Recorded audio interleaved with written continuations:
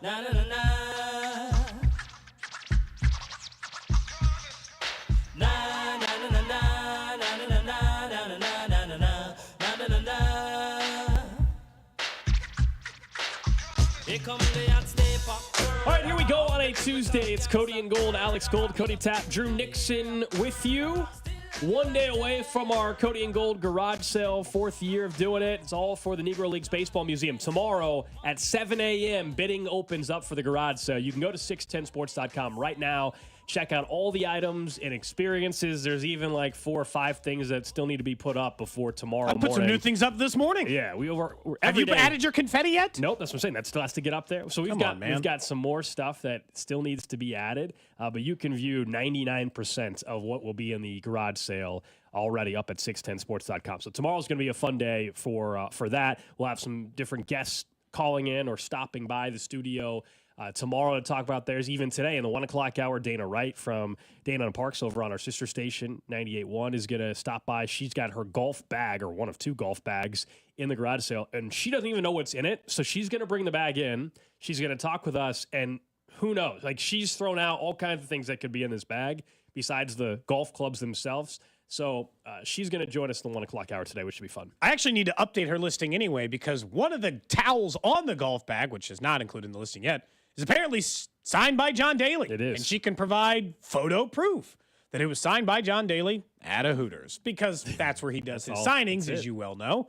And I got to get some better, more close-up photos of the clubs in that bag, because I'll be honest, I don't know if they're nice or not. But Dana likes golf a lot, so they probably nice are. Clubs. They're nice clubs. But they're like random offset. You might want like a slightly more zoomed-in photo of what's available there. So, yeah. She just said there could be like, and we've said whatever's in the bag stays in the bag. So if we open up one of those zipper pouches and there's a $50 bill in there, that's included in the listing.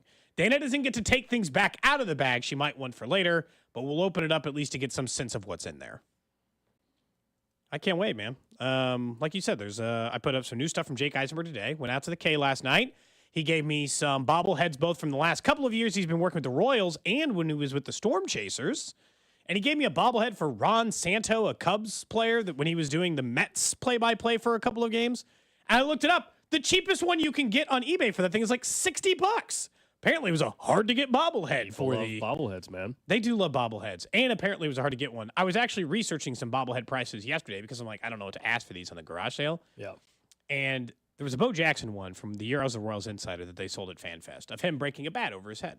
And I had it for a while, and then my kid smashed it to pieces. I looked it up yesterday because it just randomly showed up in some search.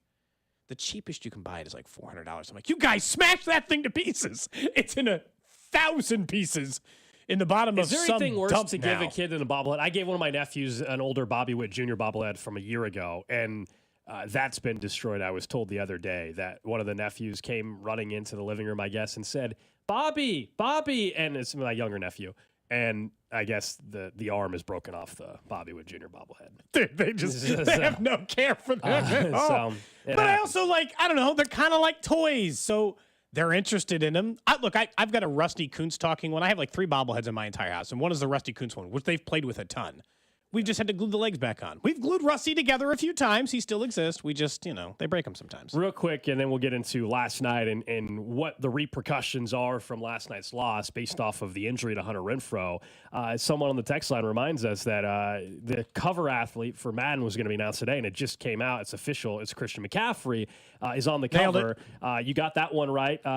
We talked about that yesterday a little bit, and ultimately Christian McCaffrey's voice, not Joe Burrow's voice, Drew. Good. Take the Madden curse, Christian. Take the Madden curse. Go Joe ahead. Burrow. There's no Madden curse. ahead. Mahomes won the Super Bowl the year he was on the cover of it. It never made sense, Drew, for Joe Burrow to be on the cover after only playing in like 9 games last year. It just didn't. I'm glad he's not on there. I thought it was going to maybe be Kelsey if they were going to go in all in on that. McCaffrey makes a ton of sense. Joe Burrow just never made sense. He was Offensive Player of the Year. He just got a new contract. Yeah. And the Madden curse died with Mahomes. Or curses only don't exist for him. I think that's one the of case the two because things. He ruins all curses, or they don't apply to him, and they apply to everyone else, or he just got rid of curses. That's all. All right, let's talk about the Royals, though. So last night, look, they dropped game 1 to the New York Yankees. It's a 4-game series. They got 3 left, and tonight we'll talk more about that particular matchup with Brady Singer. But there's ramifications of what occurred last night. Not so much the loss, but Hunter Renfroe out with a fractured toe now. And, I think 3 weeks ago or a month ago, you maybe wouldn't have had the same reaction. But this is a blow to this team right now with this outfield and a lineup that we all know after the 3 or 4 players at the top of the order has really struggled to find a consistent bat. And Hunter Renfroe, while his season numbers aren't going to stand out, what's happened the last 10 games, though, he was starting to get hot. He was hitting 363, 2 homers, 8 RBIs in the last 10 games, and now he's going to be on the IL with a fractured toe. And it sounds like he fouled it off the same toe twice, which is just brutal. And maybe it was the first foul ball, but the same at bat, right? It was the 7 pitches and a 12-pitch at bat. He fouled pitch number 4 and pitch number 5 off his toe and ended up breaking one of the toes. And now, who knows, right? Out a month, maybe. I don't know exactly what that's going to be. It's tough. It depends on, plant and all that stuff. I mean, it's not like a major injury, but yeah, it's probably at least a month would seem right. So Melendez has been playing a little bit better. Hunter Renfroe now out. Yeah, Hunter Renfroe's now out. You kind of know what you have in Kyle Isbell. Maybe today there's a corresponding roster move. I know a lot of people have been wanting Drew Waters up here. Maybe it's another option that gets called up. But they're going to have to do something now. And Michael Massey's just now beginning baseball activity. So you're trying to find where are you going to get anything from your lineup 5 through 9 or 6 through 9. And Hunter Renfroe was starting to be more of a guy you could count on there, and now he's out for a month. That's a big blow last night. He was hitting 4th, 5th last night, and has consistently been hitting somewhere near that 5th, 6th range since his bat has really heated up. I think people will be surprised to find out how good he's been for the last month and how good the offense has been for the last month. We always sometimes negate, and we talked about this like 2 weeks ago, and it still stands true. The Royals offense is better than you think it is. My job is to educate occasionally on this show, same as yours, Gold. The offense is way better than you think. The Royals score the 4th most runs per game in baseball. There are only 3 offenses who score more runs per game than them. They are Baltimore, Philadelphia, and Cleveland. They score more runs per game than the Yankees, than the Dodgers. Think about the teams you've watched on SportsCenter the last couple of weeks. Slug dingers over and over and over again. The Royals score more runs per game than those teams. Hunter Renfroe is part of the reason why. They were hovering around 7th or 8th. He got hot. A couple of other guys started playing well, and then they buoyed themselves up to a top 5 offense in baseball. You had said a month ago, and we all know this was eventually going to be true.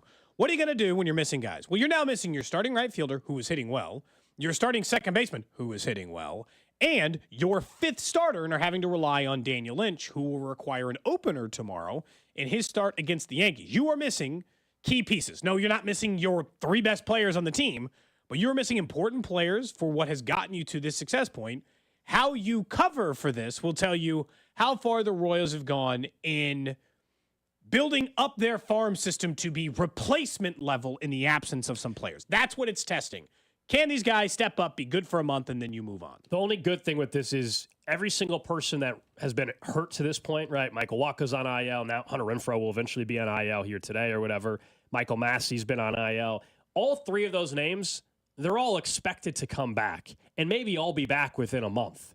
You know what I mean? And some even less, perhaps, depending on the recovery for the broken foot or broken toe for both Wacha and Hunter Renfroe. And then Michael Massey's got the lingering back issue. So it's not like you're done for the year with those guys. You're going to get them back, but can you stay afloat for the next month? Because someone else might get hurt eventually. In the most difficult portion of your schedule we just talked about. But they're still sitting 11 games above 500. But the lineup gets tested even more now without Hunter Renfroe. There's no doubt, and we'll see. I know a lot of people want it to be Drew Waters. We'll see if that's actually Rave has performed. Why do you think it's just because that's the name they know? Absolutely. I'll just be honest with you. Look, if you're like, hey, I'm Team Drew Waters, I'm just gonna again. We just said education of the 2 outfielders that are available to fill in the absence of Renfroe. John Rave has been performing better, like all season, like the whole time. So if you're just looking for the guy who's performing better, the answer you want is Rave. Now, if you just want Waters because he's got major league experience and you've seen him at Kauffman Stadium, okay. But if you're just going it based on that's a name you are familiar with, Waters actually hasn't been hitting well for the last 3 weeks or so. Rave has been more consistent, less strikeouts, more average, similar power, down in the minors as well. So, like, there are options. I also think one of the options might be replace Frazier at second with an infielder and start shuffling people around where maybe Frazier goes out to the outfield a little bit more, maybe play Dyron Blanco more, depending on what the Royals' comfort is. But they have to make a move today because Renfroe's obviously going to go on the IL, so some new player will be with the Royals tonight. And if he goes 3 for 4, you can ask him to start hitting fourth like Altavia, who we can get to in a minute. Yeah. Because that was immediately the conversation last night. After one guy with pretty much looked like a handlebar, felt like he should have had a handlebar mustache, rolls in white knighting into the 8th inning. I get it. It was fun. But, like the game last night was frustrating because Renfroe's hitting well. You lose him in the middle of the night. You waste some opportunities early. You get out-dueled by Rodon, and it kind of felt like Lugo, for now the second time in his last 2 starts or 3 starts, looked a little more human, although a little more human is 7 innings and 4 earned runs. I'll probably just take it. Yeah, it's just balancing out a little bit. I thought he got squeezed in the first inning, too. He gave up 2 runs when the guy was out of the batter's box when he got plunked. And he had multiple called strikes that were strikes that got called balls. So, I mean, that first inning, the 2 runs he gave up there could be explained away, in my opinion. Not to bad pitching, but bad umpiring. Yeah, I mean, I think in general, he's probably come back down a little bit. Doesn't mean that I think suddenly anybody should be panicking. But, based off of where he was at, Cy Young pace. He's still in the mix for that. But he was at a Cy Young pace, and now he's leveled back out a little bit. And that's fine. The strike zone stuff, I mean, we could probably do this every single day. Yesterday was just exceptionally bad from the umps. They were just bad calls. Last night even, the strike 1 to Melendez in the bottom of the 9th inning. Oh, my God. That atrocity. How many feet outside the zone was that? I mean, a foot and a half? I mean, just robot umps can't get here soon enough. We've said it over and over. I don't want to have like a whole conversation about it, but just last night was frustrating because it was so blatant, and especially in the bottom of the 9th inning. But Royals back at it tonight, and we will talk some more Royals, specifically about the bullpen again, coming up in about 30 minutes or so. But mini camps underway for the Chiefs out at Arrowhead. There's a chance we could hear from some players later on today, maybe in the 1 o'clock hour. We know on Thursday we're expecting to hear from Andy Reid. And maybe Patrick Mahomes. Well, it says it on the schedule, but you never know. We're looking forward to talking to those. With OTAs wrapping up at the end of this week, right? Another round of OTAs. I think the Chiefs need to set a self-imposed deadline. By this Friday, they need to decide if Kingsley Suamataia is the guy or he's not, and go get the veteran. There is no benefit, in my opinion, to not deciding that by now. You cannot pretend to me that you cannot know whether or not you think Kingsley can be up and running and ready to start at left tackle or Wanye Morris by August right now. You make these evaluations all the time in a turn of a hat. You made your evaluations in the draft. You've now seen him on a football field. And this idea that you can just always wait and pluck a left tackle off the street is just objectively not true. There are left tackles on the street right now. At this moment, what do you think? You're the only team who says, what if we wait till August to just sign Donovan Smith? What if somebody only waits till mid-July?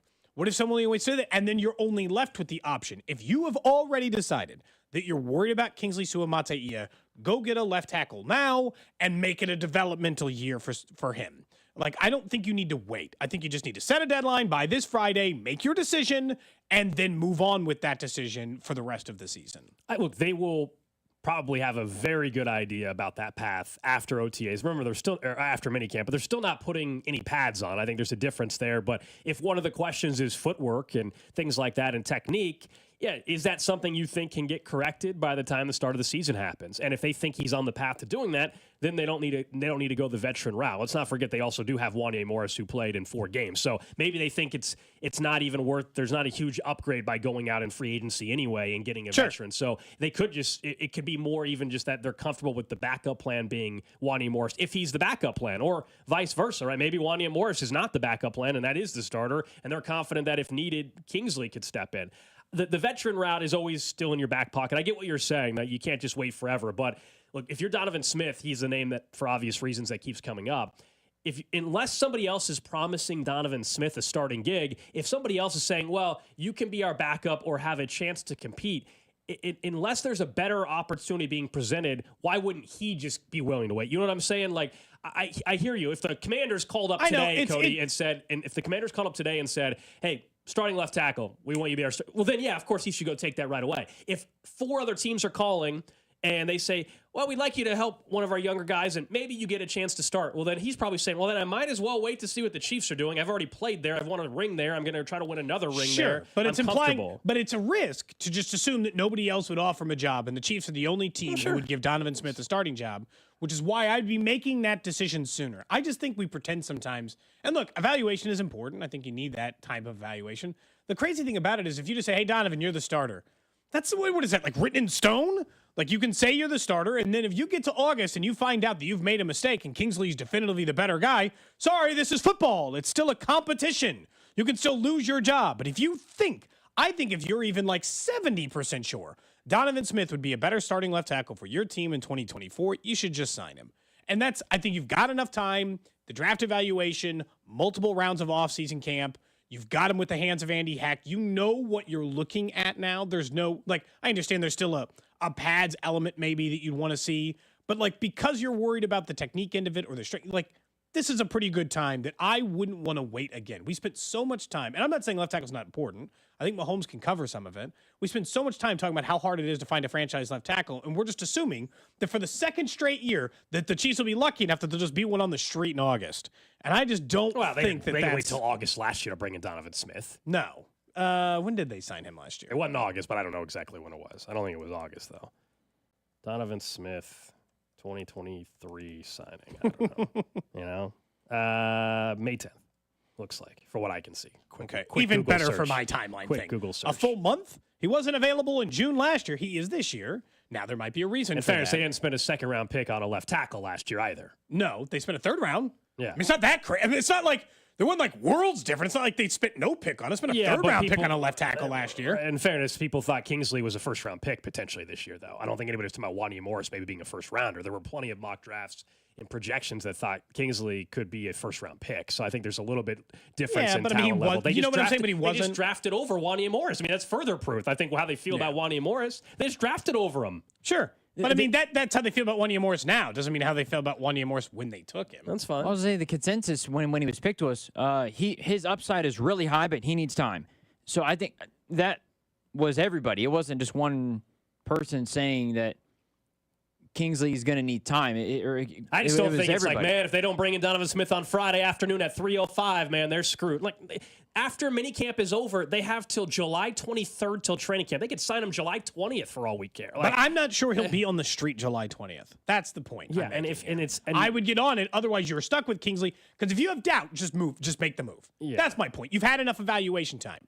You've got it. Make the move. If not, then fine. Stick with Kingsley. I don't care. And we have no way of knowing. I mean, what you're saying, I agree with you. I think, but like you're saying, like if you have doubt, they need to do it. Like I don't know how we're gonna know they have doubt if they don't do. Like you're assuming that they have doubt already. I think I'm saying don't wait. I think a lot of people, I think you included, have said like, hey, you can wait till training camp to bring in Donovan Smith. I don't think you have that kind of time. If they need I to. wouldn't wait that amount of time. I wouldn't wait that amount of time to evaluate the talent I have. I've had enough time. It's time to decide whether or not it's Smith or Kingsley or whatever, right? Obviously, I think Kingsley's got the inside track over Wanye, but like whether you think it's the veteran or you think it's the rookie second-round pick who's going to be starting at left tackle for you. To what you're saying, Gold, I think is they wouldn't have drafted Kingsley where they did if they didn't think that either him or Wanye would get the starting job. Like that, I think that's been the overall thought. I don't know, man. Their very first comment was, we're going to take them in camp and see if they can be the starter. That was the Chiefs' own comments. They weren't 100% sure Kingsley was going to start for them.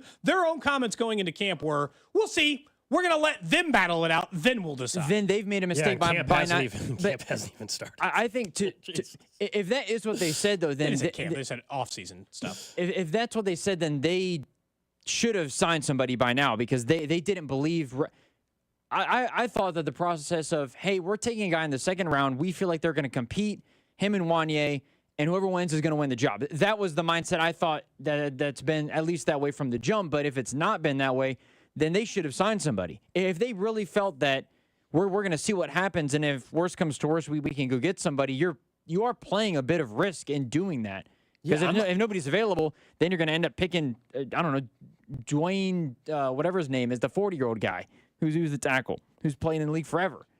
Yeah, I'm not saying that they shouldn't sign some. I'm just not as like, oh my gosh, they got to do it this week. That's all I'm saying. We'll see. I mean, I'm not telling you that. I think there's literally weeks. one left tackle available. Why wouldn't you want to sign him this week if you're not sure? There's one. But again, you keep saying it like if you're not sure. I have no idea if they're not sure. You don't have it. Like but they know. Sure, but I think you're almost. That's what I'm saying. It needs to be this week. There's one available. Cody, one. Well, there's more than one available, but I hear your point. Who? What's the other? So you're just you don't want Bakhtiari. Who is it? I don't. You're the one that's been wanting Bakhtiari for months. The guy can't even stay healthy. He's going to be out. He's going to play one snap and be out for the season. I mean, I'm saying who's the other left? I don't think there's another one available. Is Dwayne Brown still available? I know he's like 40. Dwayne Brown.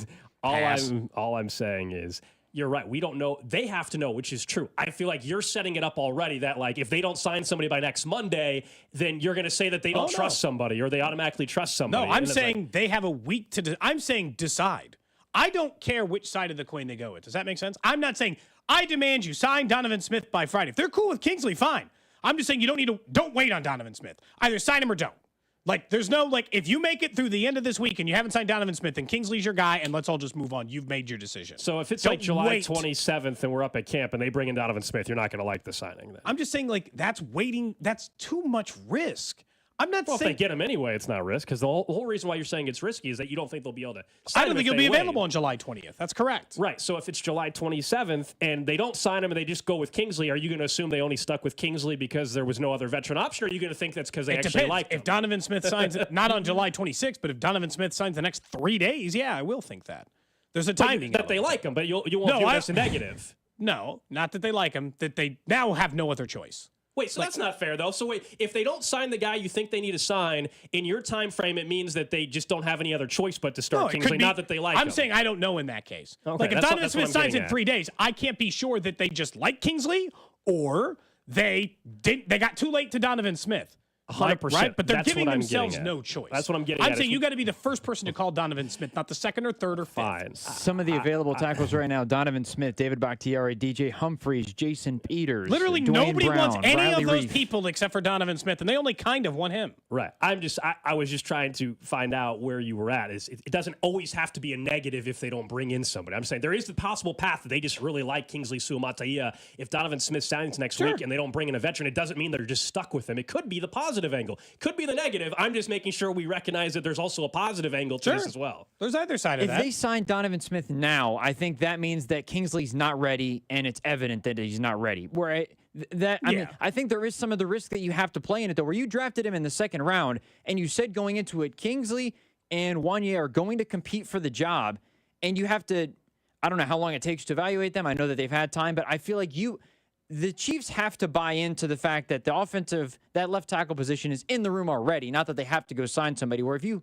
if they do go sign Donovan Smith, it's because you don't think either of them are capable of being the guy, I think. At least this year. Like, I wouldn't. Whether it's now, whether it's in August. I definitely wouldn't write it off. This is a wild take. It's not that wild. I'm just saying act now, don't wait. I think people would just think you can get a left tackle July 27th, and I don't think that's the case. They couldn't get a tackle on July 27th last year. If somebody wanted Donovan Smith last year on July 27th, he was not available. He'd been gone for 2 months. He was long gone. Like, it's not that crazy. I'm just saying make your decision. That's all. I don't care if it's Kingsley. I kind of hope it is. I prefer that they trust Kingsley to do it. That's the way easier solution. Cheaper, easier, better long-term options, all that stuff. All right, coming up next, we'll stick with the Chiefs. One thing that we thought was happening in Kansas City last year, we saw how it played out a little bit, and now maybe they're going to try in Green Bay. We'll see if that's actually a good idea next. You're listening to Cody and Gold. Subscribe and download the 249 Miles of Football podcast, hosted by Drew Nixon on the Odyssey app or wherever you get your podcasts, with new episodes released every Wednesday. Brought to you by Heartland Men's Health, the leader in men's sexual health. Thousands of men have been successfully treated for low T, ED, and more, all with discretion and compassion. Make your appointment at heartlandmenshealth.com. 610 Sports Radio. Hey, it's Carrington Harrison from The Drive here, and you guys know this, living in the Kansas City metro area. It is going to be hot, hot, hot this summer. And remember those huge AC bills that you were paying last summer because your windows let all the hot, humid air into the house? Well, call my friends at Window World and replace those old windows right now. Call this number, 816-799-0820. Window World windows are just one of 2 windows with the Good Housekeeping seal of approval. And in just over 20 years of business, they have improved the look and thermal efficiency of over 54,000 customers right here in the Kansas City area with a lifetime warranty that covers all your parts, glass breakage, and labor. It is the official window of the Kansas City Chiefs, and they're offering you an incredible deal. Window World is now offering 36 months, same as cash financing with approved credit. That is 36 months, same as cash financing. All you need to do is have approved credit. Pick up the phone and call this number, 816-799-0820. One more time, that's 816-799-0820, and tell them that Carrington sent you to my friends over at Window World. It's Thirsty Thursday at Hy-Vee. Time to stock up the bar and fill up your tank. Earn 50 cents per gallon fuel savings on every $50 purchase of wine, beer, hard seltzer, and spirits. Mix and match all your favorite libations and get a 50-cent fuel saver with every $50 purchase. Stack up the savings, and your next fill-up could be free. Don't miss Thirsty Thursday at your Kansas City, Missouri Hy-Vee. Product promotion differs by location. Offers valid where legal, available while supplies last. Hey, it's Clang. Father's Day is coming up, and as a father, I know it's keep it simple. We're not that complicated. Make Hy-Vee your one-stop shop. Fill his grill with choice reserve steaks and ribs, a great selection of top-name charcoal grills, gas grills, smokers, rubs, and sauces, countless other gift ideas for Dad, like fine whiskey, scotch, or craft beers. And if you can't figure it out, just give a gift card. Ding, ding, ding. Just one stop to make this Father's Day the best ever. Only at Hy-Vee. Paid for client portrayal and endorsement. The choice of a lawyer is an important decision and should not be based solely upon advertisement. Past results afford no guarantee of future results, and every case is different and must be judged on its own merits. I got hurt in a car wreck. Do Mike and his team really get all those clients all that money? You bet we do. We got a client of ours suffered a bad head injury, and we got them $300,000. That's what I'm talking about. Mike's definitely got this. If you've been hurt in a car wreck, call me. I've got this. Mike's got this.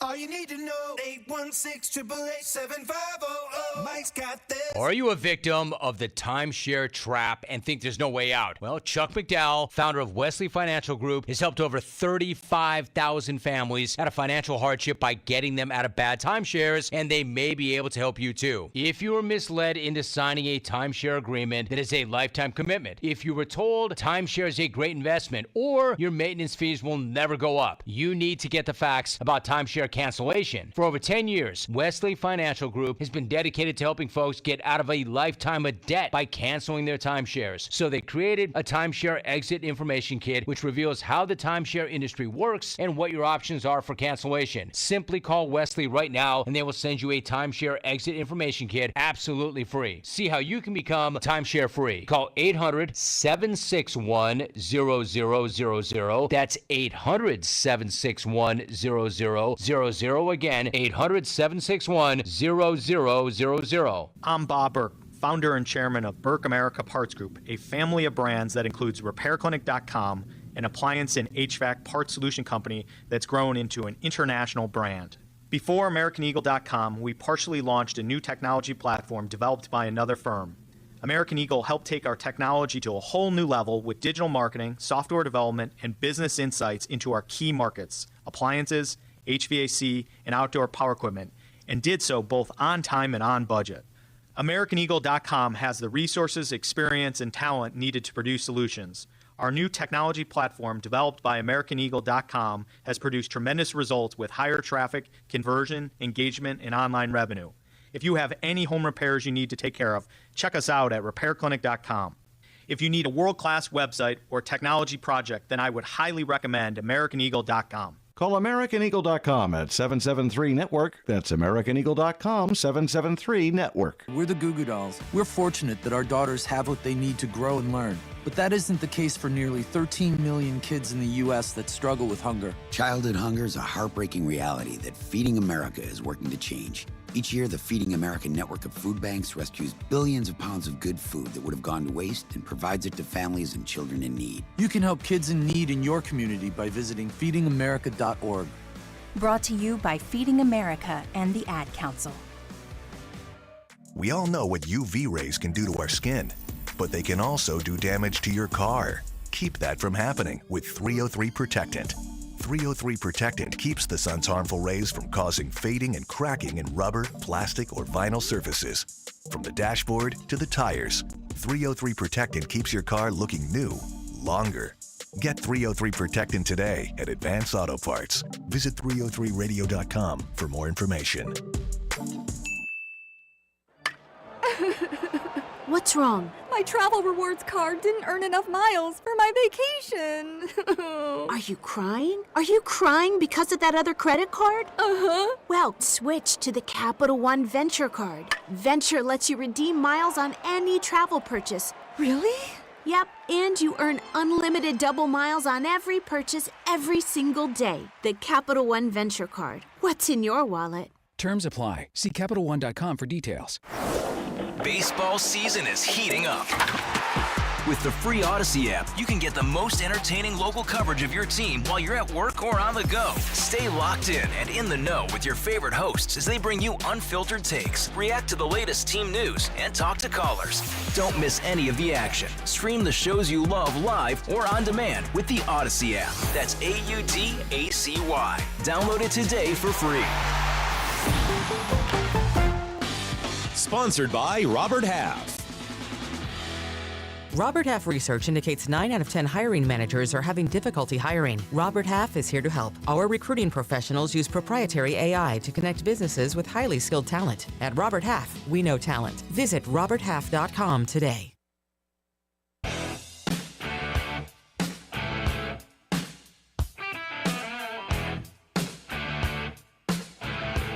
Just getting started here on a Tuesday. Coming up in 20 minutes, we got an update on Drew's car situation.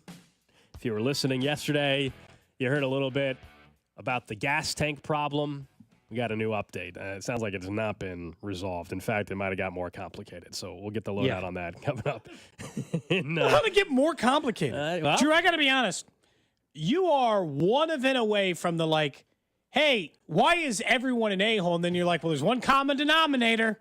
There's one person that keeps having all these problems occur to them. At some point, it starts to become you, not the problems, you know? You're one or two events away. This one, again, we'll talk more about this soon, but this is the problem. This doesn't seem like a Drew problem. It's not me. I mean, honestly, neither one does. The only one is the couch thing where he accidentally gave someone money for his own couch. That was definitely his fault. The gas situation now and the apartment was not his fault. Anyway, we'll get the lowdown on that in just a little bit. We all remember last year, heading into the season, when we were up in St. Joe, we were looking at the wide receiver room. And one thing that I think we all at one point or another said was, man, you know what? They've got so many different options. There's so much depth in the wide receiver room. There's maybe not just a clear-cut number one, but they just got so much depth. It's going to be really great. It's going to make it challenging for the defenses. And we all saw that played out last year. Now, it resulted ultimately in the Super Bowl, but heading in the wide receiver room. But that theory flopped. Right. So then it was interesting when over in Green Bay with Jordan Love, who had a really strong second half, and everybody's very, very high on Jordan Love right now, he said not having a number one wide receiver here puts more stress on defenses. I think, quote, I think you don't have to have a number one receiver, Love said. I think it works out well when you can spread the ball out. You got different guys making different plays. You can put them in different areas. I think it puts a lot more stress on the defense and calls that they can get in. So I think in the long run, it helps us not having a number one guy. That sounds so familiar. Oh, my God. I saw the headline, and I was like, be warned. Be afraid of this statement. It is a little bit like if you have two quarterbacks, you have no quarterbacks. I'm starting to feel that way about oh, no. We could throw anywhere and no one will ever know. That only works. I've decided that only works if you have a star. That only applies if you still have someone who takes a good majority of the attention. Or if you have so many good wide receivers, you're not just throwing to everyone and nobody knows where the ball's going. You're throwing to three great wide receivers. That's when it works. I don't think we should go into this Chiefs season and start that sentence again and be like, well, you don't know where the ball's going. Could go to Kelsey. Could go to Hollywood. Oh, here we go. Could go to Worthy. Let's not do that. Just not do that to ourselves. They've got a good, talented group of wide receivers.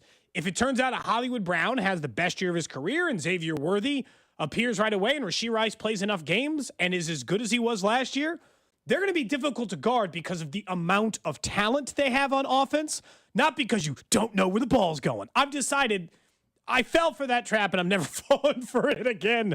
The idea that because you don't have one guy who gets 1,800 yards, you're harder to guard than a normal offense is a lie. The Dolphins' offense was one of the most difficult offenses to guard in the entire NFL. They had a guy who had 1,800 yards receiving. You knew where the ball was going. That did not slow down their superior offense. It's silly. Yeah, you can spread the ball around when you have, let's say it's a talent thing. Travis Kelce's your number one guy, and then you want to make sure, Travis Kelce, and then you had Tyreek Hill, and it's like, man, who are they going to actually match up with? They can beat you in so many different ways. That's different. But in Green Bay, and I think they do have some talented young receivers, but they don't have Devontae, and they don't have Devontae Adams, and then a couple of young guys, and then they have a bunch of guys that maybe could emerge one day. That's what they have in Green Bay. In Cincinnati, when they say spread the ball around, yeah, it's because they have Jamar Chase and T. Higgins. They spread and Tyler Boyd at one point. Like, I spread the ball around, not because it's, random guy that's your fifth receiver, random guy that's your third receiver, and then no number one receiver. It's a little bit different. From the 620, I think there's a difference between spreading the ball around because you don't have the guy and spreading the ball around when you do have the guy. I got called negative last year. Because I'm like, this is not a positive that you don't have a number one wide receiver. Stop trying to pretend to me. It's like, well, they don't know who our number one wide receiver is, so you don't know either. We could be throwing to anyone is not an offensive philosophy. It's not a good offensive philosophy. At that, we saw when you have 0 number one wide receivers, it's a problem last year. Now, I don't think the Chiefs were in the position last year. I would just warn the Green Bay Packers. If you got a lot of 800-yard wide receivers, that's not a positive. It's actually better for you if one of these guys, if Jaden Reed or whoever, just emerges as Devontae Adams, and he's the dude. It will make everyone else better. You won't care. You'll still spread the ball around. Great offenses do. Great offenses have other receivers who catch the ball besides one guy who gets 2,000 yards. That's very few. And if you have a guy in your offense who gets 2,000 yards, you're a great offense. You weren't just like, run it. I point to an offense that had a guy who had 1,700 yards receiving, and they were like, the rest of this offense is no good. No. I think the original thought behind it, what the Packers are probably trying to think is that, like, come playoff time, that was going to make you different than everyone. That they couldn't Bill Belichick their way into, we're going to take that one guy away, and now you're one-dimensional. You can't have nobody behind that, but almost no team does. The problem is when you don't have the guy to throw to. I think that's what the Chiefs ran into last year because of the Kelsey injury. It lingered so long at the beginning of last year. Had Kelsey been healthy the entire year, their wide receiver plan probably works a lot better in the regular season.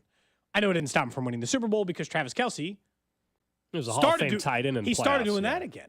The second Kelsey became it didn't matter if you knew they were going to, we can still throw to that guy no matter what, then maybe you're guessing who the secondary option is. Okay. But that only works if there's a guy, in my opinion. If there's one person who you can go to, all reliable, kind of no matter what. I saw that sentence and I was like, oh, flashback. Oh, an entire offseason of they'll never know. We'll keep them guessing. They make it sound like they were David Blaine of wide receivers. And especially when I think we all acknowledge Jordan Love is on the rise, but also he's not, Mahomes or Burrow or Lamar Jackson or Josh Allen. He can enter the top 5 quarterback conversation this year, but he has not entered it yet, in my opinion. Right, and so that you're asking a guy that's probably just outside the top 10, if not barely inside the top 10, however you want to rank it out, to elevate everybody. It's much more challenging to do that. Now, maybe we are going to say in November that he's one of those special quarterbacks and he's going to get the most out of all these other guys. But if you have still a quarterback that's not at that true top tier level yet, then saying you're just going to spread the ball around, I don't know how successful that's going to be. That's also going to be one of the toughest divisions in football this year. The NFC North will be. I mean, the Lions, we all know what they did last year, NFC title game. The Bears, everybody thinks they're going to be on the rise, could be the Lions of last year. Yeah. With Caleb Williams and just the roster that they have. I still have questions about their head coach. The Minnesota Vikings, we'll see what they ultimately do at quarterback, but that offense has Aaron Jones now in the backfield. It's got Justin Jefferson with Jordan Addison, with TJ Hawkinson.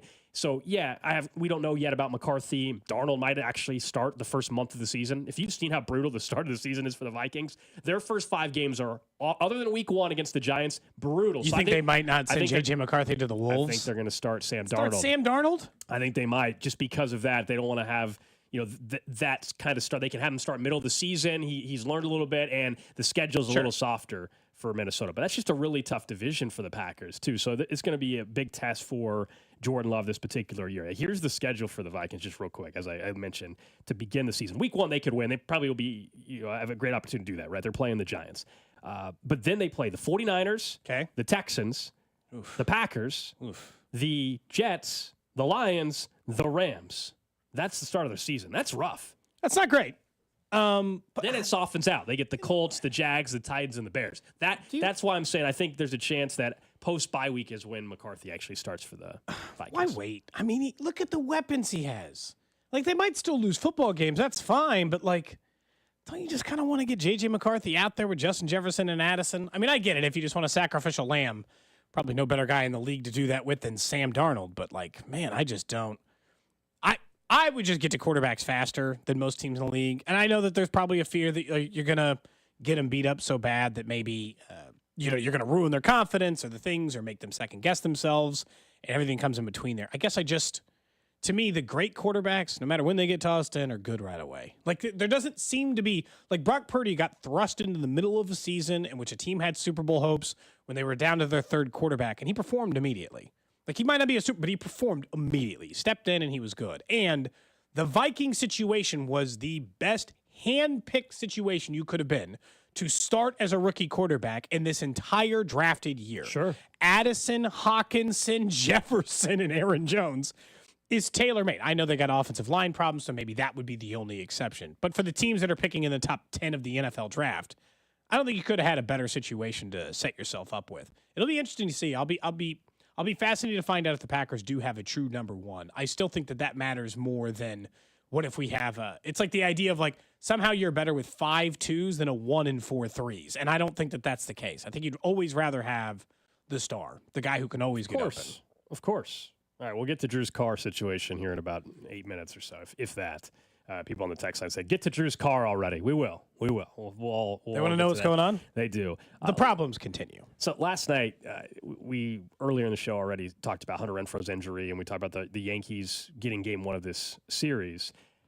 There was a bright spot, perhaps, in the bullpen for someone that hasn't pitched in over 1,100 days. It's a great story for I want to make sure, Dan Altavia, right? Yep.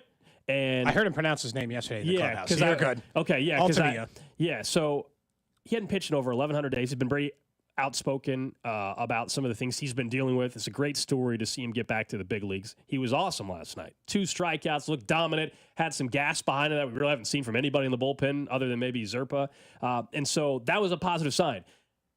Can we not rush, though, immediately and say, well, how come that guy's not closing for this team? It was one outing. So, appreciate what you saw from the guy, but also, great. Can we see 3 or 4 more outings first, please? He got strikeouts, man. I thing know. we've been begging for in this bullpen. And it's going to be maybe a great thing to have in the bullpen, but can we not jump to the automatic, well, then make him the closer?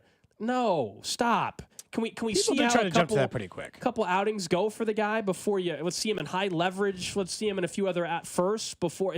I hope he's going to be able to help this team. I think he can, but it's one outing. I can tell you 1 or 2 outings where Will Smith looked great. I can tell you 1 or 2 outings where McCarthy looked great. I can tell you 1 or 2 outings where multiple Sam Long, multiple guys look great. Sure. Let's see 3 or 4. Other teams start to see him a little bit more. Let's see what happens at that point in time. But that was a nice addition and could end up being impactful for them the rest of the year for the veteran. I'll be honest. I think you could maybe flip the bullpen. Not with Altavia, but I genuinely think right now it's like the big team building meeting. You go to your office, Gold, and they're like, hey, all right, toss them around. No bad ideas. And you're like, all right, I want John Schreiber to close. You're like, okay. Oh, okay, let's give it a shot. Let's see. I'm thinking Zerpa pitches the 9th. You're like, oh, all right, okay, maybe. Sam Long still has a 0.00 earned run average. He's pitched in 9 games now. I'd like to see him close. Well, all right, I'll listen. For all the guys who haven't closed yet, I am willing to give any of them a turn if they've pitched longer than 1 game, okay? Yeah. All right. If you've pitched in this bullpen for 10 or more games and possess a good ERA with proven results so far this season, I'll give you a shot to close. I'll give you a shot to pitch in the 7th, 8th, 9th inning of close 0-run baseball games, and I'll give it to you above veterans like Will Smith, James McCarthy. I'll kick things around.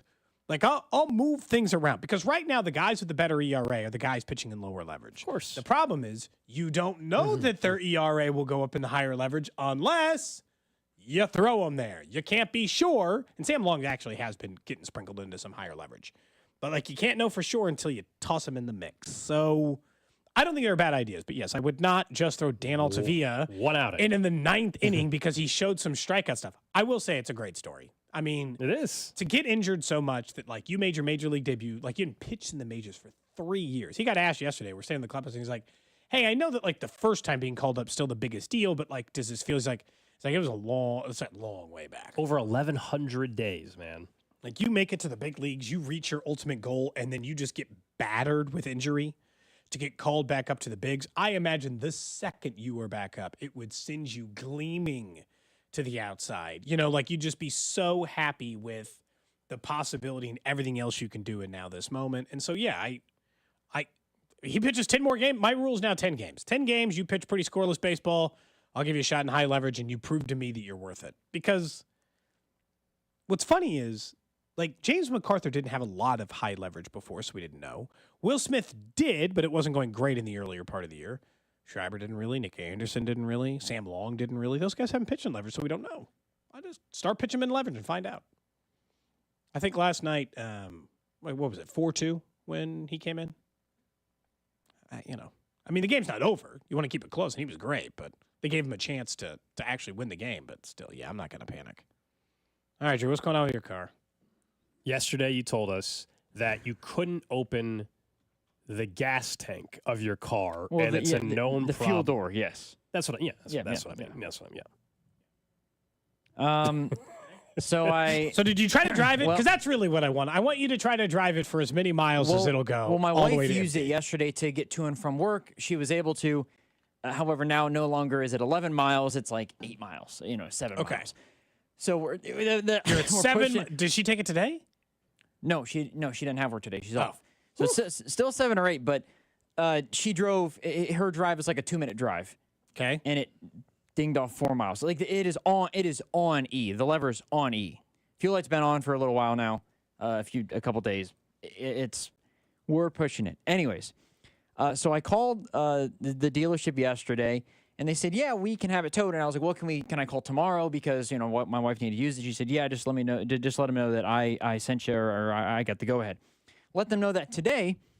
They said, well, we can tow it, but you have to set up an appointment for it to be looked at. Okay. I was like, all right. Knowing the way that the dealership has been, it takes a while to get an appointment. So I asked, how long does it take? June 26th is the first appointment. I was like, you can't. This is an emergency situation. I need my car. I can't fill it up. You just got to break the door open, man. Can you? Dude, but it's under warranty. He cracks that thing. It's like breaking open an Xbox. So he's He's supposed to just sit and have his car for 3 weeks and not be able to drive it. Can you just take it to a regular mechanic? Well, he should call around. And see if there's anybody that can fix this problem that you're having. But I was can you get warranted vehicle work at a regular mechanic? I don't think so.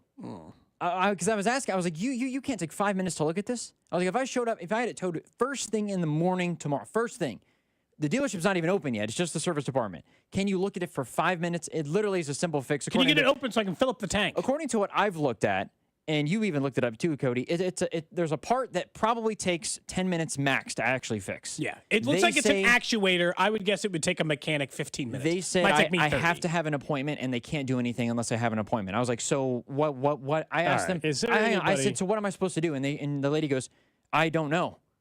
That's not the answer you're supposed to give somebody when you're the only one who apparently can actually fix the problem, not break the door open. So the text line says, hey, why is it stuck? Isn't there a lever to open it? No, Drew's, for whatever reason, Drew has the only Kia ever made without the emergency lever to open it, so he can't just make the appointment. And it's all electronically based. So when the anything, when it fails electrically, you are screwed. And I am in that point where I'm screwed, where if I unlock the car, it's supposed to unlock the fuel door.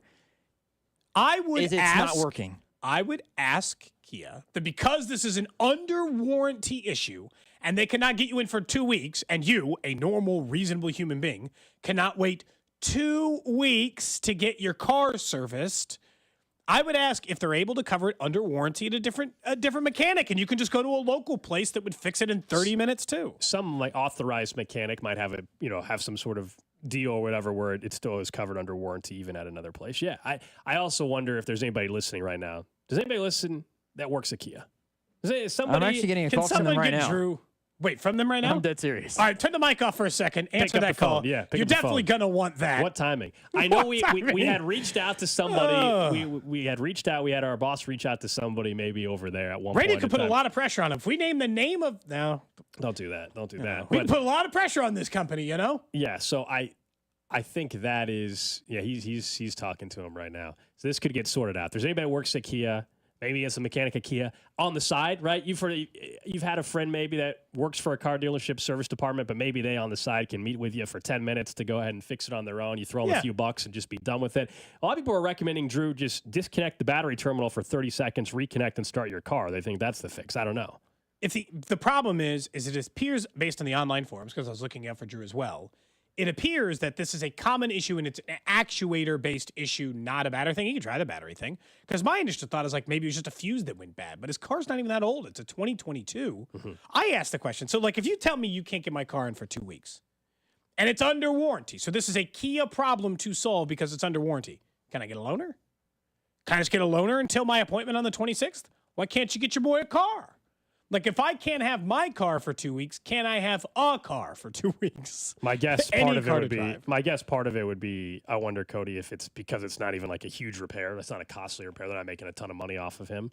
I wonder that's why maybe they wouldn't do that. Someone says your warranty also comes with roadside assistance, they said, according to most dealerships, which include $20 to $30+ a day towards a rental. But I mean, if that's not covering the entire rental, then it sucks. I'm not paying money just to rent a car while I'm waiting for my car to be fixed. Why can't I just get a courtesy car? Someone else says there's more than one Kia dealer in the city. Sure. No, he said that the other one wasn't available till July. Yeah, that's even the worse. next closest one is July. So, like, apparently you just can't get your car. Is he off the phone? I don't know. He's off the phone, but he's you got to give us an update before the text. We still are we are still doing a show. You got to give us the update before you text whoever. You just got off the phone with Kia. We need a. Oh, is he on speakerphone? I'll be honest. I still think he could drive it. Oh, he can make it 16 miles. But that's not the issue anymore. Driving it to the dealer is not the problem. But I wanted to find that out.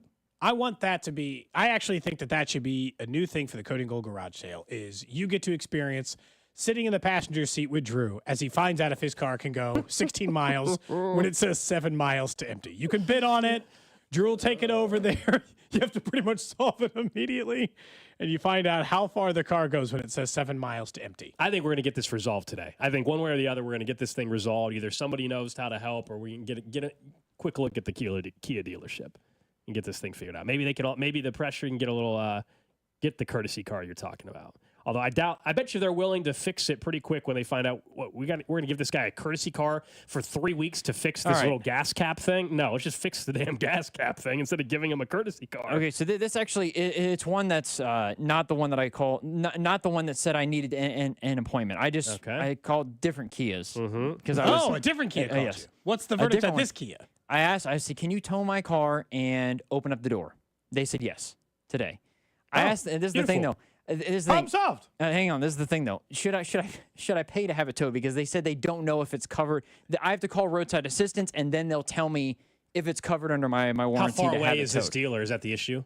Are you ways away? Well, yes. Yeah. Is it up north? It is up north. It is. Well, it's 3 miles longer than it is. That should be. Come on, roadside assistance got to. So it's. Come on, it's got to cover that. I would assume that it's covered. I'm going to call them over the break.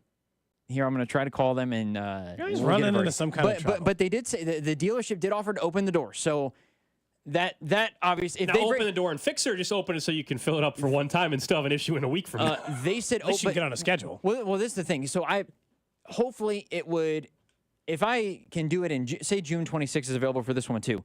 It's 2 weeks. A tank normally fills up like 400+ miles. I should be okay. Drew's going to be driving to the same dealership twice. Again. Every time for just to pop the door open. No extraneous trips. No extra driving, I guess, during that time. I think you can just drive it there. Not that they recommend, but if it says you have 7 miles left, I think you really have 25 miles left. I'll be honest with you. I want to know so badly whether or not your car can drive there that I will follow you in my car in case it doesn't make it, and then we can call roadside. Are you dead serious? Because if roadside won't cover the extra 3 miles, I at least know we can get you 3 miles closer from where it needs to be towed. It said you had 7 miles on it. So if there's a limit, I want to know if your car can make it all the way up just drive. Aren't you curious? Don't you want to know? I've never ridden. I've told you, not that you're trying to do it, but when your mileage gauge or whatever for gas says 0 mile, like if it ever gets to that point where it goes to 0, it's not like the car just is out of gas right that second. You got another 20 miles to go. If you're in that emergency spot, I think you're in an emergency spot. You got to go and drive it to the dealership. Do you really want to do this, Cody? Because I look, if we, I live in the Northland, so it's not like that inconvenient for me. Well, I do have to record my podcast after the show. So as soon as I'm done with that, I'll let you know when I get back home. And if you really want to know, I can just pick up my kids. Then I'm good. If you really want to know, you can drive over to the Legends and you can follow me. Or I could just meet you 7 miles from the Legends. You know, I don't need to meet you right there. I'll meet you 7 miles from the Legends. But what if for whatever reason I don't make it? Well, then I'll also come get you. You'll get the car towed, which is always the option here. Yeah.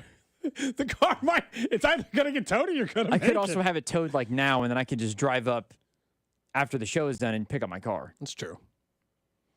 I'm open. I'm open to a lot of choices. All I got to do is get my kids, and then we're good to go.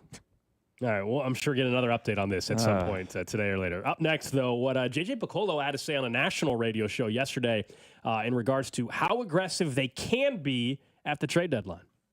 Cody and Gold, brought to you by Heartland Men's Health, the leader in men's sexual health. Thousands of men have been successfully treated for low T, ED, and more, all with discretion and compassion. Make your appointment at heartlandmenshealth.com. There is a back-to-back Super Bowl champion, and it is the Kansas City Chiefs. On your official broadcast partner of the Chiefs, 610 Sports Radio. This is a special alert to all Americans who own a vehicle with less than 200,000 miles with an auto warranty about to expire or with no warranty coverage at all. Due to a decline in the economy, CarShield is announcing a low-cost month-to-month vehicle protection plan that is now available to the public to save any driver out-of-pocket expenses on future auto repairs. Call now to find out how you can pay almost nothing for covered auto repairs. Yes, you heard that correctly. Pay almost nothing for covered auto repairs. An open phone line has been established for all drivers to call for a free quick quote. Call 800-971-7816 now. Drivers who are covered will not have to pay for covered repairs again. This protection plan is at an all-time low. Additionally, drivers who activate this vehicle protection today will also receive free roadside assistance, free towing, and car rental options at no additional cost. Call us for your free quick quote today. 800-971-7816. That's 800-971-7816. What do you have to lose? Call 800-971-7816. Again, 800-971-7816. Growing up, nothing was more fun than playing outside, climbing trees, and getting dirty. Hi, this is Larry Ryan with Ryan Lawn and Tree. Well, we grew up, but now we love working outside, creating beautiful lawns, caring for trees and shrubs, fixing irrigation systems, and providing our customers with industry-best pest services. Our Ryan Pros are passionate about creating spaces your family, friends, and even pets can enjoy. Our Ryan Pros in those clean red trucks are highly trained, full-time employee owners. And as an owner, they're personally committed to providing you with unmatched results and award-winning 5-star customer service. And we're local, so no 1-800 number here. Visit RyanLawn.com today for a free estimate. Hey, and if you want an outdoor career with us as an employee owner, visit RyanLawn.com. I personally guarantee you'll be glad you did. Father's Day is quickly approaching, and you're wondering how to make your backyard grill master happy. Well, here's an idea. Go to your local grocer and buy Gates seasoning and use it to marinate your meats and veggies. And what better way to top off your grill master's meal than with Gates sauce for that added boost of flavor? Or say Happy Father's Day with a Gates party tray. Either way is the right way with Gates. Gates Barbecue, a Kansas City tradition. Diabetes, high blood pressure, anxiety meds, everyone's on them. If you're a 40-year-old male, maybe a bit porky, and you may even have type 2 diabetes, $1 million of term life insurance may only cost you about $100 a month. Call Term Provider. Speak with Big Lou at 800-239-1749. Big Lou will find a term life policy for you even if you have type 2 diabetes, are overweight, or have high blood pressure. Term Provider has helped thousands of people like you who think they can't afford term life insurance. To buy $1 million of affordable term life for you, all you need to do is call Big Lou at 800-239-1749. Lou will make sure the scales are tipped in your favor. Call 800-239-1749. Big Lou will answer your call and work to fit you into a term life policy that you can afford. Remember, Big Lou's like you. He's on meds too. For affordable term life insurance, call 800-239-1749. 800-239-1749 or biglou.com. Hi, it's Trey Smith, and in order for our team to get a victory, we need honesty, teamwork, work ethic, humility, and the golden rule. That's why my truck is from the dealer that embodies all those values, Victory Chrysler Dodge Jeep Ram. And Victory Chrysler Dodge Jeep Ram also supports Giving Hope, whose sole purpose is to feed and clothe the needy in Wyandotte County and beyond.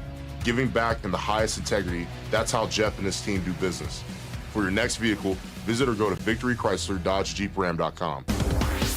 Celebrate your dad this Father's Day with Centerfire Shooting Sports. Our most popular deal is back. 10 range passes for $110. That's over 40% in savings. Want to try something new? Our new Dad's Day Out experience will give him a Father's Day he won't soon forget. And don't miss our Father's Day weekend ammo sale while supplies last. We have gift cards and more for the sportsman in your life. Shop in store or online at centerfireshootingsports.com. Give him the gift he really wants this Father's Day. centerfireshootingsports.com. If you're looking for the most epic place on Earth, let's start at the base of a massive waterfall. Then trek through the thick jungle. Then climb to the peak of a snowy mountaintop. Then once you get there, keep going. Because with intelligent 4x4 and 7 drive modes and a Nissan Pathfinder, the search is the real adventure. Available feature. Intelligent 4x4 cannot prevent collisions or provide enhanced traction in all conditions. Always monitor traffic and weather conditions. Get in zone, AutoZone. Welcome to AutoZone. What are you working on today? Time for an oil change? Right now, you can save on Valvoline Restore and Protect, the only oil that restores and protects your engine to like factory clean. You can also save on brakes, tools, and more during the Father's Day sale with dad-approved deals through June 16th. AutoZone Father's Day sale, now through the 16th. Get in zone, AutoZone. Restrictions apply. Wesley Financial Group is not a law firm. This story is called The Ugly Truth About Timeshare. If you think you've done your family a favor by buying a timeshare, you need my help. Hello, I'm Chuck McDowell, founder of Wesley Financial Group. 10 years ago, I started helping folks cancel their timeshare. And in the process, started what's now called the timeshare cancellation industry. The ugly truth is when you buy a timeshare, you can't tell me how much it's going to cost or when it's going to end. I recently helped a couple that had their maintenance fees go from $800 to $3,200 a year. They also received a $4,000 assessment for a hurricane that was over 1,000 miles away. Sound crazy? The crazy thing is this never ends. Call my office now. If we take you as a client, I guarantee we'll cancel your timeshare or you'll pay nothing. Call for your free information kit. Call 800-761-0000. That's 800-761-0000. 800-761-0000. You're listening to 610 Sports Radio from the Mission Plumbing, Heating, and Cooling Studios. Hey, Kansas City, it's Brady Singer. Tune in to Vern's On Deck Show 1 hour before first pitch right here on 610 Sports Radio and the Odyssey app. KCSP Kansas City, WDAF HD2 Liberty, and Odyssey Sports Station. Then I saw her face. 11 o'clock hour. Mandatory minicamp for the Chiefs underway today. A couple reports from those out there, including Pete Sweeney. Xavier Worthy still being held out. Remember, dealing with that hamstring. They're just going to be super cautious with that thing up until they get to I'll start carrying it about a month.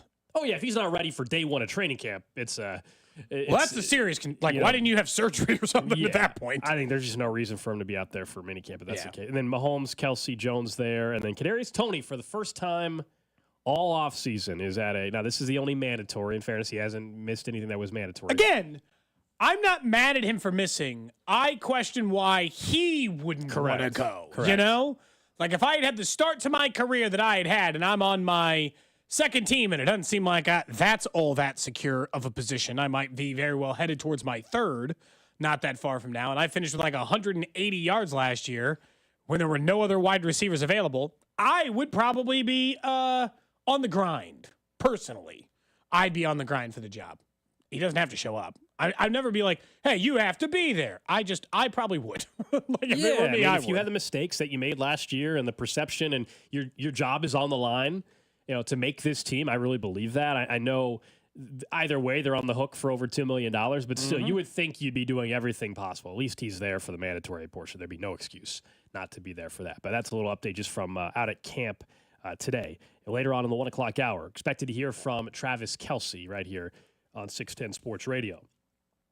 So we have JJ Piccolo. He joins us every couple weeks on the show, and we had asked him a few weeks back about the trade deadline and how they were positioned. He was on with Mad Dog Radio, or actually High Heat, I guess, but with Chris Russo, Mad Dog, and he was talking to him about the performance over the weekend against the Mariners and then upcoming series in a few weeks again with the Guardians, and just where they're positioned and how aggressive could they be. I thought it was interesting on what he had to say about the type of player they could trade for. This was JJ Piccolo on High Heat.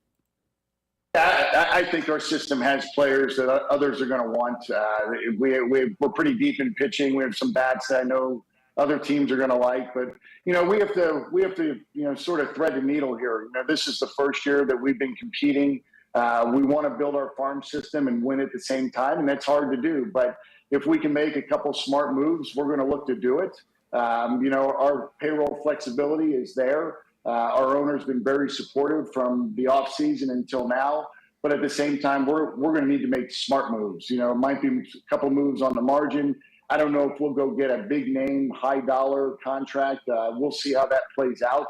But I think if we can make a couple tweaks and also be patient with the guys that we have, because I still think some are on the come right now, we may have the right blend without really costing us or mortgaging our future with the farm system. So it's going to be a balance. So going back to yesterday's conversation at this exact same time, we were saying how the trade deadline could just be a lot longer, right? Or wait till the last minute. And so they still have, 2 months almost, a little less than 2 months now, but essentially all the time in the world to figure out more about your team, for other teams to figure out about their team, and to see what you really have.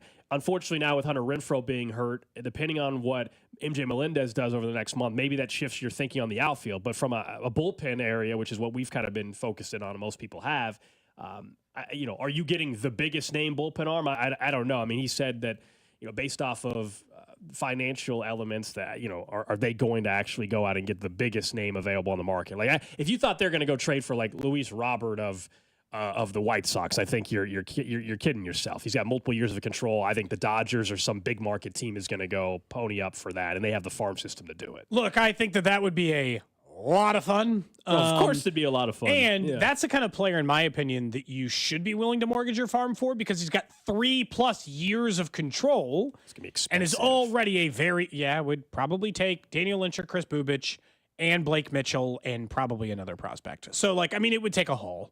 And I don't know if teams are willing to, or if they're willing to make that haul. I would be willing to bet you right this second that Robert ends up in Philly or with the Dodgers.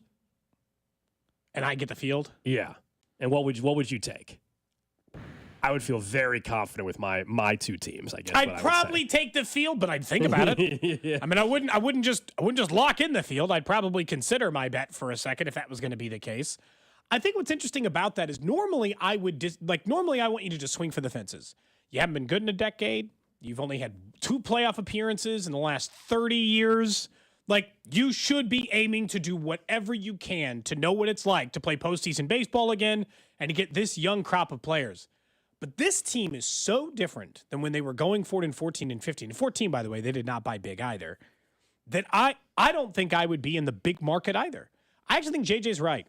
You don't need a start catcher, third, short. In my opinion, it's second, just as long as Massey's healthy, you're good. At DH and first, you're fine. The only argument you could make is if there is a big bat in the outfield. And that's where JJ's telling you what we all know. They still want to see what happens with MJ Melendez. Before they start going out and replacing outfielders, they've been given the last month to believe in Renfroe, although now he's hurt. He will come back. So they don't feel rushed there. So unless there's a star center fielder or star left fielder available, and center fielders, by the way, big star hitting center fielders, that's not all available, then the only thing left to buy is a single bullpen arm. Because if I told you right now you could only buy one, Gold, I said you can either have a corner outfield bat or you can have a bullpen arm. Your choice. Yeah. Which one do you take? It's a bullpen arm. It's not even close. Same. Not even close. I'm not even thinking about it. Yeah, it's a bullpen arm. I think they'll end up acquiring 2 arms. They're not going to necessarily be. I don't know if they're going to go out and get the best available bullpen arm because, again, there will be a lot of teams that would be interested. But I think they'll go get a bullpen arm or 2 and maybe some player that I don't know is going to excite anybody that helps them in the outfield, but is still more of a I don't want to say utility guy, but maybe still more of a guy that's not going to be an everyday player. I just don't think they're going to go out and get the number 1 bullpen arm and or the number 1 outfielder available. I just think we have to be realistic about the possibilities of what they could do.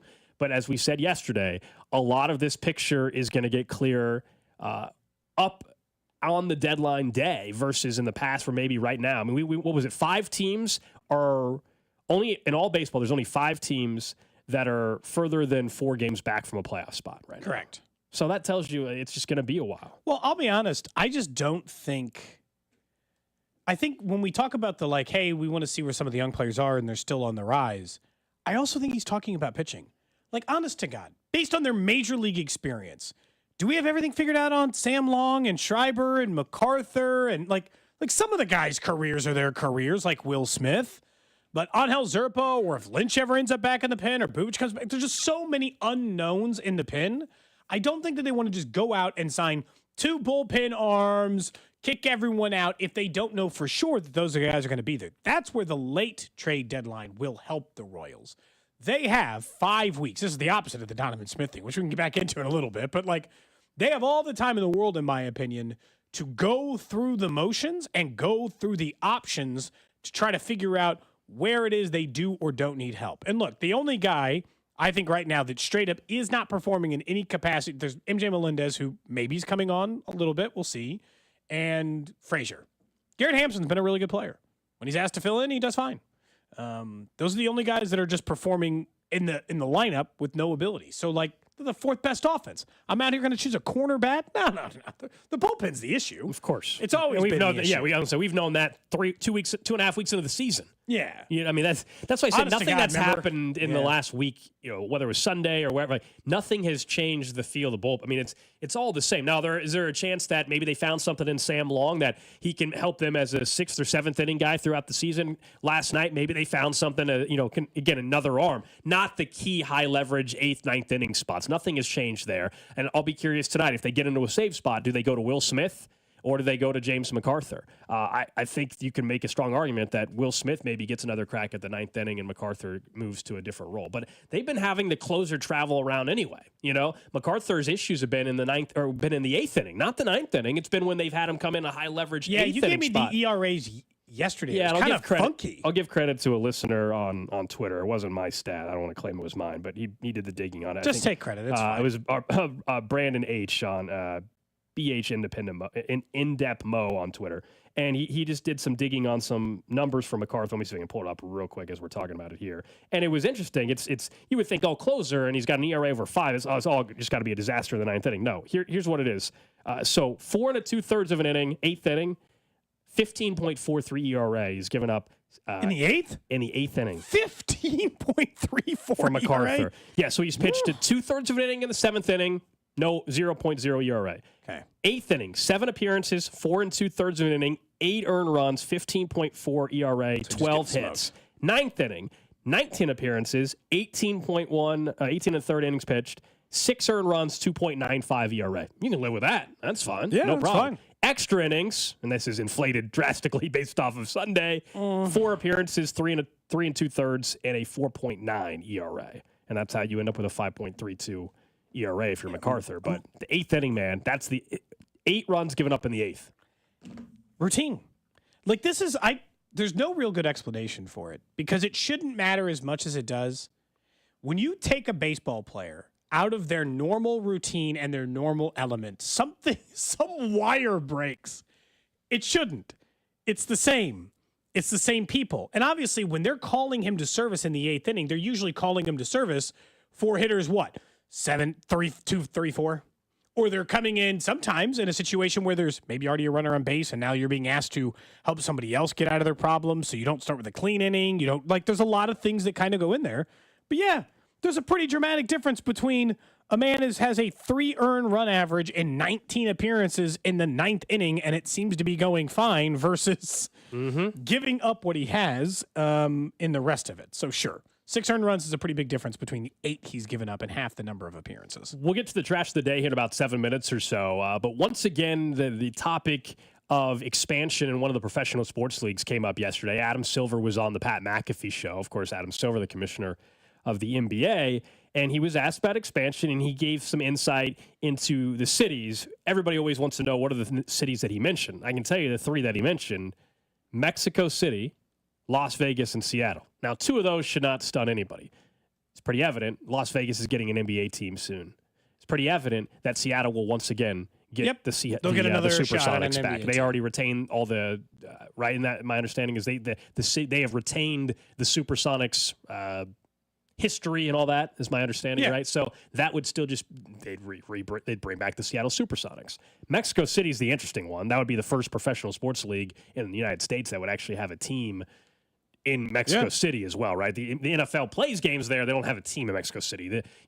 We've seen this in baseball. They play games that they don't have a team in Mexico City. So that was intriguing. I've told you, though, now, I don't even consider the expansion stuff relevant in Kansas City until we can get our stadium almost Get our own stuff figured out here in Kansas That's City. the second time you've almost cursed today. What's going on with you? I don't know, man. I don't know. You okay? We're loose today. We're loose. But when it comes to the NBA or NHL, once we know what's going to happen with the Chiefs and Royals futures, then I'll have a real conversation again about the desire and the want of NHL or NBA. And I still think NHL is more likely long-term anyway, because of the chance of them expanding in much greater fashion in the next 10 years. I think there's a problem here in the sense that this is a lot like how NFL head coaching jobs work.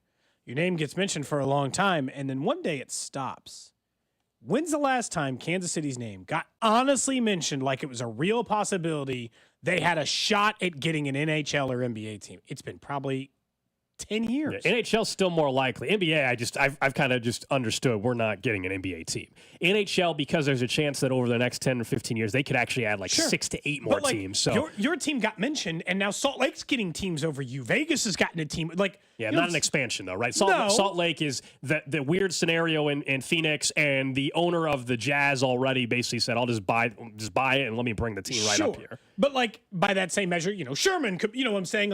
I understand. But to that point, that's what I'm saying. We got to figure out what the Royals and Chiefs are going to do. We got to figure out if is a team going to Kansas or not. Are the team staying in Jackson County? That stuff has to be sorted out. If I'm any of these other leagues, I'm not trying to go to a market where they weren't able to pass a proposal to get financing for the two teams a couple months ago. I need to see that the city, the region has their stuff together for both these teams before I'm worrying about possibly having another professional sports team come to town. I will say the NBA entertaining Mexico City is one of the smartest things any of these sports leagues can do, because I think this is going to be like the space race. So let's go back to the 60s, and Russia and the U.S. are trying to beat each other to the moon. Every single one of these leagues Cody's going back to the Soviet Union. You hear that? Cody says, let's go. I heard Cody say, let's go back to the USSR. That's what I heard Cody say. Yeah, that's exactly it. Going back to a guy who I did a project on, Khrushchev or whatever his name was. Khrushchev? You're out here doing projects on Khrushchev? Oh, boy. You still got that piece of paper. We'll put it in the garage sale. But no, it's the space race for the international market. All of these leagues have really, really, really increased. Right now, Major League Baseball is playing games in London. We know what the NFL has been doing, adding Germany, adding Mexico, in addition to the London games that they had already been doing. The NBA has played international series. Baseball's played in Japan. The first league that actually just ponies up, stands together, and actually lets a team exist in an international market will be the leader in the clubhouse for gaining a larger audience outside of that. I think all these leagues are going to very seriously start considering it. I think the NFL always thinks about what if we created a 4-team international division? It matters for the NBA that they try to go there first. They're also, in my opinion, one of the more likely to be great international appeals in the NBA, because basketball's played in a lot of different countries. So you have a chance to appeal to that. Baseball, depends on the type of the world, it's played in a lot of other countries, but not everywhere, if that makes sense. Basketball's played almost everywhere anymore. By starting to create international divisions of the NBA, that to me would be way more appealing than Kansas City. If I were the NBA, that's where I'd want to go. Well, just flat out market size. But Mexico City's huge. Just from a market size. The NBA, I've kind of just put to the side, and maybe one day, but NHL is realer, but we got to see what happens between now and 2031 with the two teams that we have already. Talking about NFL and NBA or MLB teams, obviously the Royals and the Chiefs. Text lines call me Comrade Tap, Cold War Cody. Relax, I was trying to make a comparison. Next, he's going to bring up the Cuban Missile Crisis or something. I'm not bringing up the Cuban Missile Crisis. I'm sure I had to do a paper on that somewhere along the way, didn't we all? That feels like a classic one. Like everybody had to do a history paper on that one. Someone said, didn't baseball already have a team in Canada and it didn't work? They actively have a team in Canada and it does work. Toronto Blue Jays. Yes, the Montreal Expos did not work, but they do still actively have a team in Canada. And the NHL has multiple Look, Toronto's teams in having Canada. a down year, but they are still a team in Major League Baseball. They're not having a great year, but they have an NBA team as well. Yeah, Vladimir Guerrero Jr. still does play for the Toronto Blue Jays. And that is actually something that's going on still. But as a population standpoint, there's just more Canada's got a limited amount of exposure where you can grow your league, and they're more interested. They already have the leagues they're interested in, which is hockey. The team that already expanded that way. The NBA, NFL, and Major League Baseball are the teams. I think they all want to kind of get to London because they think, New York to London, we can kind of make that work. We can ship teams over there for a couple of weeks. They just play all the games in a row. Everyone sees that. But Mexico City, because of the size of the audience you can create there, makes a lot of sense. The whole big thing, though, will come up with which NFL player was it that had to apologize, put his foot in the mouth a little bit, is the big thing that will come up is player safety. There'll be this whole thing about whether or not NBA players can live full-time in Mexico City and be safe. Yeah. Because I don't remember what NFL player it was just last week who said on a podcast, they're telling us we can't even go outside. Yeah, that was Josh it was Jacobs Josh with Brazil. Jacobs so real quick on that. So the NFL's playing games in Sao Paulo, Brazil this year. And it's the Packers and it's the Eagles. That Friday night, the Chiefs play Thursday against the Ravens. Then Friday night, the next night in Brazil, it's going to be the Packers and Eagles. And this isn't groundbreaking news. Both teams happen to have green in their color scheme. And Josh Jacobs on a podcast claimed that the NFL said due to gang violence and gangs, they can't wear green and all this.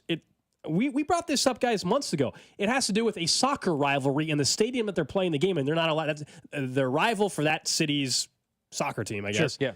It wears green, and so that's why it's banned. I'm not saying there's not violence there. What I'm saying is, I don't think it's because of gang violence. Literally, the whole green thing came from a rivalry, a very serious rivalry between a soccer club.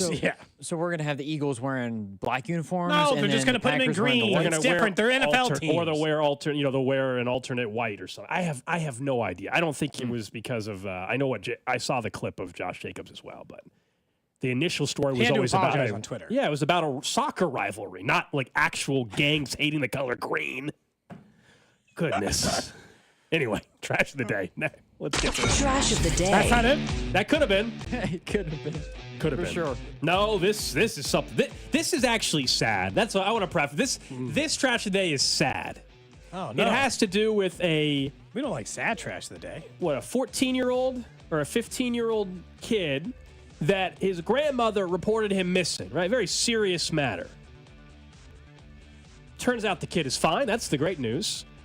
However, the kid was so upset about his grandma reporting him missing, he wrote a diss track about his grandmother. His grandma? Now, this is only about 10 seconds of it because we can't play all of it, but just this is the theme. Why you done lied to the whole net? Somebody I'm missing, I ain't missing. I'm just living my best. I don't want to come back home to granny. She know what up next. She keep on talking. And it goes on. He calls his grandmother a hoe multiple times. He says F grandma a couple of times in there. He wrote a diss track about his grandma? Saying threats, Damn. know? Oh, yeah. That's the lowest thing. I think you could write a diss track about your kid before you could write, but your grandma? That's messed up. That's messed up. You can't diss your grandma. She has 24 hours to respond. Is that the joke? With her. Oh with my her. God, if she did, it might beat out Kendrick Lamar's last diss track. Are you kidding me? If that grandma released an actual diss track burying her grandson. Why you done lied to the whole net? Why you gotta lie to the whole net? Because she called the police because she didn't know where he was. She was worried he was missing. He said, I'm not missing. I just don't want to be home. And then it's like, oh my God, who releases a diss track about that grandma? I ain't missing. I'm just living my best. I don't want to come back home to granny. She know what up next. She keep on talking. I can't believe it. I feel like I really, really want a response from grandma. I want nothing more than that. I want Kendrick to go. I want him to like get with any producer who's helped anybody make a diss track here recently. Get with M&M's guys, and just dude, if she releases Come on now. If she releases it to this, it'd be so I good. need a music video. Get her some chains. Come on now. if she did it to that. Because didn't he release that too, so you could like make money on Spotify? Anybody who used that track, or was that the other? Who was it who released the backing track? There was something where you the royalties wouldn't take effect, where you could go and react to it and all that other stuff. This happened in Columbus, Ohio. Police there was a news story. It said police searching for missing 15-year-old last seen near some park. And fortunately, again, he's fine. But like, he was so upset that his photo was, he just ran away. He just ran away, is what it was. That's to run away, scare your grandma, she then reports you to the police to try to find you, and then you write a diss track about her is the most disrespectful thing I've ever heard. Yeah, text line says, bet he's not in grandma's will anymore. No. After that. No. He's going to be in some hot water after that one. Are you kidding? I really do. I don't think I would love anything more in this world than if she released a diss track. So back. good. That would be I don't think we're ever going to get that. But that thing would go viral no matter how good or bad it was. It just would go. The fact that his grandmother would respond back in a diss track. In a weird way, he might respond better to that than what's going on right now. He's obviously going through some stuff. Maybe this would at least open up that he's like, all right, I see your art form, and I have something back for you. I'm just saying anybody who works for a major label should be allowed to work with this lady over the next 1 to 2 days. They should get her in a booth, help her ghost ride it, whatever.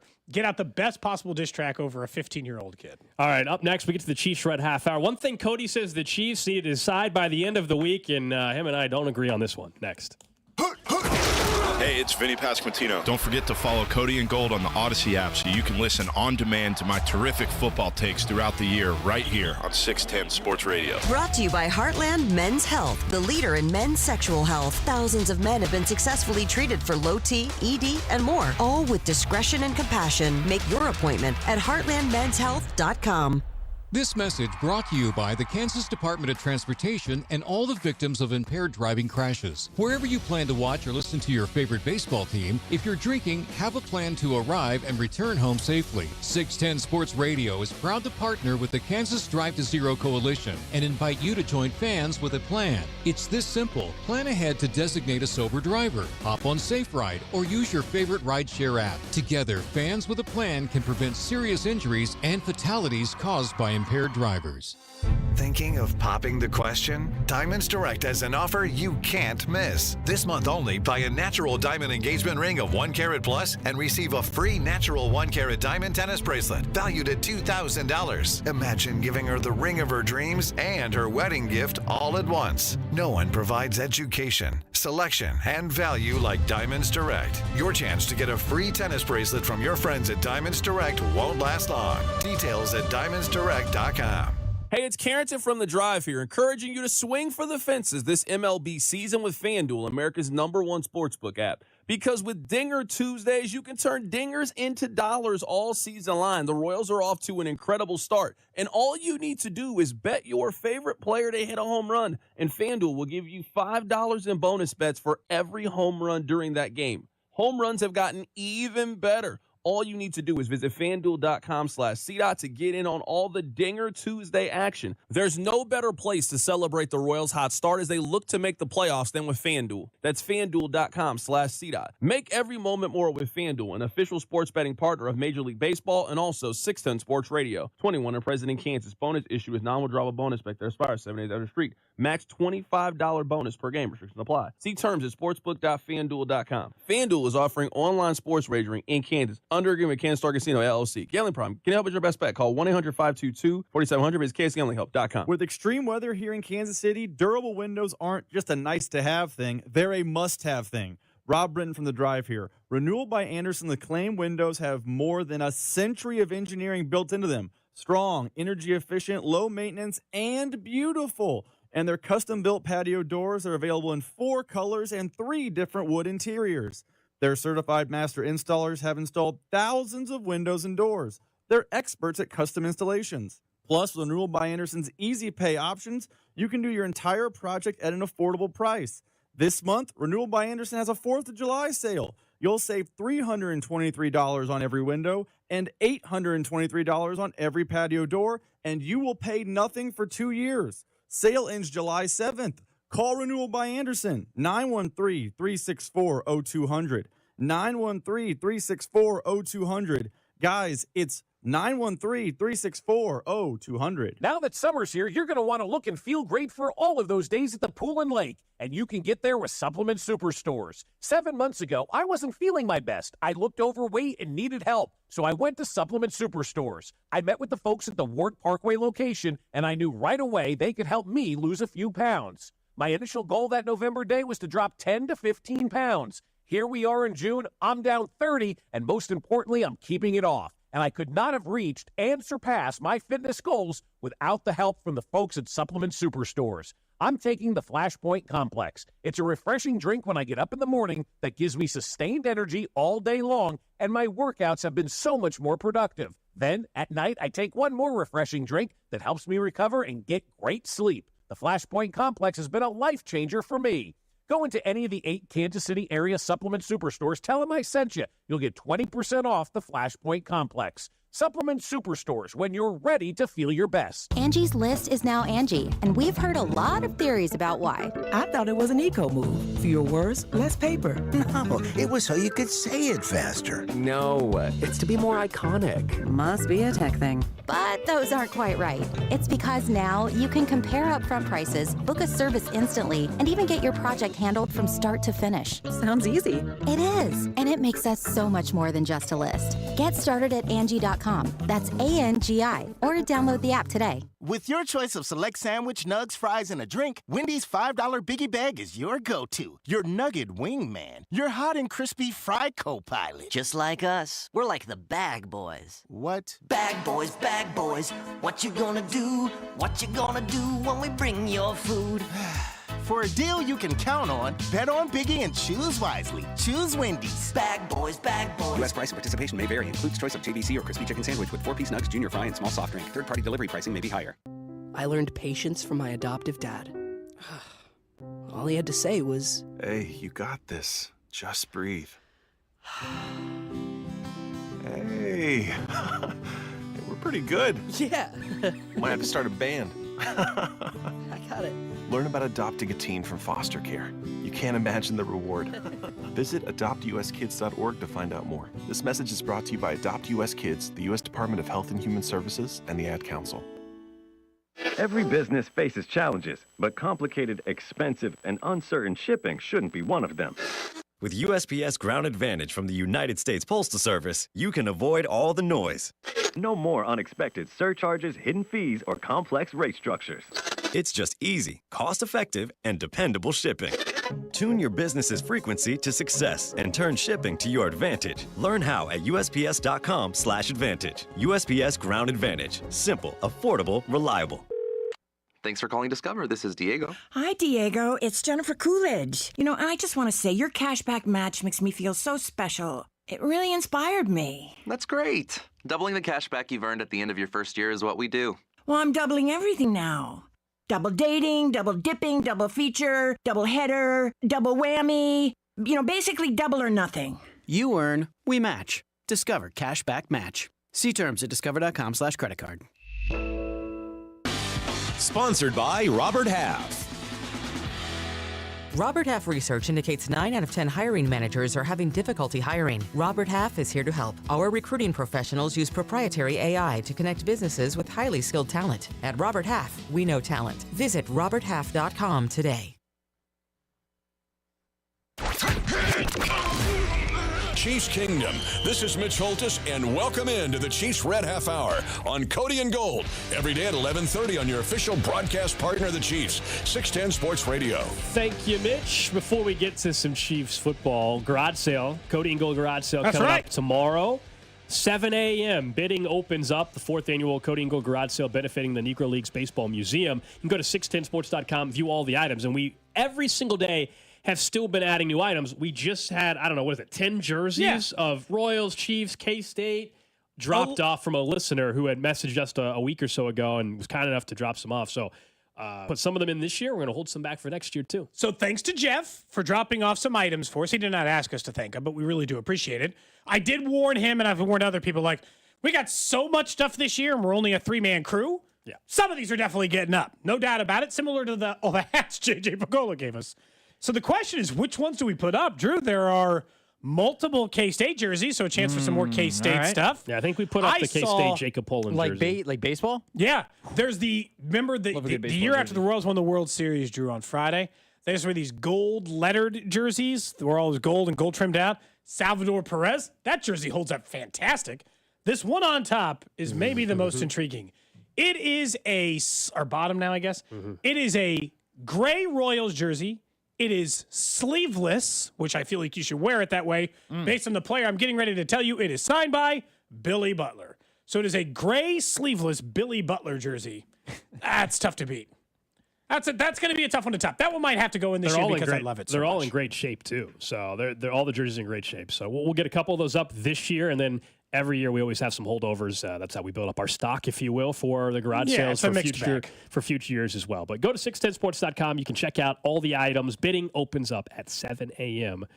tomorrow. Appreciate everybody's support once again for the garage sale. All right, let's talk some Chiefs football. You and I differ on this. I don't think as much as we like. So you told me earlier today that you think by the end of the OTAs, I think that they should be making their decision right around now on Donovan Smith, or other veteran, and Kingsley. OTAs are done. This is now technically mini camp, I guess. Mandatory. Mandatory mini camp. Show up now. Yeah, mandatory mini camp going on now. You think the Chiefs need to make a decision on if they're good with Kingsley or Wanye now, so that you don't want them waiting to sign a vet? I think the important distinguishing factor is I don't really care which decision they make.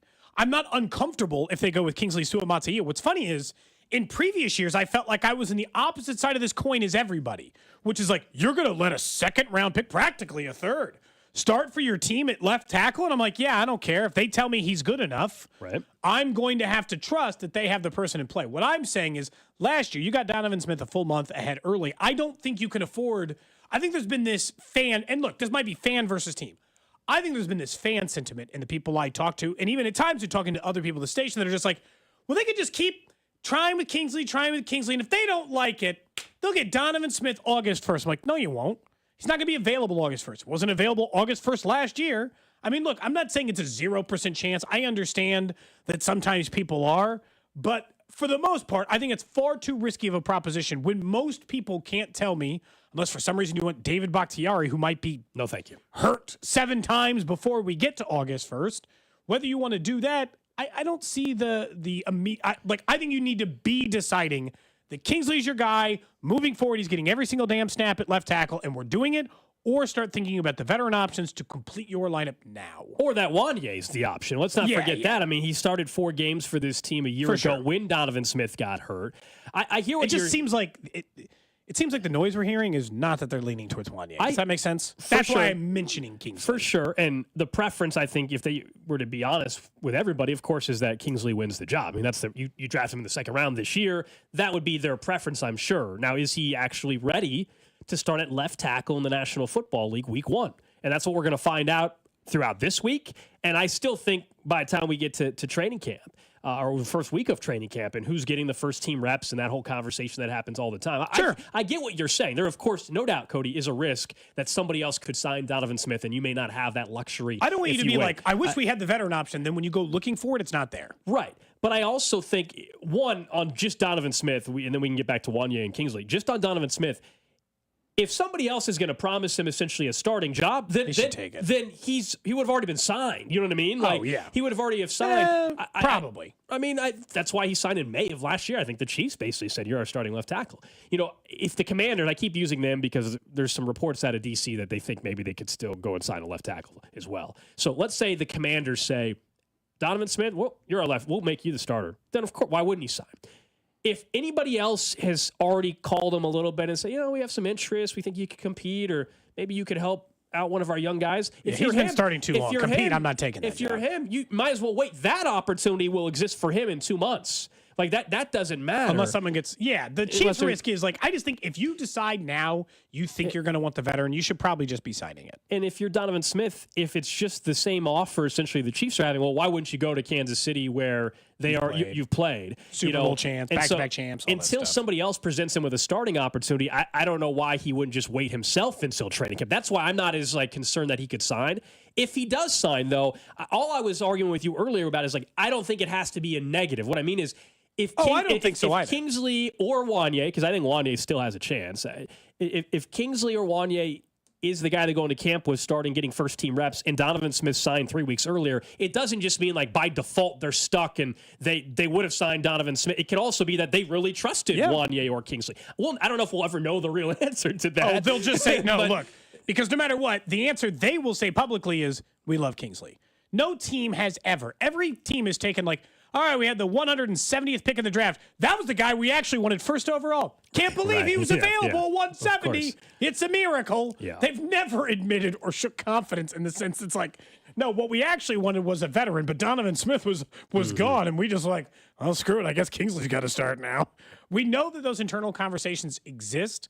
The problem is, like, it can't just always be, like, it can go either way. There's no doubt. I'm not denying any part of that, and I'm not saying it has to be a negative. All I'm saying is, the clock is ticking. It's about to strike midnight. And if you decide now, I think you need to decide now is what I'm saying, whether or not it is Kingsley and Wanye and may the best man win, or you got to go get the veteran. I would not be waiting around hoping that, in a month from now, when I see him a little bit more, then I'll really know. But to this point, whether or not they're the case. And then by that time, the left tackle veteran option might not be available to you. But you would agree, right? Like to this point, I mean, we're just now at minicamp. Like, you know what I mean? Like, that's far enough let's for see this. let's see what happens during this week. Yeah, I'm saying you know what I this mean? week. Like, yeah, okay, yeah, because like I'm not saying today. Yeah, I mean the fact they haven't signed him yet. Like, why would they? I mean, let's see what they have in Kingsley and Wanye Morris. So look, left tackle. We knew it the minute they drafted another left tackle. This and maybe the number 2 corner spot and wide receiver is always going to be interesting in Kansas City. Those are the main kind of storylines. Like we can talk about kickoffs, which is an interesting one, but like I don't care about the backup or the starting punter conversation. I really don't. Like I'm not gonna. I can promise you, when we're up in St. Joe, I'm not gonna really have much interest in discussing Matt Ariza versus the that's not Rico, but whatever Renko, whatever the heck the other punter's name is. That guy. Okay, I have no interest in that discussion. I miss Tommy already. You know? He's down in Houston. Tommy now. Townsend came on the show multiple times. He'll be here in December, Cody. Very good radio guest. Yeah. Oh, you know, maybe we can get him on then. That would be fun. Let's get Tommy Townsend on the weekend. And we'll have to ask him how the dating scene is in Houston. The dating scene is in Houston. Compared to Kansas City. Mm-hmm. Mm-hmm. Technically a larger metropolitan area, so. Definitely a larger definitely more fish in the sea. Yeah. Yeah. You know. Plus, good for Tommy for getting paid, you know? I was thinking a little bit about, redemption this weekend and how I think you had gotten really tired of people picking on Brett Veach for a pick he made when he was a rookie GM 17 years ago. That's correct. And so I thought there was a moment of redemption that is now available for both Brett Veach and for a former second-round pick of the Chiefs. And I've decided that this signing needs to happen. I want it to happen. I desperately want this to occur. I think the Chiefs should bring back Breeland Speaks. Okay. He was Defensive Player of the Year for the UFL. It's time. Bring him home. Bring back Breeland Speaks and put him back with the organization that originally trusted him. Little defensive line depth never hurt anybody. Camp body, a little competition. No more of this. Breeland Speaks isn't a good. Oh, look at this. He can't figure out defensive ends. He's long since past that. Dan is a really good player. Karloff is a really good player. Let's bring back Breeland Speaks and let him compete for a job. I'm ready to bring him back to KC. 4 days ago on the show, I mentioned how he was the UFL's Defensive Player of the Year. And you asked me, you said, do you think he gets another crack? And I said, yeah, he'll be in camp with someone. I think it should be the Now Chiefs. you think that someone should be the Chiefs. That's correct. No, you have to Why just... not? Why can't he come Cody here? went back and watched some UFL highlights and everything. He got fired up. He wasn't a good football player when he was here. He's gotten a lot better. There's just no reason to do it. Why keep trying? He's grinding. Why open that back up? And Who if you're cares? Breeland Speaks, why come back to the place that ended up, you know what I mean, it didn't work out? Go To somewhere. prove us all wrong. No. Redemption. We've gotten to put Cody has That's a more great storyline. Cody has more confidence in Breeland Speaks now than Felix Anudike Uzomah. Even though it's kind of weird. Think about this. Like for me, here's what's happened, Cody. That's too far. You found a replacement. That's what happened. Here, think You about think I this. found an FAU replacement? 2 years ago. No. The replacement in terms of this. For up until maybe last year, when we first started doing the show, you would reference, and you weren't the only one, you would reference Breeland Speaks a lot still, because at that time, Brett Veach was still only a couple years into his tenure. I wanted to prove that he could find defensive ends. And you're right. It did annoy me. That is correct. And now, obviously, we're so far away from it, like, it's just, like, who cares, frankly.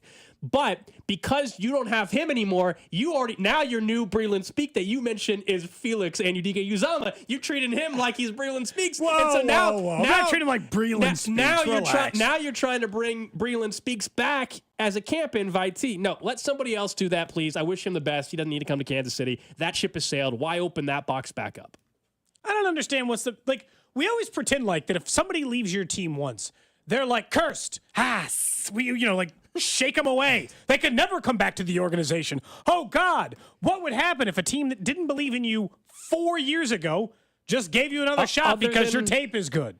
We can't have people come back ever under any circumstance. He didn't get in trouble. No, he didn't. He just wasn't a very good football player when he was here. He was just Defensive Player of the Year in an alternative league. Because he can't get a job in the NFL. You know what I mean? That's the problem. So, look. Yeah, it's a camp body. Just bring him in and see what happens. Right. Yeah, look, other than McCall Hardman, who literally helped them win a Super Bowl by catching the game-winning touchdown, do we have another example of anybody, Cody, they have brought back? McCall Hardman's the only name, right? Anybody else they have brought back that left the organization to go to another team, and they said, come back and join us, especially with this regime. McCall Harmon's the only answer. They bring back players all the time. Am I missing? We just talked about it yesterday. You want Breland Speaks to be the crutch player. Who else, though? He would not be a crutch player. Because Frank Clark never actually ended up coming back. People thought he was going to come back. Frank Clark did not actually come back. McCall Harmon's the only one that comes to mind. Am I missing somebody? I got to think really hard now. I was thinking, too. I don't know. That might be it. Did Allegretti leave and then come back? Was he always here? He was always here. He was always here. Running backs that left and come back? I don't think so. And running backs. And we're not talking about became a free agent. And then I'm talking about signed with another team. Signed with another team and then eventually was back to being a Kansas City Chiefs. I think it's just McCall under this regime. So I just don't think they do that. Frank Clark almost came back and then Seattle said, hey, we got a job for you. And he ended up signing there. There's been plenty who were free agents and then came back. There's a lot of examples of that. Mm-hmm. I don't want to be for sure. I don't want to say 100%, but I can't think of an example on the spot. I can't think of an example that so many years separated between it. Somebody said, do coaches count? How about Gunther? He came back. Okay. You know? Players with this regime. I don't have another example besides how about that? Just since Andy Reid was head coach, go back to 2012. How many players have they let go in a year or two Derek later Johnson brought left, back? But most of the time when they're letting him go, they're just exactly. That's I'm saying point. he's having a resurgence. He deserves another shot at the NFL. That's the point, though. Yeah, someone says you mean under Big Red. Yeah, that's what we were looking for. Honest to God, I don't know if there's a ton of that around the league in general. Right. This feels like an exception to the rule. That's all. Mm-hmm. I think it'd be nice. I think it'd be nice for Breland Speaks to come back to Kansas City and give it another go. See if it could work out. I do think he'll end up in a camp. He's absolutely going to be in somebody's camp. How many other Chiefs fans do you think are under your who are on your side, Cody? Dozens of us. You know, dozens. Not hundreds. I'm not willing to say hundreds of us. Someone said McCall. Dozens. Yeah, no, McCall was who Mike I mentioned. Pennell. Maybe that's the There that's it the other. is. Fine. All right. The second string lineman. There Mike you go. Pennell. Joke's on you. Now, So what about Ben Neiman? Didn't he leave once? You gave me two names then. Or I gave you one. You've given me one name. I didn't even give it. The text line had to come up with it. We have our third name, Blake Bell. So all backups. What do you think Breland Speaks going to be? I'm just saying. Starting defensive end? So 3 total. In the 53-man roster over 10-year rotation. Yeah. I was trying to decide if Ben Neiman left. No, he left, and he's just never come back. Blake Probably Bell's a good pull because he went to Dallas, right, for a year, didn't he? And then he came back. So, yeah, McCall was the obvious one because it just happened. We're up to 3. And then Mike Pennell briefly went to – did he go to, where did he go for a year? Giants? Or was he a free agent? Did he even sign? Did he sign with anybody though? No, he was with someone, Saints or I don't remember who, but he was with another. I'm confident he was Green with Bay? another team. He was with multiple other teams: Jets, Packers. Oh wait, no, that was before. Between the Chiefs, Falcons, and Bears. Yeah, Atlanta and Chicago. Then he came back and he signed back again this year. Okay, so 3 total names in the Andy Reid regime. What do you want? 400? No, but 53-man roster times 10 years, man. That's a lot of players. Someone said, what about CJ Spiller? Does he count? That's a name I haven't heard in a while. Back like 10 times. Someone says they want the last 5 minutes of their life back with you bringing up Breland Speaks. Okay, you can relax. Don't forget on Wednesday, the Cody and Gold Garage Show. Coming up at 1 o'clock, Dana Wright's going to join us in studio to go through her golf bag. She has 2 golf bags up. One is empty. One has some random clubs in it. We will tell you what those clubs are, but also she has promised to unzip the pouches in there and she says she has not cleared them out. Who knows? So there what's could in be. there. And I have said that Money. If it's money, it has to stay in the bag. Mm-hmm. That's part of it. She didn't get the money back. She already donated it. One question. So are the clubs coming with the bag? Yes. Or That are was the clubs plan, separate? yes. They're in. Oh, well, it's going to be in the bag. Is that a problem? I'm not bidding on it then because Drew I wanted to just buy the club single. I wanted to what's bid he want? on her 3 hybrid. 3 You hybrid. got to of buy the hers. bag. Buy the bag and then I'm sell not- off the other parts. I'll be honest. I'm not buying the bag. Well, I wanted the club. I wanted the club. Whoa. Well, it's too many items to parse out. I don't What am I, need a a golf golf bag. re-store? Just trying to raise some money for the Negro Leagues Museum. I'm not trying to. We're going to sell Start the bag. golf reselling? We're going to sell the bag as is, Drew. I'm with just saying everything included. I'm just saying you would get a bid from me if it was the club individually. How big of a bid? Maybe I'll pull one out. Like some people think stuff's going for a lot would- less than it does. I'll warn you. Like I had a friend of mine text me yesterday, and said of the Prairie Band package. Right, we're doing the stay and play package at Prairie Band Casino. You can golf at Firekeeper, all that. Like if it goes for 100 or less, I'm in. I'm like that thing went for almost 600 last year. You're not getting it for $200 or less.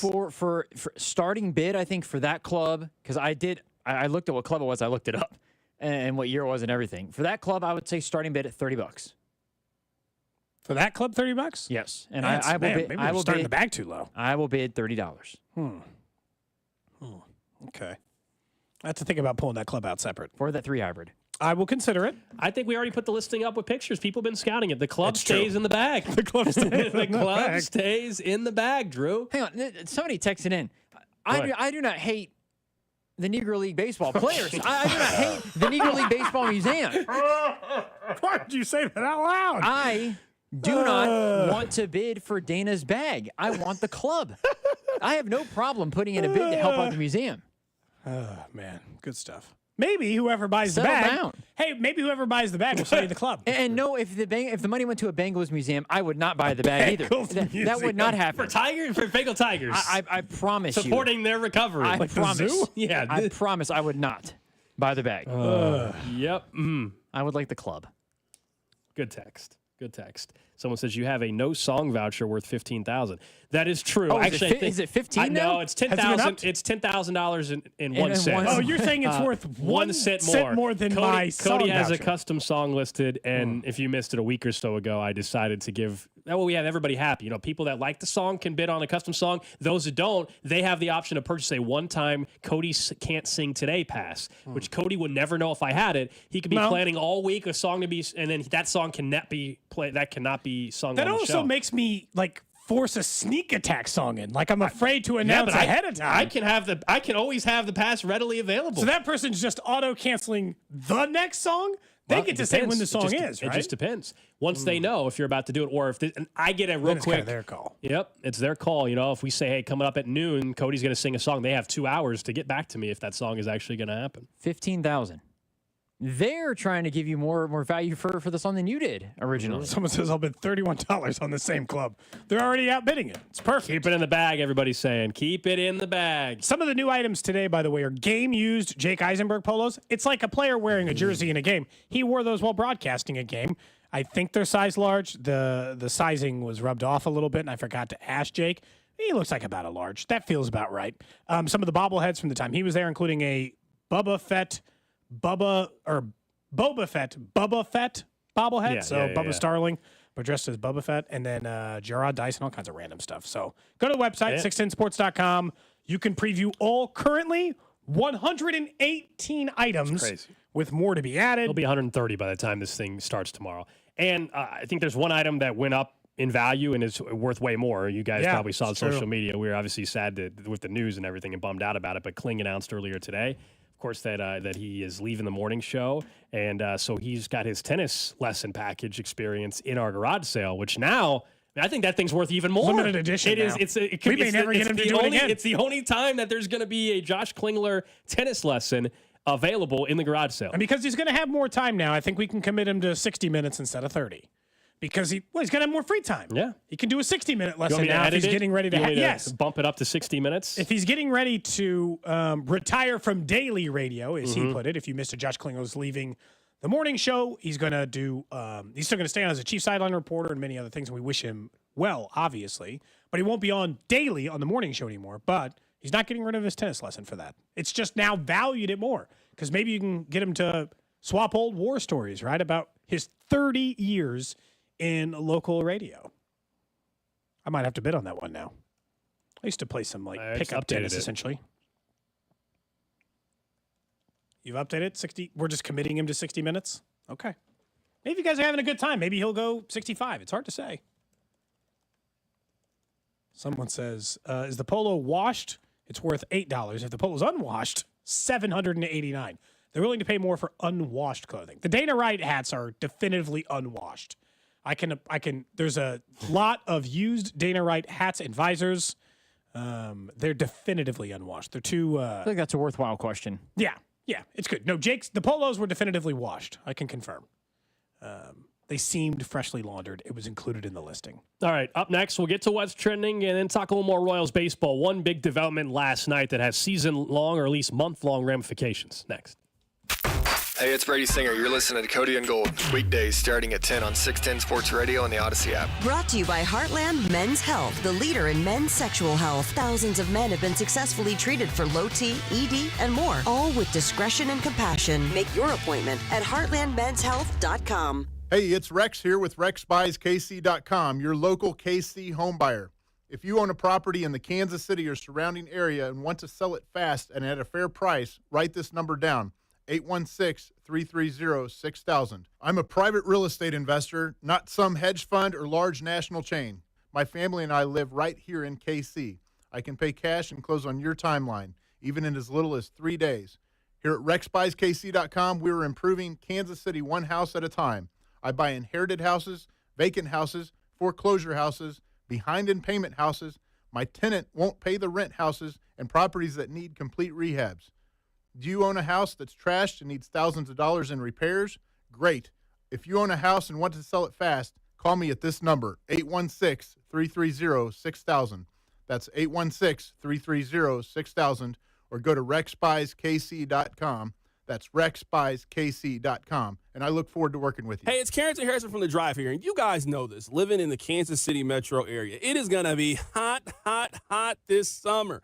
And remember those huge AC bills that you were paying last summer because your windows let all the hot, humid air into the house? Well, call my friends at Window World and replace those old windows right now. Call this number, 816-799-0820. Window World windows are just one of two windows with the Good Housekeeping seal of approval. And in just over 20 years of business, they have improved the look and thermal efficiency of over 54,000 customers right here in the Kansas City area with a lifetime warranty that covers all your parts, glass breakage, and labor. It is the official window of the Kansas City Chiefs, and they're offering you an incredible deal. Window World is now offering 36 months, same as cash financing with approved credit. That is 36 months, same as cash financing. All you need to do is have approved credit. Pick up the phone and call this number, 816-799-0820. One more time, that's 816-799-0820, and tell them that Carrington sent you to my friends over at Window World. Diabetes, high blood pressure, anxiety meds, everyone's on them. If you're a 50-year-old male, maybe a bit porky, and you may even have type 2 diabetes, $1 million of term insurance may only cost you about $200 a month. Call Term Provider. Speak with Big Lou at 800-239-1749. Big Lou will find a term life policy for you even if you have type 2 diabetes, are overweight, or have high blood pressure. Term Provider has helped thousands of people like you who think they can't afford term life insurance.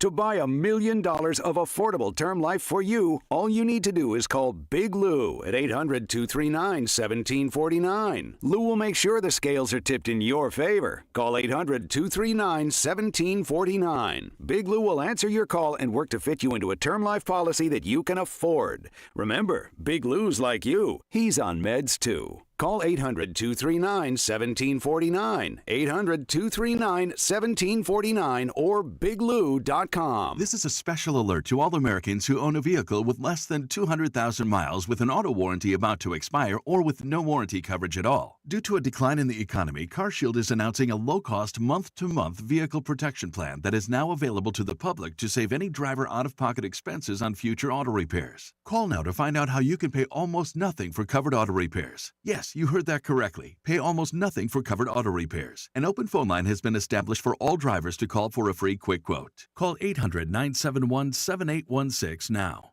Drivers who are covered will not have to pay for covered repairs again. This protection plan is at an all-time low. Additionally, drivers who activate this vehicle protection today will also receive free roadside assistance, free towing, and car rental options at no additional cost. Call us for your free quick quote today. 800-971-7816. That's 800-971-7816. What do you have to lose? Call 800-971-7816. Again, 800-971-7816.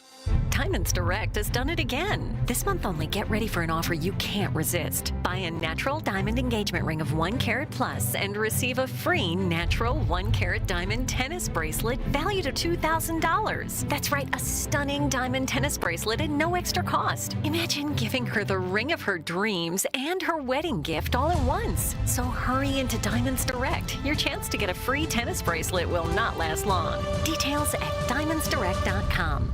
If you need bold banners to boost your business, but you're on a budget, think Staples. Because now at Staples, you can save up to $50 on your print purchase. From posters and flyers to signs and menus, Staples can print anything you need to move your business forward. And with Staples Print Perfect Guarantee, it's done right or it's printed again free. Plus, same-day service is available on hundreds of items if you order by noon. Get it printed right at Staples. And now get up to $50 off your print purchase. N76, visit staples.com/print for details. Plug in a Hyundai EV and the extraordinary happens. From the charge time and range in the Ioniq 5 and 6 to the adventurous spirit of the Kona Electric to the 601 horsepower Ioniq 5N. Hyundai EVs make the extraordinary electrifying. There's joy in every journey. EPA estimated 303-mile driving range for 2024 Ioniq 5 SE SEL limited rear-wheel drive and 361-mile driving range for 2024 Ioniq 6 SE long-range rear-wheel drive with fully charged battery. Actual range may vary. Visit HyundaiUSA.com or call 562-314-4603 for more details. Wesley Financial Group is not a law firm. This story is called The Ugly Truth About Timeshare. If you think you've done your family a favor by buying a timeshare, you need my help. Hello, I'm Chuck McDowell, founder of Wesley Financial Group. 10 years ago, I started helping folks cancel their timeshare. In the process, started what's now called the timeshare cancellation industry.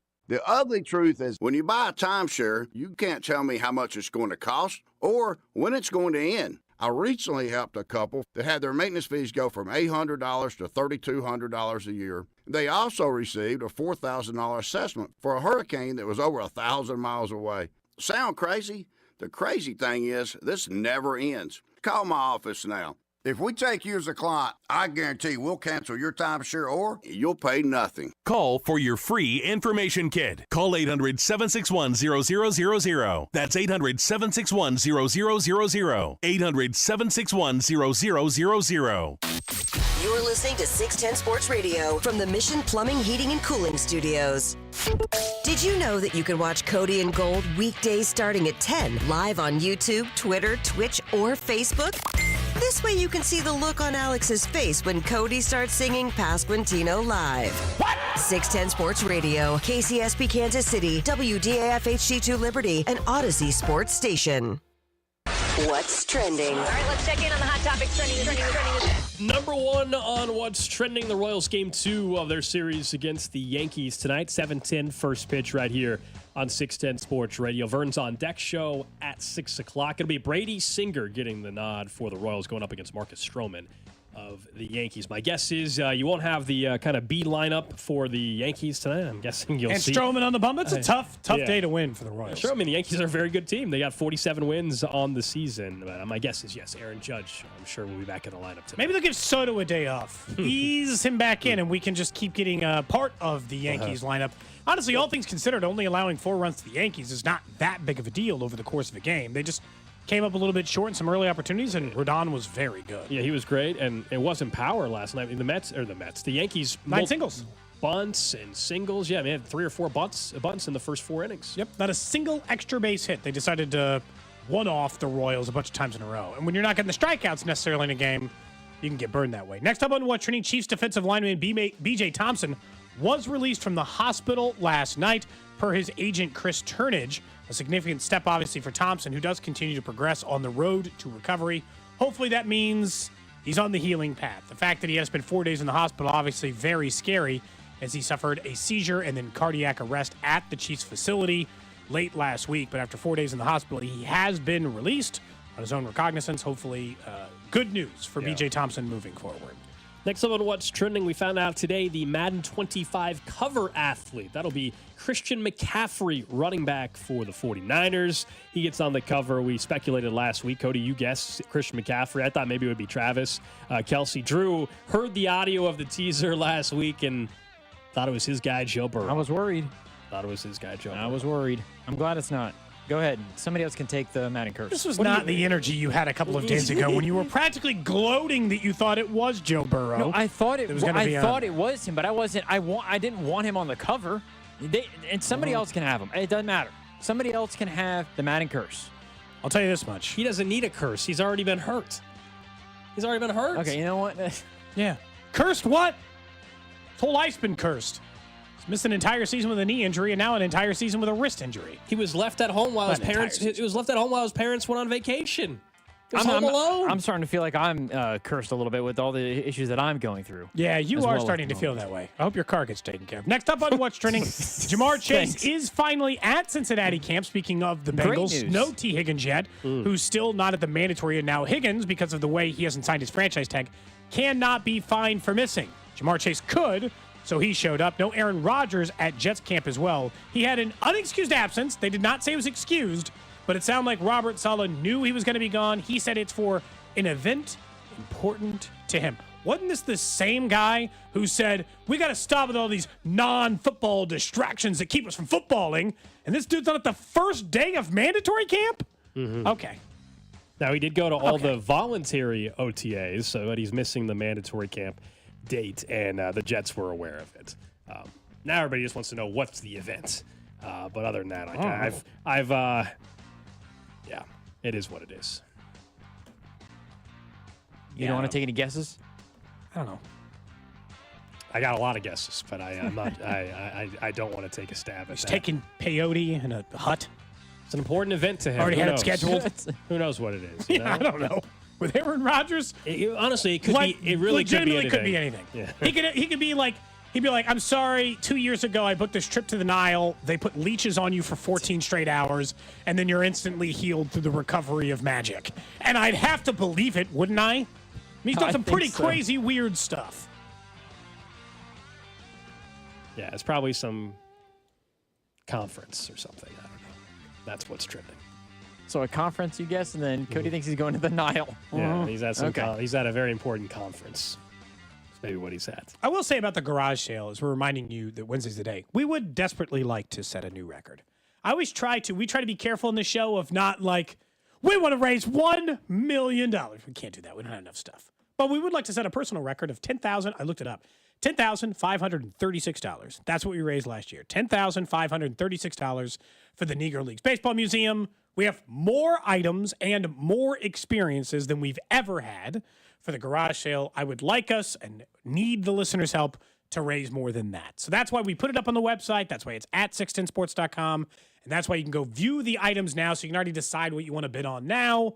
Go look, check it out. And then tomorrow when it goes live at 7 a.m., get your bids ready, and we'll keep telling you about the items then. Yeah, bids will start flowing in at 7 a.m., and you have till 6 p.m. tomorrow night. We'll have a couple special guests stopping by throughout the show tomorrow to highlight some of the cool experiences that they're kind enough to take part in. And again, thanks to those that donated items. We appreciate that and their time. And obviously, thanks to all of you guys for supporting in prior years. And I'm pretty sure we always can count on you guys whenever we have a cool initiative. And in this case, did for a Barber great ever cause. text you back? Did who? Barber? Yeah, he'll be on tomorrow. No, I'm saying regarding Is he throwing in the gauntlet I was yet? going to say, is don't there worry any... about that. Don't worry about that. Wait a second. He doesn't want to tip his hand like Rob did. He thinks Rob made a mistake by admitting too early that he cared. Oh, so tomorrow, tomorrow you're, or maybe Barber can reveal, I guess, himself what this extra incentive is going to be. I just think. What time's Barber joining the show tomorrow? 10:15 tomorrow morning. I'm slightly worried because and I don't know if we're going to announce it then, but we'll have again. something. It's hard. It's hard to compete with. I think. Hey, it's all about raising money for charity. Barber might have more resources. That's the best to get, kind of competition. It's so all about what? raising money for charity, Drew. So you're saying Rob, Dusty, and I have to put together something to... You don't have to do it. You already have a good experience. Yesterday, Rob started throwing... He threw down the gauntlet. Yeah, he said, hey, I'm just trying to outdo Barber, which happens to be the lunch that I'm paired up with Barber. And so I said, wow, he fired that shot out a little early. Now it gives Barber and I some more time to come up with something. You can always come up with something. If we need to increase the bid, let's say it's 2 o'clock, 1:30 tomorrow, and things are going well, but maybe we're pretty close with the golf with the producers, which is great because it means we're raising money. Yeah, of course. Barber and I, we might throw in something cool and incentivize. That's all. There's no rule. It's all about raising money. Yeah, we're just trying to raise money for charity. Yeah. Remember that sentence you said in the last segment? You might want to remember that when we're talking about raising money. This is hold on. This is. I think it's unfair. Where you no, hang on. Unfair. Hang on. You're cheating at charitable giving? Yes. The reason, unfair. The reason this is unfair is because if you want to make the designation, because I'm with Rob, I want to be able to outperform. So start thinking about things you can toss in. Let him finish. I want our experience to outperform yours. So I think that you have to. We have before it starts at 7 a.m. tomorrow. It has to be designated. Barber's gonna do this. Barber and Gold are gonna do this. We're gonna have this, and then Dusty, Rob, and I have something to figure out. No, that's not how this works. It's if you're not like Big Slick when they had Big Slick over a couple weekends ago. Initially, Patrick Mahomes and Travis Kelce weren't going to have the game-worn signed jerseys. They might have planned on it, but they didn't tell everybody. They added that into the package that went for $250K. There might be something. Yeah, we're not going to have that kind of incentive, obviously. But when you maybe we are can get raising Patrick money, to come off of that. When you're raising money for charity, it might be 2 o'clock and it's already going for about $200. All of a sudden, Barber throws in something extra. It's just, you guys can throw in something extra. It's not a whole new experience, but like an item or something. Yeah, it's not the thought. I'm gonna get Eric Hosmer to come play in the tap wiffle ball game. Yeah, no, see, Then this thing's going through the roof. I was gonna say it's not a matter of the money going to charity. Yeah. It's I want to be able to have. We want. Well, then plan something. I don't know for sure what we're like. Again. What do Rob... Toss in that sleeve of golf balls. Offer up a second round. Get creative. Get creative. I'll be honest. I can offer beers on the course. I can offer a sleeve of balls on the course, and I don't think it's outperforming what it sounds it's hard like. To say. Sometimes Gold and Barber could have planned. Barber might just be offering up like a pair of Mahomes colorways. You don't know. It might be something nice, but I don't think Barber's offering up like a private jet to the Bahamas. Right. Yeah, it's not going to be a trip with Barber. Yeah. It's if you want to know the truth, Drew. We have not 100% locked down what we're doing. Does that make you feel better? No, it does not. Because tomorrow we're going to be feeling real good, and then it's fine. It's at 2:30 after the show's done. You and Barbara are going to announce that there's some incentive, and it's just going to, for good reason, catapult all of the donations, which is great. But as a result, we have to take an L, and that's not fun. I'm going to text Eric Hosmer. I'm going to see if he'll come be an honorary tap for the wiffle ball game. Assuming he'd be pretty good at wiffle ball, right? Even though he's a retired baseball player. Probably be okay. I mean, is there a pro golfer from Kansas City that we can potentially get instead of a... I don't know. All of a sudden, he's got Tom Watson in his foursome. Oh, Tom Watson. Dusty's getting kicked out for Tom Watson. If you get another golfer, who are you kicking out? Because you're still a foursome. I like it. He's like, we want to raise more money, Rob. Rob, you're out. I got Tom Watson in.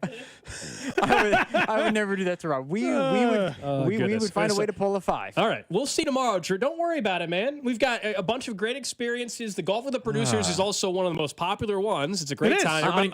Everybody likes doing that one.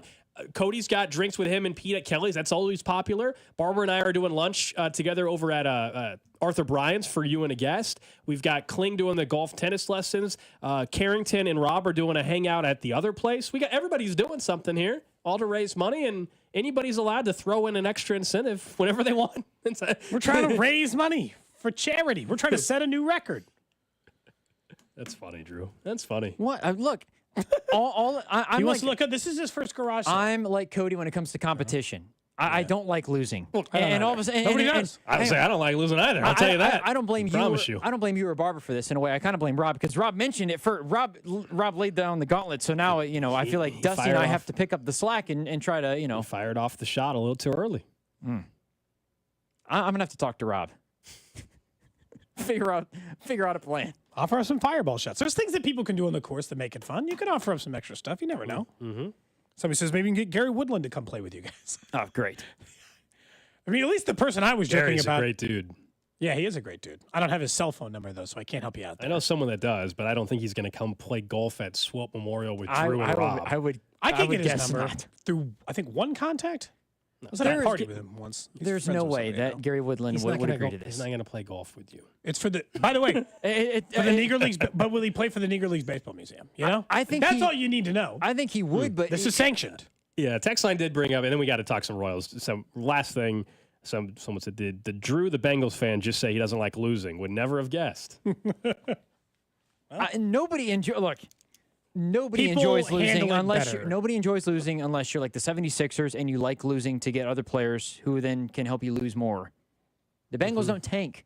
We try to win. We just haven't done it very well. It's true.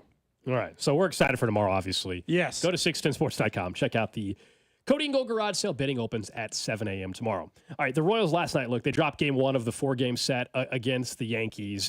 There's bigger ramifications from last night, though. I think the biggest has to clearly be Hunter Renfroe going to the IL later on today after he fractured his toe. He fouled 2 balls in the same at-bat off the same foot, maybe the exact same toe, fractures it. Corresponding move, I'm guessing we'll find out about in a couple hours or so. Maybe it's Drew Waters. Who knows? We can get to that in a second. But I don't know if everybody realizes just how good the last 12 games in particular Hunter Renfroe had been. I mean, he was hitting on the season, around 200, but the last 12 games over 300, couple home runs mixed into that. Obviously, he's been playing. It's a tough loss for the offense right now. Yeah, you need outfield production, and we're like, you know what? Suddenly they're getting a little production. Nelly was providing a little more pop. MJ, at least we'll see if it carries over, but over the weekend, obviously, had some huge at-bats for them, and then Renfroe's been really consistent the last month. Now you lose Renfroe's bat for maybe a month. That's a huge loss. It has ramifications currently, but also I think a trickle-down effect of, all right, this definitely ensures MJ's not going anywhere. It also means that Drew Waters or maybe somebody else that's not on the 40-man roster actually gets called up, and we'll find out a little bit more about them. Yeah, John Rave is not on the 40, as you had previously mentioned, which makes a lot of sense. That like maybe it'd be a little less likely to call up, although I would say he was performing better out of there. I think it'd be really easy to look at Hunter Renfroe's, number slash line this year and be like, well, not really sure that's a loss. It is. He is hitting much better than you realize. Much better. In his last 25 games, he's hitting .260 with a .345 on-base percentage and .821 OPS, and has walks, RBIs, hits, doubles to go with it. He has been hitting 5th in the lineup. Don't you remember us having the argument about what do they do about the 5th spot when Michael Massey went down, where they were getting production out of that? Well, imagine if Renfroe was hitting the way he was. Then all of a sudden, Gold, they were 6 deep. They were the 3 in the order that you 4 in the order that you can trust down to Salvi. Then you like, ooh, Massey comes back, Renfroe hitting well. You actually start having the pieces of an offense that are really going. And I don't think most people realize the Royals are 4th best in baseball in runs per game. So not total runs, because that can be a bit of a liar depending on how many games you've played. Runs per game. The Royals are top 5 in all of baseball. Losing Hunter Renfroe hurts. The problem is that it's coming at a time in which the starting pitching is still very good, but a little bit more back to the mean. Like last night, Lugo was still good, just a little bit more back to the mean.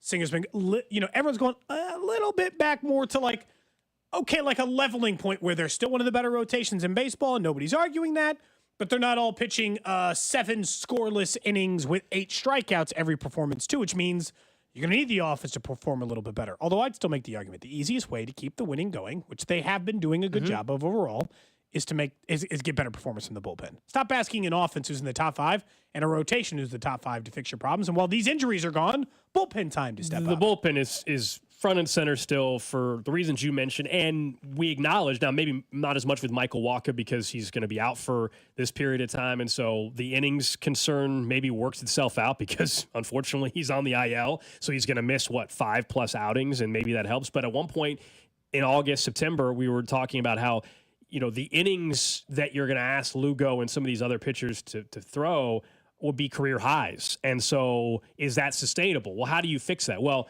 you're able to hopefully trust your bullpen more. The reason why the last outing, not last night, but an outing ago for Lugo, he comes back out for the 7th. He was pitching well, and then it fell apart. The reason why they had to bring him back out not only was because he had pitched well, but because you didn't trust the bullpen to go 4 or 5. I know last week the bullpen gave you, over the weekend, a very good weekend for the most part. Weekend of the year, probably. No doubt. But yeah, it all comes back to the bullpen a little bit. The leveling out is just team-wide. I mean, I still think the Guardians will level out a little bit. I think the Royals, when we were talking 2 weeks ago and 3 weeks ago, and they were pacing for 103 wins, nobody thought they were winning 103. Stuff levels out. Now they're Cody, pacing for 94 or something like that, 93, 94? Yeah, something probably like right that. around there. Okay. I'd have to do the math. It was 97 2 days ago before they lost. I still think it levels out where they're probably going to be right around the 89 to 90 mark. If they end up higher than that, then great. But that levels out. If you're going to lose, or if you're going to win even 92 games, there are still going to be plenty of nights where you just don't have it, where you lose baseball games. I mean, look at what the Phillies and the team they're playing. The Yankees have 47 victories on the season, 21 losses. That means there was still, I'm sure, if you Yankees fan, 21 losses during that, and they were all probably bummed out that they lost one of those games in particular, right? That's just the nature of it. Last night was a big win for the Yankees just because they had their B lineup out there against Seth Lugo, who had been so good, and they still found a way to win. Yeah, that's what made that one frustrating. Is it felt like a good opportunity for a win due to the fact that they were missing a number of their starters, and you had the starting pitching advantage, even though it's not like Rodon's been garbage. He's been very good. No, that was one of his best. 94. By the way, is what the Royals are still on pace for. But yeah, it felt like maybe one you could have gotten there. I've already pointed out all the things you need to know that are true about the Royals. They're just simply not going away. They're just going to have to do this now with real injury. That's what I think is the most important part here. Every single statistic would support the thing that I was talking about earlier, which is very obvious. Everything says the Royals are good. Their starting rotation is good. Their offense is good. Their bullpen is, it's still, I'll just be honest with you, it's not the worst in the league, even though you might think it is. Their run differential is top, 6 in baseball. Everything about them is good, but now they're going to have to win with injury. Before, they were without their 5th starter and their starting second baseman. Now they're without their 5th starter, their starting second baseman, and their starting right fielder. So 2 of the 9 guys on the diamond are out. 1 of the 5 guys you count on the rotation are out. And you're going to have to figure out how to make it work with this group for about a month. The good news is that none of these injuries are the type of injuries like the Braves just had to go through, right? You didn't lose somebody for the entire calendar year yet. Massey can still come back and then manage the back stuff. Waka can still come back after the fracture in his leg, and Hunter Renfroe can come back after a fracture in his toe and still give you quality innings and games for the rest of the year. You're not without anyone forever. It's about just keeping yourself 10 games above 500 or so for the next 2 weeks. They're still 3-3 against the 3 first-place teams. I'll take my chances over the next 6, I guess, now, between the Yankees and Dodgers, and then we can talk about where they are standings-wise. Coming up in 10 minutes, we'll get to something the Chiefs tried to do last year. It obviously still results in the Super Bowl, but I don't know if the Packers or any other team in the NFL wants to approach it the same way. We'll explain the intricacy with the wide receiver position that one other team is trying as well. We were earlier in the show talking about former players and coming back to Kansas City on that. A former Chiefs player and a legend, Jamal Charles, was on a podcast the other day, and I thought it's important for people to hear what he had to say. He was on with Charles Tillman, talking with Peanut on his podcast. And one of the topics they got into was just some of his life struggles and mental health and obviously what he's done since his playing career. And I just want to play a little bit of this. This was Jamal Charles on life after the league. How long did it take you to kind of figure out what you want to do?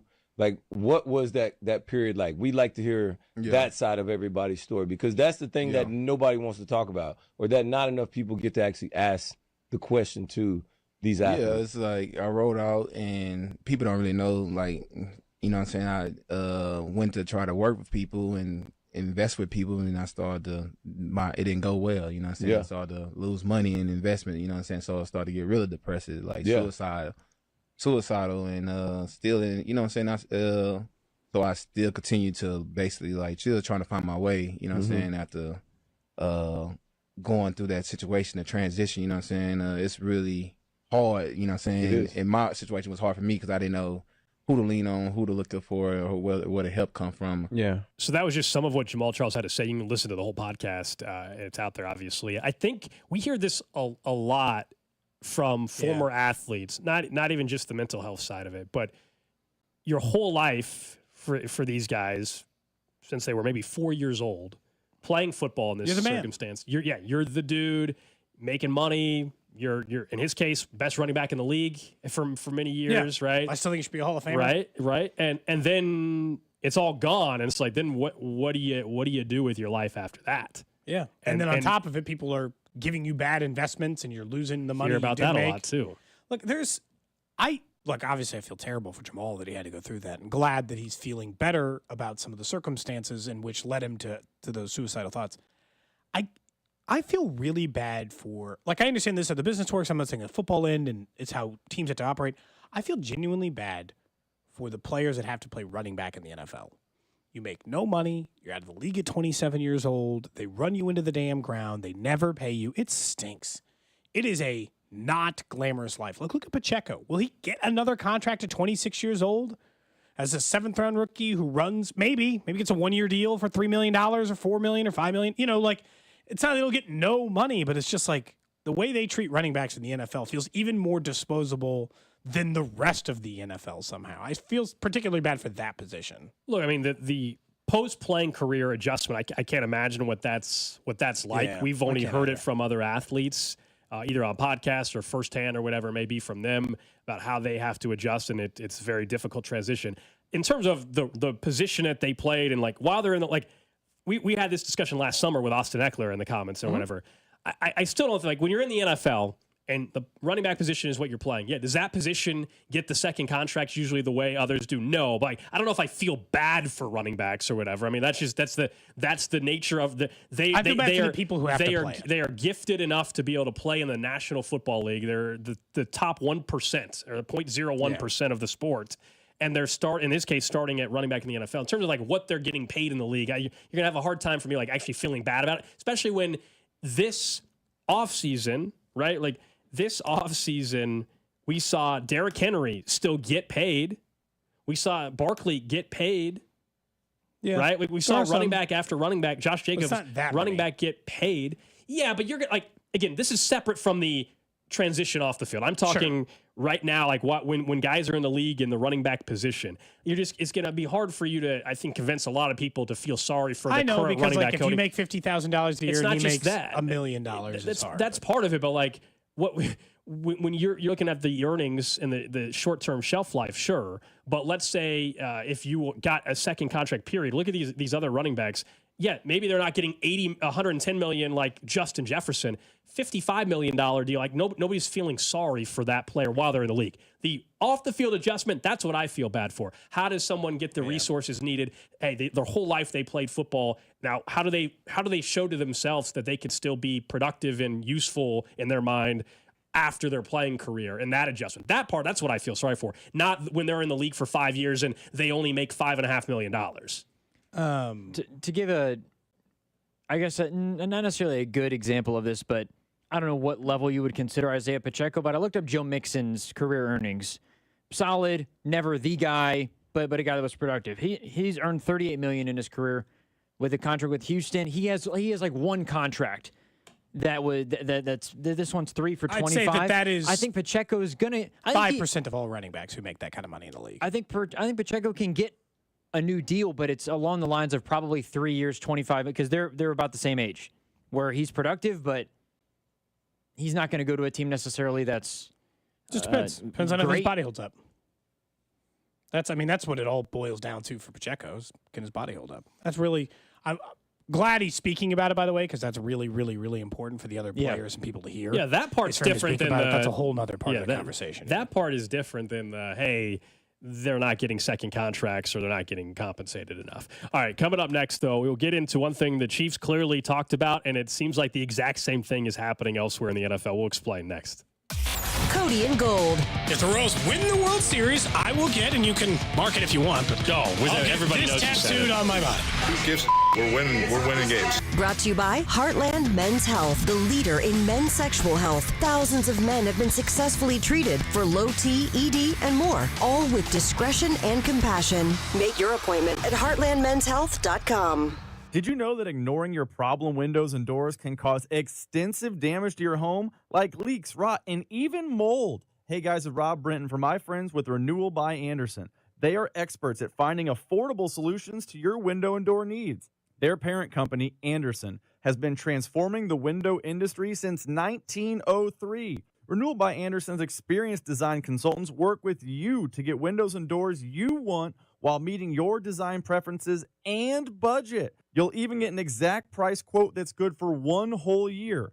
Right now, they have an elite sale for 4th of July. You can save $323 on every window and $823 on every patio door and pay nothing for 2 years. The sale ends July 7th, so call Renewal by Andersen, 913-364-0200. They are experts at finding affordable solutions to your window and door needs. 913-364-0200. That's 913-364-0200. Does anybody actually like wearing contacts? Does anybody actually like wearing glasses? It was something that I certainly did not like doing, and so I finally made a change that impacted my daily routine and truly has been one of the best decisions ever. That was calling up DuraVision and scheduling a free consultation and finding out that, well, they could put together a plan for me that doesn't require me to use my contacts or glasses anymore. I haven't had contacts, I haven't put on glasses other than sunglasses for the last 3.5 years, and it's all because of DuraVision. And maybe you've been hesitant to go through the process. One, they're going to make it super easy for you, and two, even if you think you're not eligible for LASIK, you want to schedule that free consultation, because I once thought I was not eligible, and it turned out I was, because they're the best in Kansas City. They're going to design a plan that fits you, not a one-size-fits-all approach. And right now is a great time to call up DuraVision, because they have their Friends and Family Savings event going on right now where you could save up to $1,000 on LASIK through July 31st. You want to call them up, 913-491-3330, or go online to DuraVision.com. The Other Place now has 5 great Kansas City locations: Shawnee, Olathe, downtown Overland Park, Mission, and now Belton. An outdoor bar, large fire pit, and enough television that you'll never miss a second of the action. If you're looking for a place to catch the game, there's no better place than The Other Place. This is Larry Ryan at Ryan Lawn and Tree. Those local Ryan pros and the Clean Red trucks are employee owners, recruited from the best college horticultural programs in the country. They want to make your lawn the best-looking lawn on the block.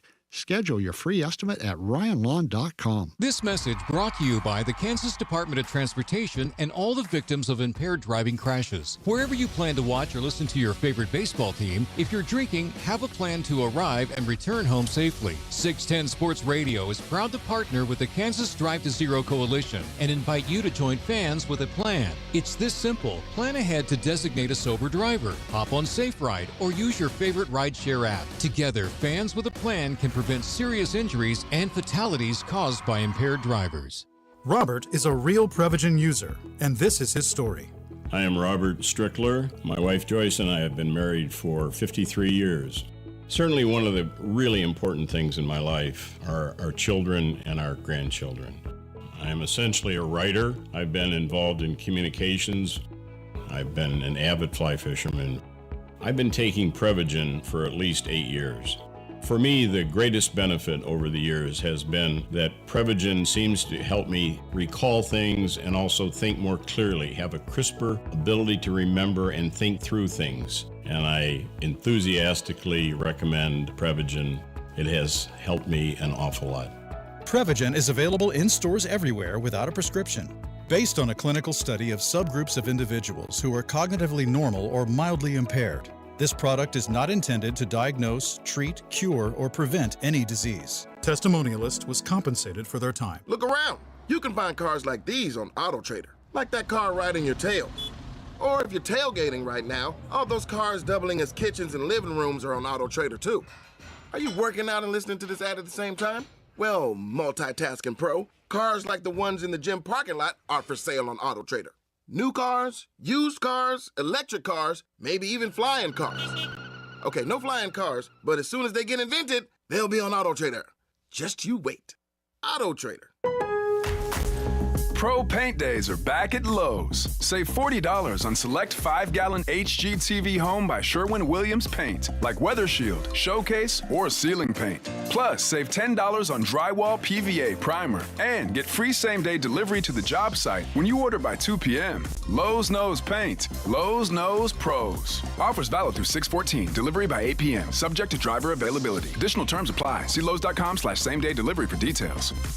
If you need bold banners to boost your business, but you're on a budget, think Staples. Because now at Staples, you can save up to $50 on your print purchase. From posters and flyers to signs and menus, Staples can print anything you need to move your business forward. And with Staples Print Perfect Guarantee, it's done right or it's printed again free. Plus, same-day service is available on hundreds of items if you order by noon. Get it printed right at Staples. And now get up to $50 off your print purchase. N76, visit staples.com/print for details. The best things in life, they come in twos. 2 scoops of ice cream, 2 tacos. And now for a limited time, get our best deal of the year. Buy any phone when you switch to Consumer Cellular and get 2 months of service free. That's right, the same fast, reliable nationwide coverage as Big Wireless, now with 2 months free. Proof the best things in life really do come in twos. Visit consumercellular.com or call 1-888-FREEDOM. Second and third month of monthly base service fee waived for new customers with the purchase of a phone and activation by July 31st, 2024. Taxes, fees, and third-party charges will apply. See website for additional details. I learned patience from my adoptive dad. All he had to say was, "Hey, you got this. Just breathe." Hey, we're pretty good. Yeah. Might have to start a band. I got it. Learn about adopting a teen from foster care. You can't imagine the reward. Visit adoptuskids.org to find out more. This message is brought to you by Adopt US Kids, the U.S. Department of Health and Human Services, and the Ad Council.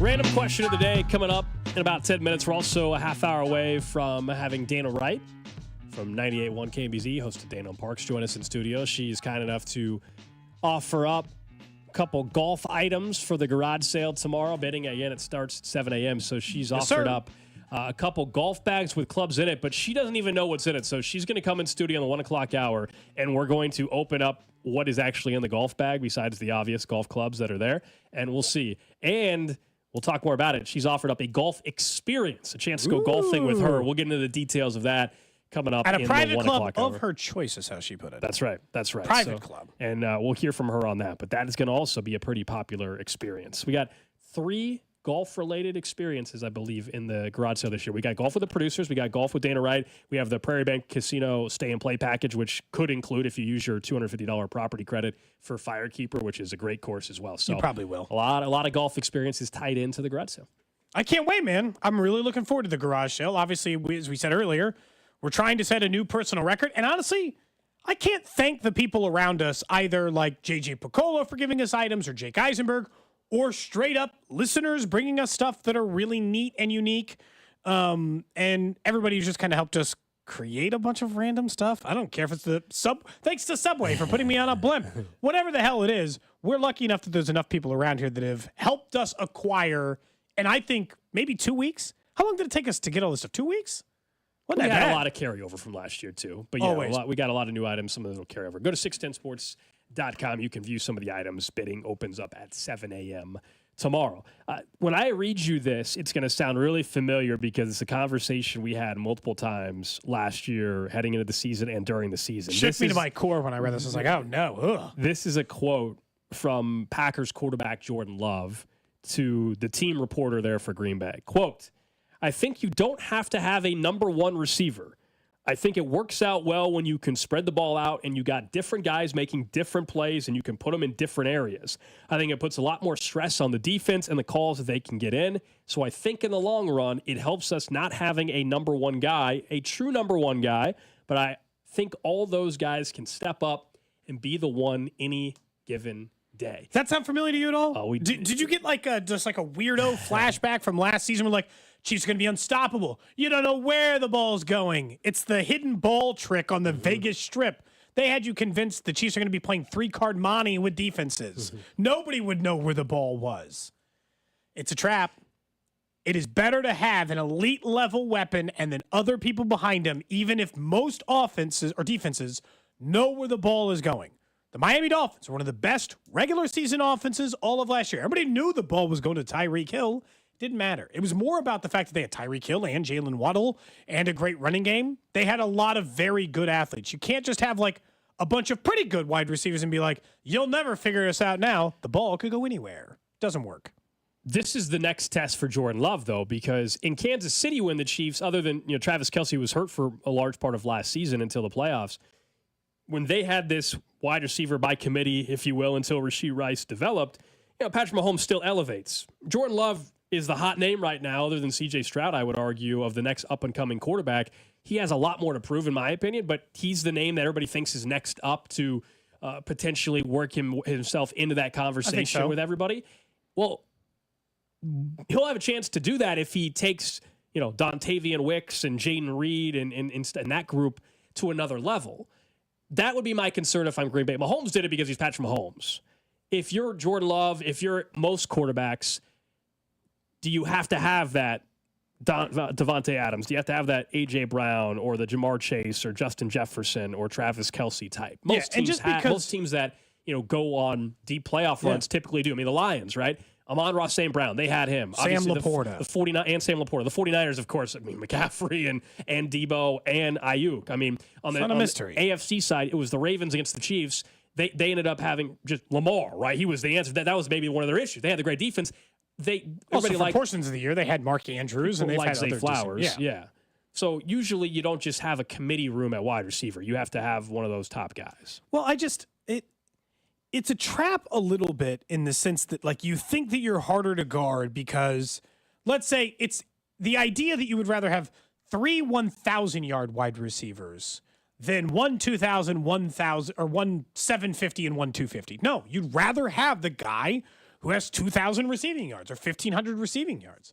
You just would. I know it seems like it's limiting the areas in which you can go to the ball, but it just simply speaks to the talent you have by having that many people you can throw the football to. Last year, Jaden Reed was very good. He finished with a little less than 800 yards.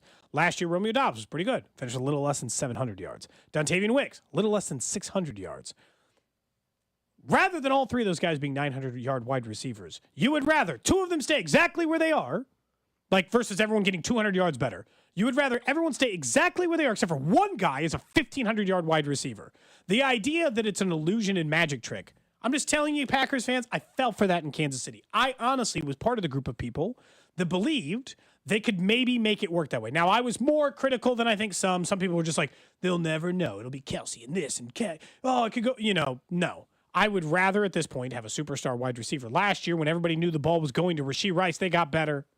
And in the playoffs, when everybody knew it was going to Travis Kelce, even better than that because he's an elite level talent and the ball can go his way 80% of the time in the game, and I don't care. It's fine. It's a better way to operate as an offense. And that's always the caveat with what happened in Kansas City last year, though, is that when Travis was healthy, he was still their number one wide receiver. He lines up as a wide receiver a lot of times anyway, right? It's not, Sure, he lines up outside. Right, so that's also the difference. In Green Bay right now, there's a chance that Jaden Reed or one of these young receivers is good, but they don't have the obvious one. Like the Chiefs wide receiver room was an issue last year, but they always still had Travis Kelce. Correct. You don't have that in Green Bay. It'll be interesting to see. I mean, Jordan Love, I know Drew's very high on Jordan Love as well. A lot of people are. We'll see what his progression is. I just think that division is also really, really tough. It could be one of the toughest divisions in football. When you go through team by team, Bears are going to be a lot better, should be a lot better, right? The Lions. I mean, they were mediocre last year. They were 6 or 7 wins last year, weren't they? That defense was legit, and now they have, we'll find out, we think maybe the real quarterback there in Caleb Williams. The Lions were pretty obvious what they did, NFC title game. And the Minnesota Vikings, while the question is still at quarterback with McCarthy, Sam Darnold maybe starts a few games, but Justin Jefferson, Jordan Addison, Hawkinson, Aaron Jones, they've got weapons. We can't deny that. So it's a tough division for the Green Bay Packers to be in. I think, too, along with that is, and you guys might have mentioned it, along with having Kelce and having, the easier division, if you will, the reason it worked with no number one wide receiver is because of Patrick Mahomes. Yeah. I think it worked better. And by the way, it still didn't, in the regular season, I'll just argue, look like it didn't work. It didn't work. Having a bunch of different people to throw to didn't work. The eventual plan of just throw it all the time to 2 people, Rashee Rice and Travis Kelce, that worked. This cast of illusion of throwing to 9, that never worked. That plan never came to fruition. The winning the Super Bowl and all that stuff, that worked because of Mahomes. They stayed afloat because of Mahomes in the regular season while they tried to spread it around and throw it to everybody and everyone gets 45 yards receiving. The eventual winning the Super Bowl part of the plan worked because Kelce and Rice. Well, I mean, when's the last time that we would say a team with that didn't have a true number one wide receiver? Tom Brady team, maybe. The whole thing, a Tom Brady team. I mean, Drew Brees had Pierre Garcon or Pierre Thomas or whatever his name was as the best wide receiver. Pierre I don't Garcon, even. That was a long time ago. But I think that Marquez Colston. Like, Brock Purdy has really good wide receivers, and he can't do it. Jordan Love has really good wide receivers, not a number one. He's gotten far, but he hasn't been able to do it. I don't think anybody can do it other than what we've seen from Patrick Mahomes. I mean, as long as you don't have that number one. It's just not harder to guard because you have 3 good receivers versus 1 great one. That's all. There's just a difference. There's just a little bit of a difference between those two. Let's get to the random question of the day. Random question. For you, Gold. Sorry, I thought maybe that's what you were telling him. I apologize. No, I saw, looked like somebody was showing, looked like Travis Kelce potentially was talking already. Oh! Not yet. Okay. Not on the public stream. Somebody else is literally has a live stream going of Travis Kelce. So we'll get to that at some point. Oh, okay, cool. Well, if you get to Travis Kelce, I will hold off my random question for the time being. And if not, we'll bring that to you in just a little bit. But for you, Gold, for you, Drew, over in the text line, 913-586-7610. The question I have for you today came out yesterday is Apple and iPhone announced some of their new update features that are coming to the new iPhone. And I want to know, good idea, bad idea for these available options. Let's start with, it'll show you how many times you've sent someone a text versus how many times they've responded to you. Good idea, bad idea. That's a horrible idea, right? Do you really want to know that if you and I have texted each other, you've texted me 900 times and I've texted you 6? Is that necessary? I don't think you want to see that. You don't need that whatsoever. It'd be kind of funny though that initially at first you'd be like, I'm kind of curious now how many times, This conversation's a little one-sided. Other than that, no, maybe it's a reminder that somebody needs if they're texting some girl or whatever and they're like, dude, she's not interested. And you're like, I don't know. And then you see like, yeah, man, do you see how many texts she sent back to you? And maybe for that. Otherwise, no. The update of that is not necessary. So you're a no on that one. For sure. I think, look, I'll be honest, horrible idea. How about the ability to lock apps with a special code? So the new iOS update, let's say you got your whole phone pulled up. Turns out you could just have Snapchat locked. I'm pretty sure that this is just encouraging cheating. To be able to individually lock an app. They're going to say it's for parents. I hand my kid my phone. I got an app locked. They can't get to that app because it's locked. It's going to enable cheaters in a very strong way, is it not? Isn't that what this is about? Probably. Although I would say, though, you tell me you're the married man. I would say, though, if you had whatever app on your phone and you locked it, your wife would be like, leave the app unlocked. Like, I just don't think she's not gonna be like, well, you got the app locked, so we're not the check each other's phone couple, so I can't speak to that. Either way, it doesn't matter. Yeah, for you, maybe I'm asking the wrong person then, I guess. But I just mean in general, my guess is if this feature you're like, oh, I'm guessing this is for cheating. Yeah, but if your wife sees that you have said app locked, she's probably like, leave that app unlocked. Or why is the app locked? And then cheaters do the things that they make you feel bad. Why are you so insecure that you know how this works? Mm-hmm. It's just making it one step through further. You have to crack. You can't put the phone up to their face while they're sleeping to dig through the phone. It's enabling cheating. That's it. Because it enables a code. How about the ability to schedule a text message for the future? So I saw this last night, and I tweeted out, and some people thought this was a good idea. I don't really get the point of this unless you're trying to pre-schedule out birthday tweets because you can't remember people's birthdays. Otherwise, I don't get it. But I had some people make some good points depending on what line of work. They said, hey, they have their job. They have crews they send out, and so it's a way for them to send reminders to their crew. I can see that's a work function. For me, for what we do, I don't need... Someone's like, well, for reminders for yourself. I already have alerts and reminders on my phone for myself. That app already exists. That already exists. But you could consolidate. It's like cable. I personally don't have a use for it. It sounds like there are plenty of people that do, though. So for me personally, the scheduling the text doesn't really mean anything to me. Depending on what you do, if you work a late shift, the happy birthday or whatever, or the happy birthday, I guess. But I feel bad about that. I pre-schedule the year's happy birthday text to people. Someone says, this is another problem from 3 and 6. Do not let my wife see the new update about the amount of text. I feel like this is asking for a relationship disparity thing. Yes. Because specifically with a wife or a girlfriend. Gold, let's say she is actively your girlfriend. And then the little update comes through and it turns out she has sent you 2,000 texts for the 500 you've sent back. Why aren't you communicating? Why aren't you engaging in this conversation? It's creating a point of contention that does not currently exist between us. The amount, one or the other texts.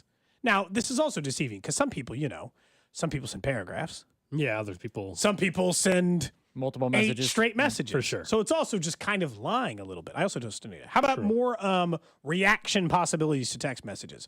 I've adopted to the exclamation point, haha. Yeah, thumbs up or whatever. Yeah. Thumbs up. I kind of like it. Yeah, so now they're giving me perfect. more options. I can respond with a piece of cake or colors or whatever. It doesn't matter. Sometimes you don't need to actually type anything out. It's just a simple, got it, thumbs up or haha. Now, I do wonder, the thumbs up can be, do people view that as a little, is that the new, K? Because before it was like... It definitely is. But it's gumming up less of the works. You know what I'm saying? I can see more of the text. No, but some people are like, oh, you sent me the K. Like it's a disrespect thing almost. Like I should give you a more real response. For me, what's the difference? I don't know. I'm just saying that. I'm telling you, I saw it. Thumbs up. I'll be honest. If you type in okay, but you don't type in the full word okay, immediately I think you're disregarding the situation, or what? There's a level of hate towards me. How do you feel about? I often text okie dokie. How do you feel about that versus okay? You're in a way happier mood if you're texting okie dokie. Okie dokie. If you text me the letters O and K, I text that more than I ever say it. Obviously, if you say the letters okay, and that's it.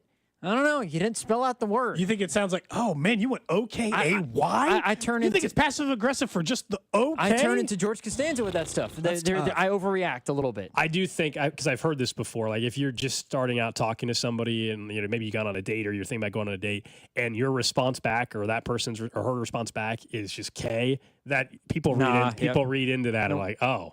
He or in her case, whatever. Like sometimes it depends on my own current situation. Sometimes I'm responding quickly because I don't have a lot of time to respond. I'm just trying to let you know I saw it so we can go to the next. I'll be honest. I called my dad yesterday because he did this exact thing. He texted me O and K, and I called him and I just wanted to get his thoughts. I was like, are you irritated? He goes, no. I'm not. I was like, well, you said a lot of people think said okay. You didn't spell it that. out. Yeah, a lot of people perceive the K or okay of you can't assume tone in a text message. Someone says, I have to say LOL on messages because I worry people will take something too seriously. Thank you for looking out for the other person by whoever texted that in. Thank you. Someone else for looking out for people if like us. They're partying on a night in which they work the next morning. The scheduled text is convenient. They can schedule the I'm sick text to send in the morning. You schedule. By the way, the I'm sick text always work better. Like if I was going to schedule, I'd be like, all right, I'm not coming to work on Friday. I want Alex to know that I'm sick, but I can't text him at 10 o'clock at night. Then it seems like I'm pre-planning. That's sick. what they're saying. They're saying schedule the text for the morning. But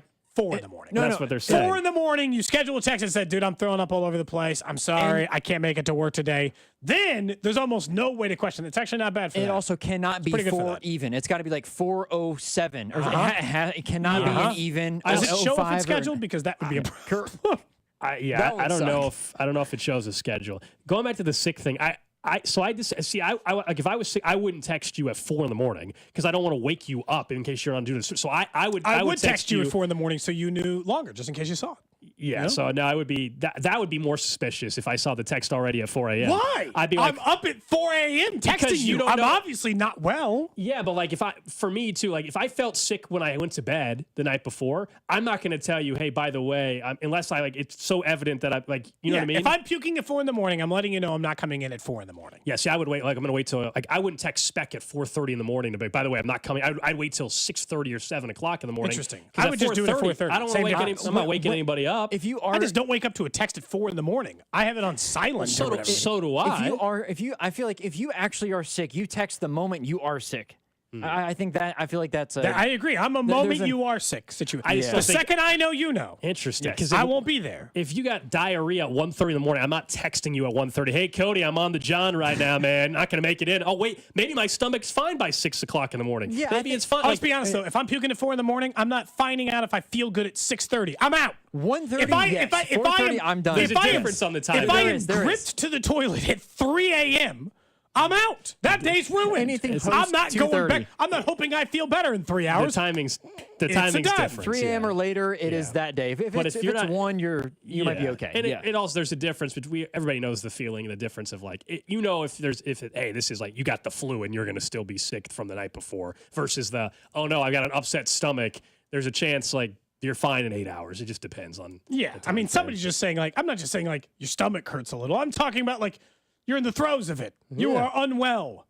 You got the flu, whatever. Somebody said Androids have been able to schedule text for a couple years. Well, you know what? Androids have more features because Apple has a monopoly. Apple has the blue bubble. Yeah, we got the blue bubble. I will say this: there's never an iPhone conversation where someone that has an Android phone doesn't make sure we know that they had the feature for years before. It's my favorite thing about any time an iPhone updates come out.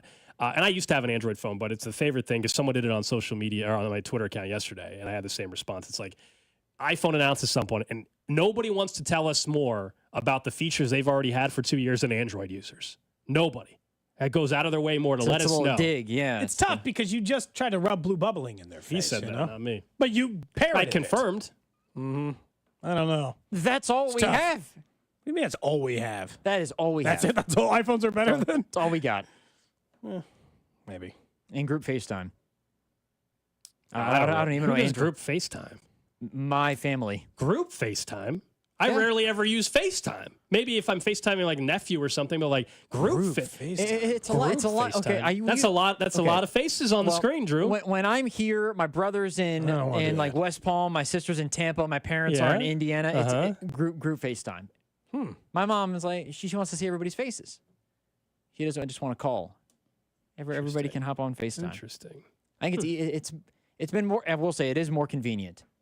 Yeah. Like I've never group FaceTimed. For Christmas, there have been times when we haven't been able to all make it where we'll FaceTime.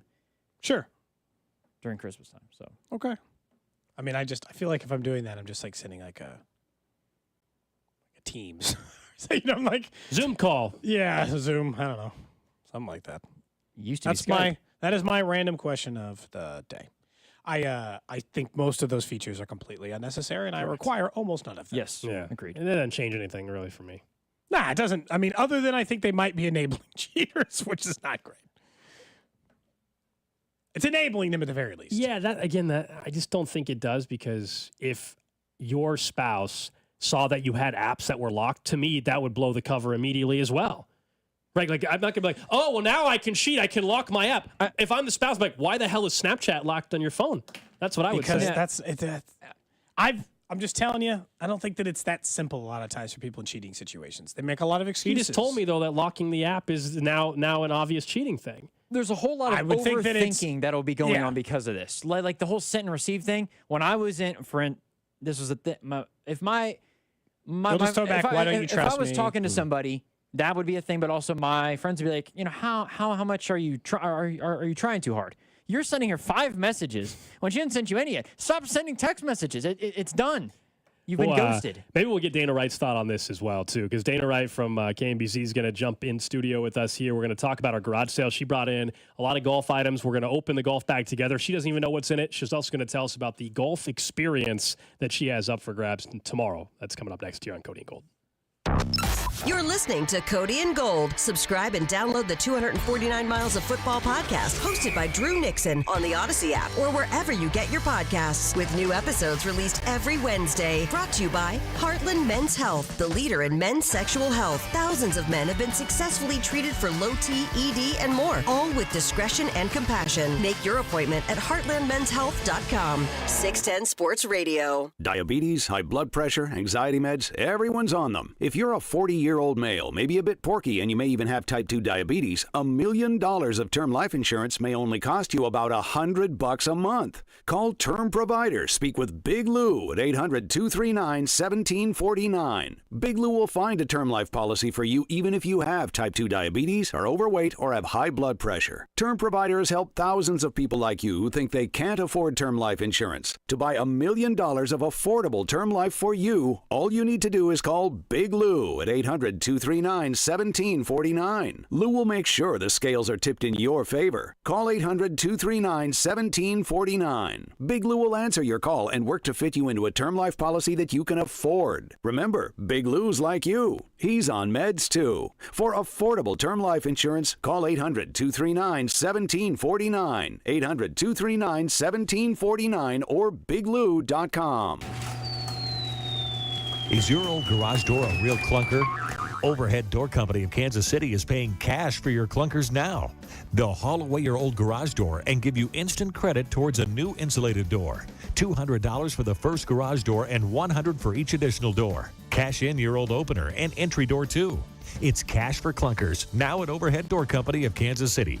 Schedule your free estimate at overheaddoorkc.com or call 816-221-0072. Men, when addressing the problem of erectile dysfunction, you want the right treatment for your specific medical situation because every case is different, and finding the right treatment can mean the difference between just an okay experience and an amazing one. This is Jeff for Heartland Men's Health, and at our practices, we offer the full range of ED treatment protocols and can even combine therapies to help make those intimate moments special both for you and your partner. At Heartland Men's Health, we take great pride in providing excellent care and treatment options for ED. Our medical providers specialize in men's sexual health and understand that no two cases are alike, which means you'll get the right treatment for you based on sound medical evaluation and appropriate applications of medical therapies. Plus, we offer treatments that are effective in well over 90% of cases, which means if you're like most men, you'll get your sex life back. So call us. Your initial visit is just $99 and includes blood work, a medical consult, and if medically advised, a test dose. And if that test dose doesn't work in the office, your visit is free. Call 844-447-6600 or go to heartlandmenshealth.com. We have 3 offices: Overland Park, Independence, and now North Kansas City. This is a special alert to all Americans who own a vehicle with less than 200,000 miles with an auto warranty about to expire or with no warranty coverage at all. Due to a decline in the economy, CarShield is announcing a low-cost month-to-month vehicle protection plan that is now available to the public to save any driver out-of-pocket expenses on future auto repairs. Call now to find out how you can pay almost nothing for covered auto repairs. Yes, you heard that correctly. Pay almost nothing for covered auto repairs. An open phone line has been established for all drivers to call for a free quick quote. Call 800-971-7816 now. Drivers who are covered will not have to pay for covered repairs again. This protection plan is at an all-time low. Additionally, drivers who activate this vehicle protection today will also receive free roadside assistance, free towing, and car rental options at no additional cost. Call us for your free quick quote today. 800-971-7816. That's 800-971-7816. What do you have to lose? Call 800-971-7816. Again, 800-971-7816. Hey, it's Rex here with RexBuysKC.com, your local KC home buyer. If you own a property in the Kansas City or surrounding area and want to sell it fast and at a fair price, write this number down. 816-330-6000. I'm a private real estate investor, not some hedge fund or large national chain. My family and I live right here in KC. I can pay cash and close on your timeline, even in as little as 3 days. Here at RexBuysKC.com, we're improving Kansas City one house at a time. I buy inherited houses, vacant houses, foreclosure houses, behind in payment houses, my tenant won't pay the rent houses, and properties that need complete rehabs. Do you own a house that's trashed and needs thousands of dollars in repairs? Great. If you own a house and want to sell it fast, call me at this number, 816-330-6000. That's 816-330-6000, or go to RexBuysKC.com. That's RexBuysKC.com, and I look forward to working with you. I lock up my Old Spice Fiji aluminum-free dry spray to keep that 24/7 lasting freshness safe for myself. Fresh coconuts, palm trees in the wind. It's like catching waves in Fiji. Actually, I just talked myself into a refreshing spritz of Fiji. My Old Spice is missing! No! Get in zone, AutoZone. Welcome to AutoZone. What are you working on today? Got a car-loving dad? Nice. We've got a Father's Day sale. Right now, our Armor All Ultimate 8-piece bucket kit is just $25. That's soap, a wash mitt, wheel cleaner, tire shine, glass wipes, and interior wipes. Plus, a bucket to use for the wash. All for just $25 at the AutoZone Father's Day sale. Now through the 16th. Get in zone, AutoZone. Restrictions apply. Angie's List is now Angie, and we've heard a lot of theories about why. I thought it was an eco move. Fewer words, less paper. No, it was so you could say it faster. No, it's to be more iconic. Must be a tech thing. But those aren't quite right. It's because now you can compare upfront prices, book a service instantly, and even get your project handled from start to finish. Sounds easy. It is, and it makes us so much more than just a list. Get started at Angie.com. That's ANGI, or download the app today. With your choice of select sandwich, nugs, fries, and a drink, Wendy's $5 Biggie Bag is your go-to. Your nugget wingman. Your hot and crispy fry co-pilot. Just like us. We're like the bag boys. What? Bag boys, what you gonna do? What you gonna do when we bring your food? For a deal you can count on, bet on Biggie and choose wisely. Choose Wendy's. Bag boys, bag boys. U.S. price and participation may vary. Includes choice of JVC or crispy chicken sandwich with 4-piece nugs, junior fry, and small soft drink. Third-party delivery pricing may be higher. You're listening to 610 Sports Radio from the Mission Plumbing, Heating, and Cooling Studios. Kansas City, this is Royals manager Matt Quatrero. Catch Vern's On Deck show 1 hour before first pitch on your home for Royals baseball, 610 Sports Radio and the Odyssey app. KCSP Kansas City, WDAF HD2 Liberty, and Odyssey Sports Station. 1 o'clock hour, Cody and Gold, Alex Gold, Cody Tapp, Drew Nixon with you. About a half hour away, you'll hear from Travis Kelce as first day of mini camp. Wrap it up out at Arrowhead. Anytime Travis speaks, we're gonna definitely hear from Travis Kelce for a variety of reasons. So that's coming up a little bit later on this hour. We know tomorrow, we've been reminding you, is the 4th annual Cody and Gold garage sale. Bidding starts at 7 a.m. You can go to 610sports.com and check out all the items right now before you get the bidding going. It's all in support of the Negro Leagues Baseball Museum. And we've been teasing a little bit throughout the day. We were excited to have Dana Wright from our sister station, 98.1 KMVZ, host of Dana and Parks, join us in studio. You can hear Dana. Let's auction off Dana. Yeah, we also have video streaming going on. So on Twitch, Facebook. So we'll get to each item in a second. I want to start with a really cool experience, though, that we're going to have. We have about 20 experiences in the garage sale. And for the first time ever, you were kind enough to offer up a really cool Golf with Dana Wright experience for you with a 6'10 personality, possibly Cody. Remember, right? Yep. But someone and a guest of theirs can join you for a round of golf. There is one caveat to that offer. Mm-hmm. You have to be able to golf. Like how well? Like you have to be able to golf. What if I'm not great at golf, but I play fast? I'm not screwing up anyone's. I'm a good time. Yeah. And I will, I can put the ball in the air most of the time. One of my I buddies, might be the weakest link in this One of my group. buddies' mottos is play bad faster. Yes. So if I'm not a good golfer, but I'm not slow. I need you to be able to make contact with the ball. Like you own your own clubs. Yes. If you have a GIN number, that's a huge plus. Like, I do, but it's a big one. Okay, that's okay. That's okay. It's a big number. That's okay. Does that count? That would count if it's a big number. I think they've capped it at 45. It's not that big. It's like, relax. It's like 21 or 2 or something. They just recapped it, I think, at 45. It's not 45. No, we just don't. I don't want like a 7-hour round. I got you. Is all I'm saying. I'm here to play fast. The actual listing. I pick up after if we're tripling or doubling, we're just picking up the ball and moving on with it. The actual listing says play a round of golf at a private club in KC with Dana Wright. Yes. She's also single, and if you can all caps really golf, we may end up playing matchmaking. one round of golf. Or match play. Yeah, match play. Match play. So as you know, I'm moving out of my home of 22 years, and I was getting rid of all of this stuff anyway. I didn't know what to do with it. And then so here comes your garage sale, which makes me so happy because I want to do what I can to support you guys and the show and also the Negro Leagues Baseball Museum and Bob and all the great work he does. So I legit did not know what to do with my old wedges, my bags, my names on some of the bat. Like I've got crap in all of it. I brought it directly from my garage into here. Mm-hmm. We have not gone through the pockets. No. Like, No, I don't so let's even go know. through 'em. You know, it's the typical stuff you're going to find in a bag. You're not going to find a severed limb in there. Drugs? But there's going to be like some, drugs in here? There's probably shot glasses. I have tags from what's some of the that? places This one I is played. this looks like a seltzer koozie. I have a seltzer koozie. What else we got in there? This looks like a Lawrence Police Department koozie that says #drive sober. There you go. Very Which feels important. rich for a koozie. Very important after your round that you drive sober. Don't drink and drive. Arrive alive. The Lawrence Police So I Department. have 2 different bags. Yeah, this is one Okay, bag. this is the first bag, and then I'll let you go through the other. This is listed up on the auction site as well. CCL ball marker. That's a ball marker. I love that bag, by the way. That was a good bag. What happened? Why'd you get rid of it? I get one every. What's that? What's that? Every 2 years. This I is get an one. empty Ooh. potato chip bag. Yes! But it looks like it was from the Masters. That's from the Masters. That's the official Masters packaging. But it's empty. There's not chips. Yeah.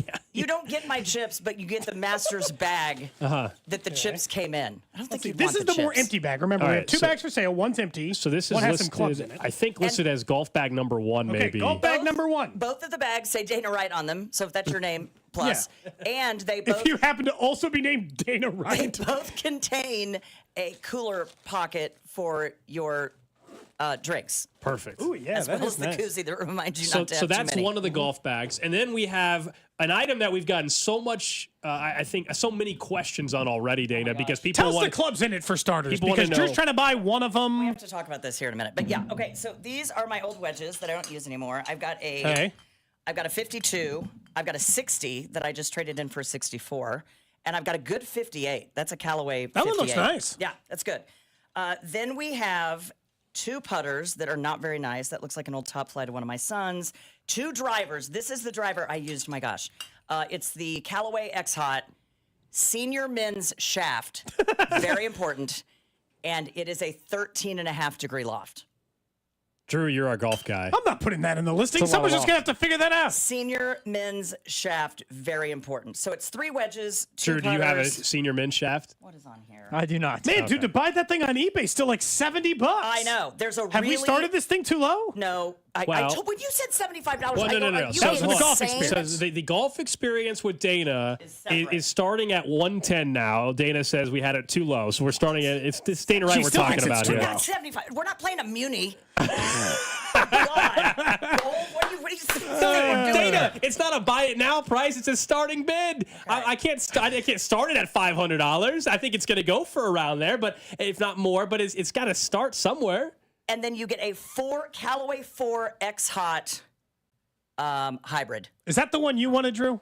Is the hybrid club the one you had your eyes on? Not the 4. I think there's a 3 in there. There is a 3. That's the one. The 4's pretty good. I used it for years, and then I traded up for a 5 wood. So there you go. There's the bag. And I don't even want to know what's in this. Are there anything in the pockets? Oh, yeah. Because those things all count. I've got a Loch Lloyd tag. I've got a cute little bag thing that says Dana on it. I've got a Kapalua tag. Love that course. There's a ton of Titleist in here because I don't play Titleist. The amount of jokes about senior men's shaft, by the way. They want to know for the golf experience. A little too much. The round of golf, they want to know if you were looking for a senior men's shaft. I am not, actually. Okay. Okay, there are several ball markers, very important to fix your divots. Okay. And then I love this. There is a koozie in here that says Love is Brewing Oh. for a wedding that I attended for my cousin, who is now divorced. Oh, so love was not brewing. No. Well, it was brewing that night, and then it was not brewing. And I Then it was just put some stale. bowls and some other crap in here. And then, there's a tampon. Don't need that anymore. Look at that, ladies. Is that you admitting on the air you're in menopause? that's Is that it what's right happening now? And an old shot glass. Boom. Old shot glass. Is it like a red Solo cup? Yeah, it's a red Solo Cup shot glass. Nice.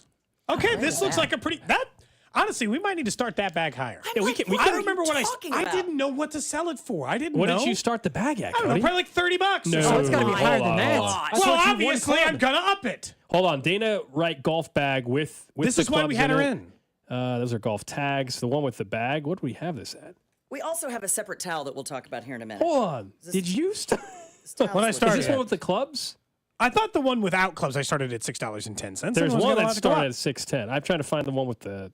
I've got it. It started way too low. Again, we have not checked our prices on I these feel things like yet. we need someone from like H&R Block to come on here I'll and fix like it help now. you with your auction. I mean, this is like a legit Help me auction. with our auction. This is contractually binding. Well, We just look, do this thing. We don't have any support. We yeah, just it's just we the just three of us. react. Dana. It's the three of us. I still am confident that the golf experience list starting it at 110 is fair, Dana. We can't just start at $500 here. I would be mortified if that does not bring in $500 because I do you think know what it's else? going Do you to, know at what else least. I've decided to do that I brought in today for real because I can't be in my house Okay. as we're getting the floors redone.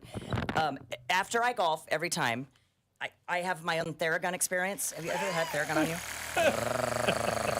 Wait, so is this part of the golf experience? You're Did I gonna- get Theragun? Hold on, wait. You're offering I'm to offering to Theragun Theragun. the individual that God. wins the bid. Do You you gotta not add have one that of to the these? listing. Not the Theragun. This is the big dog. This is the actual big Hey, dog. what should I be starting this bag at? I would start the bag at 150. Started at 150? Yeah. There you go. It has a bunch of nice clubs in there. But you can use this on your feet, on your lower back. So the winning bidder, you can Theragun the body part of your choosing that is arms or legs. Arms or legs. Oh my God, it feels so good. How do you not have a Theragun? Am I supposed to have one of those? They're expensive. Are they like $300? You play pickleball 7 nights a week. You golf 7 days out of the week. You need the Theragun. My shoulder is starting to hurt That is how old Dana is. I'm starting to smell like icy hot and like reverse mortgages. That's how old Dana is. Okay. So I have changed the bag price. Okay, so we've got 2 Dana Wright golf bags. One is loaded with some clubs. We'll take some better pictures of the clubs so that people can see it on the website. We've got the Dana Wright Golf Experience all up for bid starting at 7 a.m. tomorrow, but you can view the listings. And then we got a towel we're going to add on as well. We are adding the towel separately. Yes. This is not going to come with the bag. Okay, I'm going to update the photo so that that's not with the bag. Tell us about the towel. So John Daly, every year at the Masters, has a pop-up tent at Hooters, outside of Hooters, where he sells his wares for $10. He'll sign anything. For rockbottomgolf.com. And rock bottom means he hit rock bottom because I think he owed like $4 million in back taxes. That's a crazy amount. So I got a Grip It and Rip It towel at the Masters. It is a John Daly Grip It and Rip It towel. I was gripping it, obviously. Yeah. It's a good drop for that. Senior shaft. And he signed it. And so it is signed. It is faint because I've had this thing for 7 years, and I've used it every single day on the golf course. I like that it's signed and you just use it to clean your gloves. Why don't you frame that? And I'm like, I mean, I love John Daly, but I feel like it's a golf towel. So, it is a signed John Daly golf towel that we're going to separate out. Okay, and, we'll list that one separate on there. Yeah, you can see, look, you can see his signature. He smelled like whiskey and cigarettes and bad choices. I mean, that's what I'd want in a John Daly towel. Totally. I'd like the real experience. That feels like the real experience. In the parking lot of Hooters, the year he wasn't in the Masters.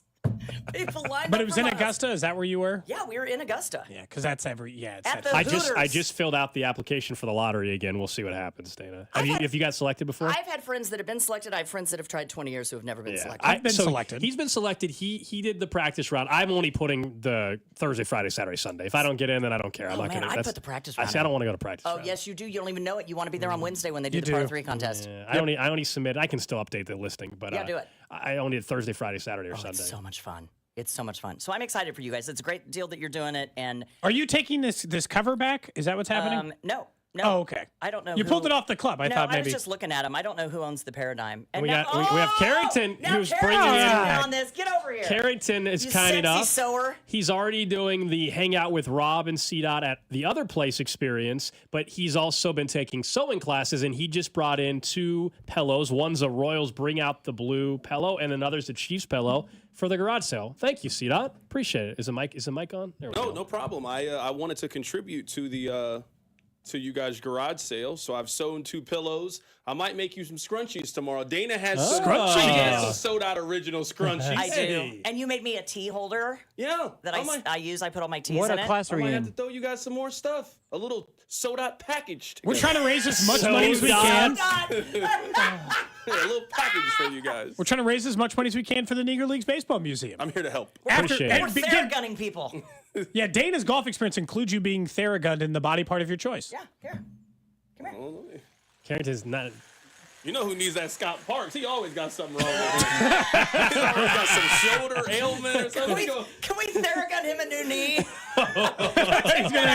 He's gonna go take care of Scott now. I want to see the reaction to Parks with this one. As Carrington's running up to Parks right now and saying, 72-year-old man out there. Do you need a Theragun on your knee right now?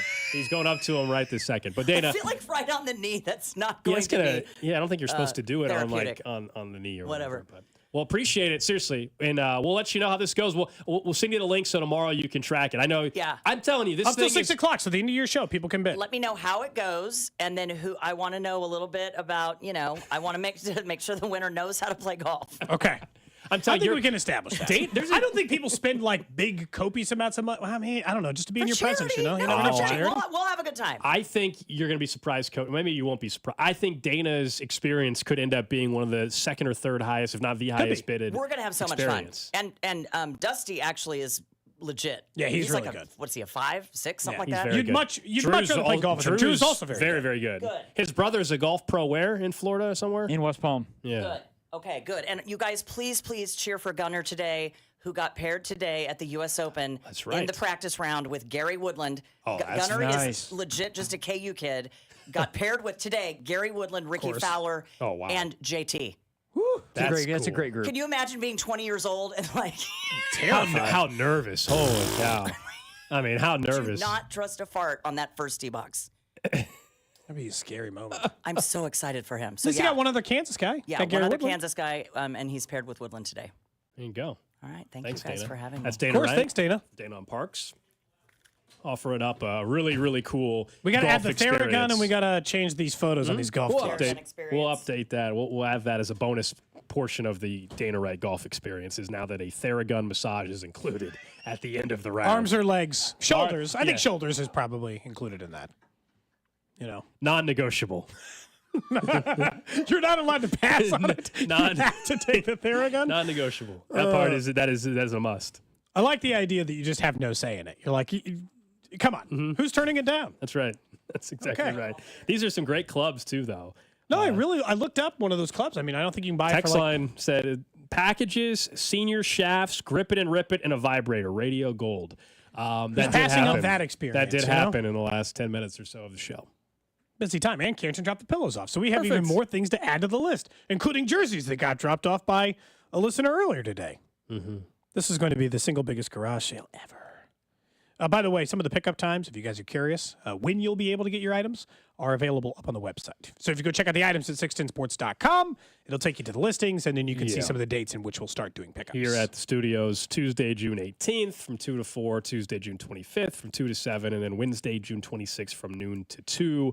Those are just the initial dates. Reminder, items cannot be shipped. So if you are from out of town and you bid on the golf bag, that will not be shipped. You will need to come pick it up. I thought Dana was donating the Theragun at first. No. She likes the Theragun. Well, when those are she brought expensive. it in, I was wondering. Is those are definitely.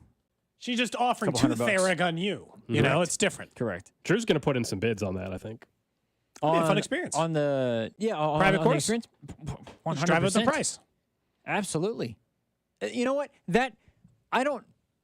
There's only so much that I can spend that I have money available for. However, I will personally drive up prices on purpose. Well, there you go. Smart.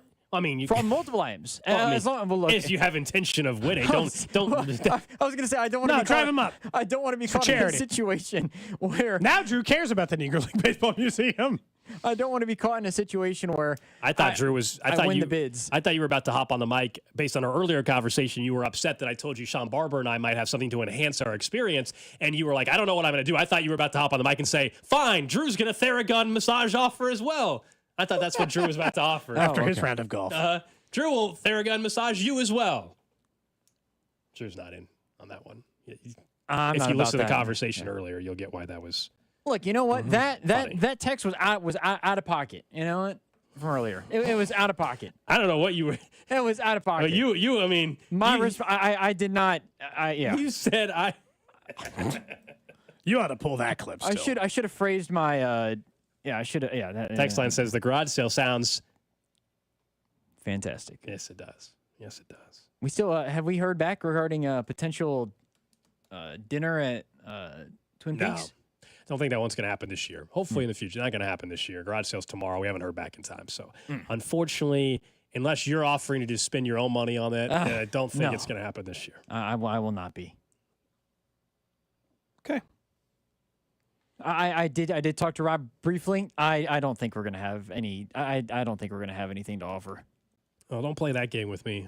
We're not backing off just because you're saying that. Just so you know, not backing off, Drew. You're not gonna talk me into that one.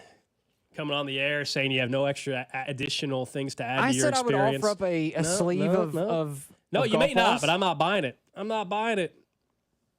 See how it goes tomorrow. I think Dana Wright's experience could end up going for more than everybody's. So. Yeah, I think very well could. Yeah. Tends to be the single highest bidded item every single year has been a private tour for 10 with Bob Kendrick at the Negro Leagues Museum.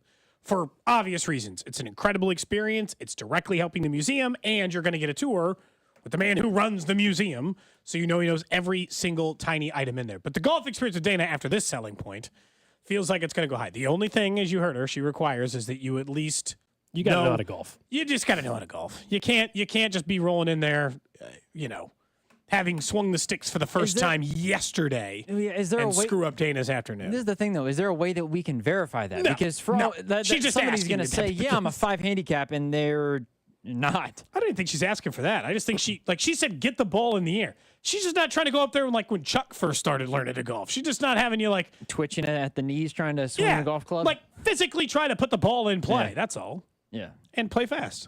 That's always the thing about playing bad. Play fast. Seems fairly easy.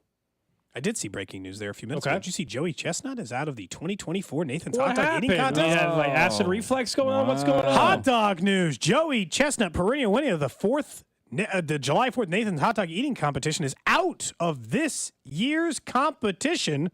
The Post has learned because he has a deal with Impossible Foods, which recently launched a vegan Frankfurter imposter made from plants.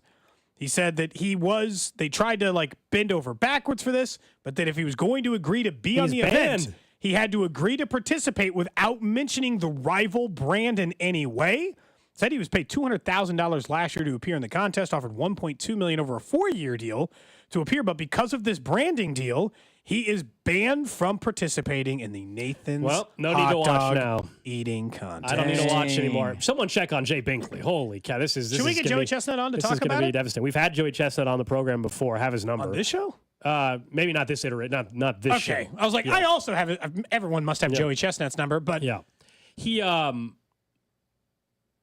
took the bag from a different company, and what do you expect? If you're offered that kind of money, I think everybody would say yes. People get conflicted all the time, though. I mean, if you have a conflict of interest with something, you may not be able to represent somebody. You might not be able to have a marketing deal. So he chose the Impossible Foods, and now he doesn't get to be in the Nathan's Hot Dog Eating Contest. I don't blame Nathan's. How much do you win? Is there like other than a trophy? Is there like a cash prize for that? There is. Like I don't know what it is. But I mean, they're out here just paying him $200,000 to show up because he's the champ. 16-time winner. Yeah, and the guy just keeps winning. Now he's banned? It was too boring. It was too boring for Joey. 4th of July is now ruined.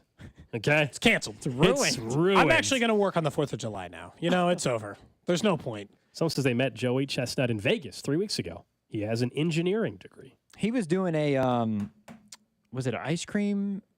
He was eating, I don't know if it was ice cream He's cones done or something to every do with that contest the other day. now. Wings, or a couple weeks ago. Obviously the hot dogs. He's done there's been some weird ones he's done recently. Like just some other was way more disgusting than the hot dogs. I never forget how disappointed you were when you thought you were buying a hamburger and instead you bought a vegan hamburger. Oh, dude. Colt was crushed. I was at a conference thing or something in Chicago, and it was at the memorabilia thing I went with my buddy up to in Chicago a couple years ago. And we were starved. Like, I was just hungry. We'd walking around all day. Like, these convention centers obviously are massive. So, like, you're walking, you're hungry. And they had a little, like, food court area. And and I had never had one. In hindsight, duh. But it said something like, I don't know. They didn't call theirs the Impossible, but it was some other phrase. Beyond Burger. Maybe it was maybe it was like Beyond Burger, and I'm like, because that was the only. It was like Beyond Burger, Beyond. Like there was like 3, and I'm like, whatever. I ordered, and I took the first bite, and it was so bad. It was awful. The healthiest hamburger I ever ate. I took 2 bites, and I was out. I just ate the fries. It was so bad. And now, if it says Beyond or Impossible or anything that's sketch, just give me can I get 100% ground beef burger, please? It is the weirdest piece of it is the most ironic thing of all time that Joey Chestnut, a man known for eating hot dogs, is being kicked out of the hot dog eating contest for vegan hot dogs. Vegan hot dogs? That man must have in his life consumed what? 5,000 pork hot dogs? Money, beef though, hot Cody. dogs in his life? Money. Nathan should have brought the How did bag. Nathan's not give him an endorsement that's deal? what I'm saying. They don't have the kind of money that this Impossible Food brand Or has. they like to appear impartial. They Well, like to make it seem like they want him to win. I was going to say that also. That's the reason why they don't want to make it seem like it's rigged. I was thinking that Joey brand to has win. just got its, that brand's got a huge When's the amount of last money. time he lost? I don't know. He's won a bunch in a row. I'm not sure. Since he took over Kobayashi, I don't think he has lost. And that was a long time ago. Mm-hmm. He got kicked out for cheating, didn't he? Kobayashi? Steroids or something? Performance enhancers? I think he wasn't eating the I don't know. He was doing something in performance. Like, I don't remember. Kobayashi cheating. I can't believe that Forever all knew the names of 2 people who ate hot dogs. I can't believe. There's your answer for why would they have him sponsor the hot dogs? Because when you say hot dogs, most people do think of Joey Chestnut. Steroids. He was accused of cheating, Cody. All right. It was like wetting the bun too much, or I don't know. Something along those lines. Kobayashi banned from Nathan's hot dog eating contest? He was not exactly banned. The situation was more complex. He was not allowed to compete in the hot dog eating due to a contractual dispute with Major League Eating. So a similar situation, refused to sign an exclusive contract with them, which would have prevented him from participating in other eating contests. So he hasn't been banned, though, technically. Not technically. He could re-enter. Maybe he could be the champion it's time again. to step up. All right, the return of Kobayashi. Mm-hmm. Do you guys, have you ever had a hot dog and have you ever No. Dip the hot dog in water? No. You ever done that? He was going to have to go back and pull like 7 cuts from just himself today. Just like, look, hang on. He said he wet the bun too much, and I'm just dying. I'm just like the only person over here laughing by myself. Well, I mean, I heard it, but we already had the senior shaft comment earlier, so there have been rich half hour of drops. Mm-hmm. Yep. All right, up next, we'll get to what's trending, and then we're going to hear from Travis Kelce as minicamp day 1 wrapped up.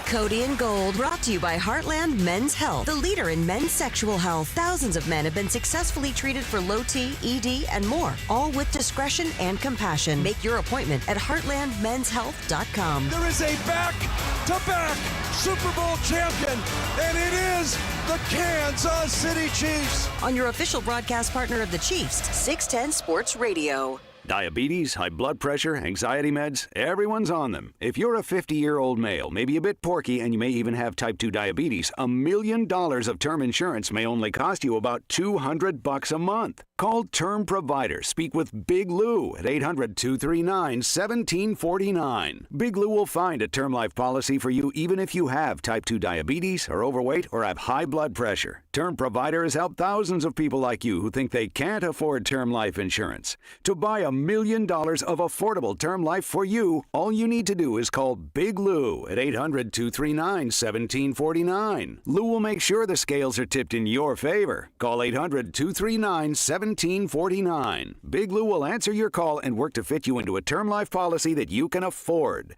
Remember, Big Lou's like you. He's on meds too. Call 800-239-1749, 800-239-1749, or biglou.com. You need to replace your windows and doors, but you don't have time to pay a project manager and contractor. Hey guys, it's Rob from The Drive. Renewal by Andersen understands you have a busy schedule, so they handle the entire project for you, from consultation through installation. Their acclaimed windows offer the strength and beauty of wood windows without the need for scraping or painting, and are low maintenance like vinyl windows, but they're 2 times as strong. So schedule your free appointment today and discover how Renewal by Andersen offers the nation's best window and door replacement solution. And don't miss Renewal by Andersen's 4th of July sale going on right now.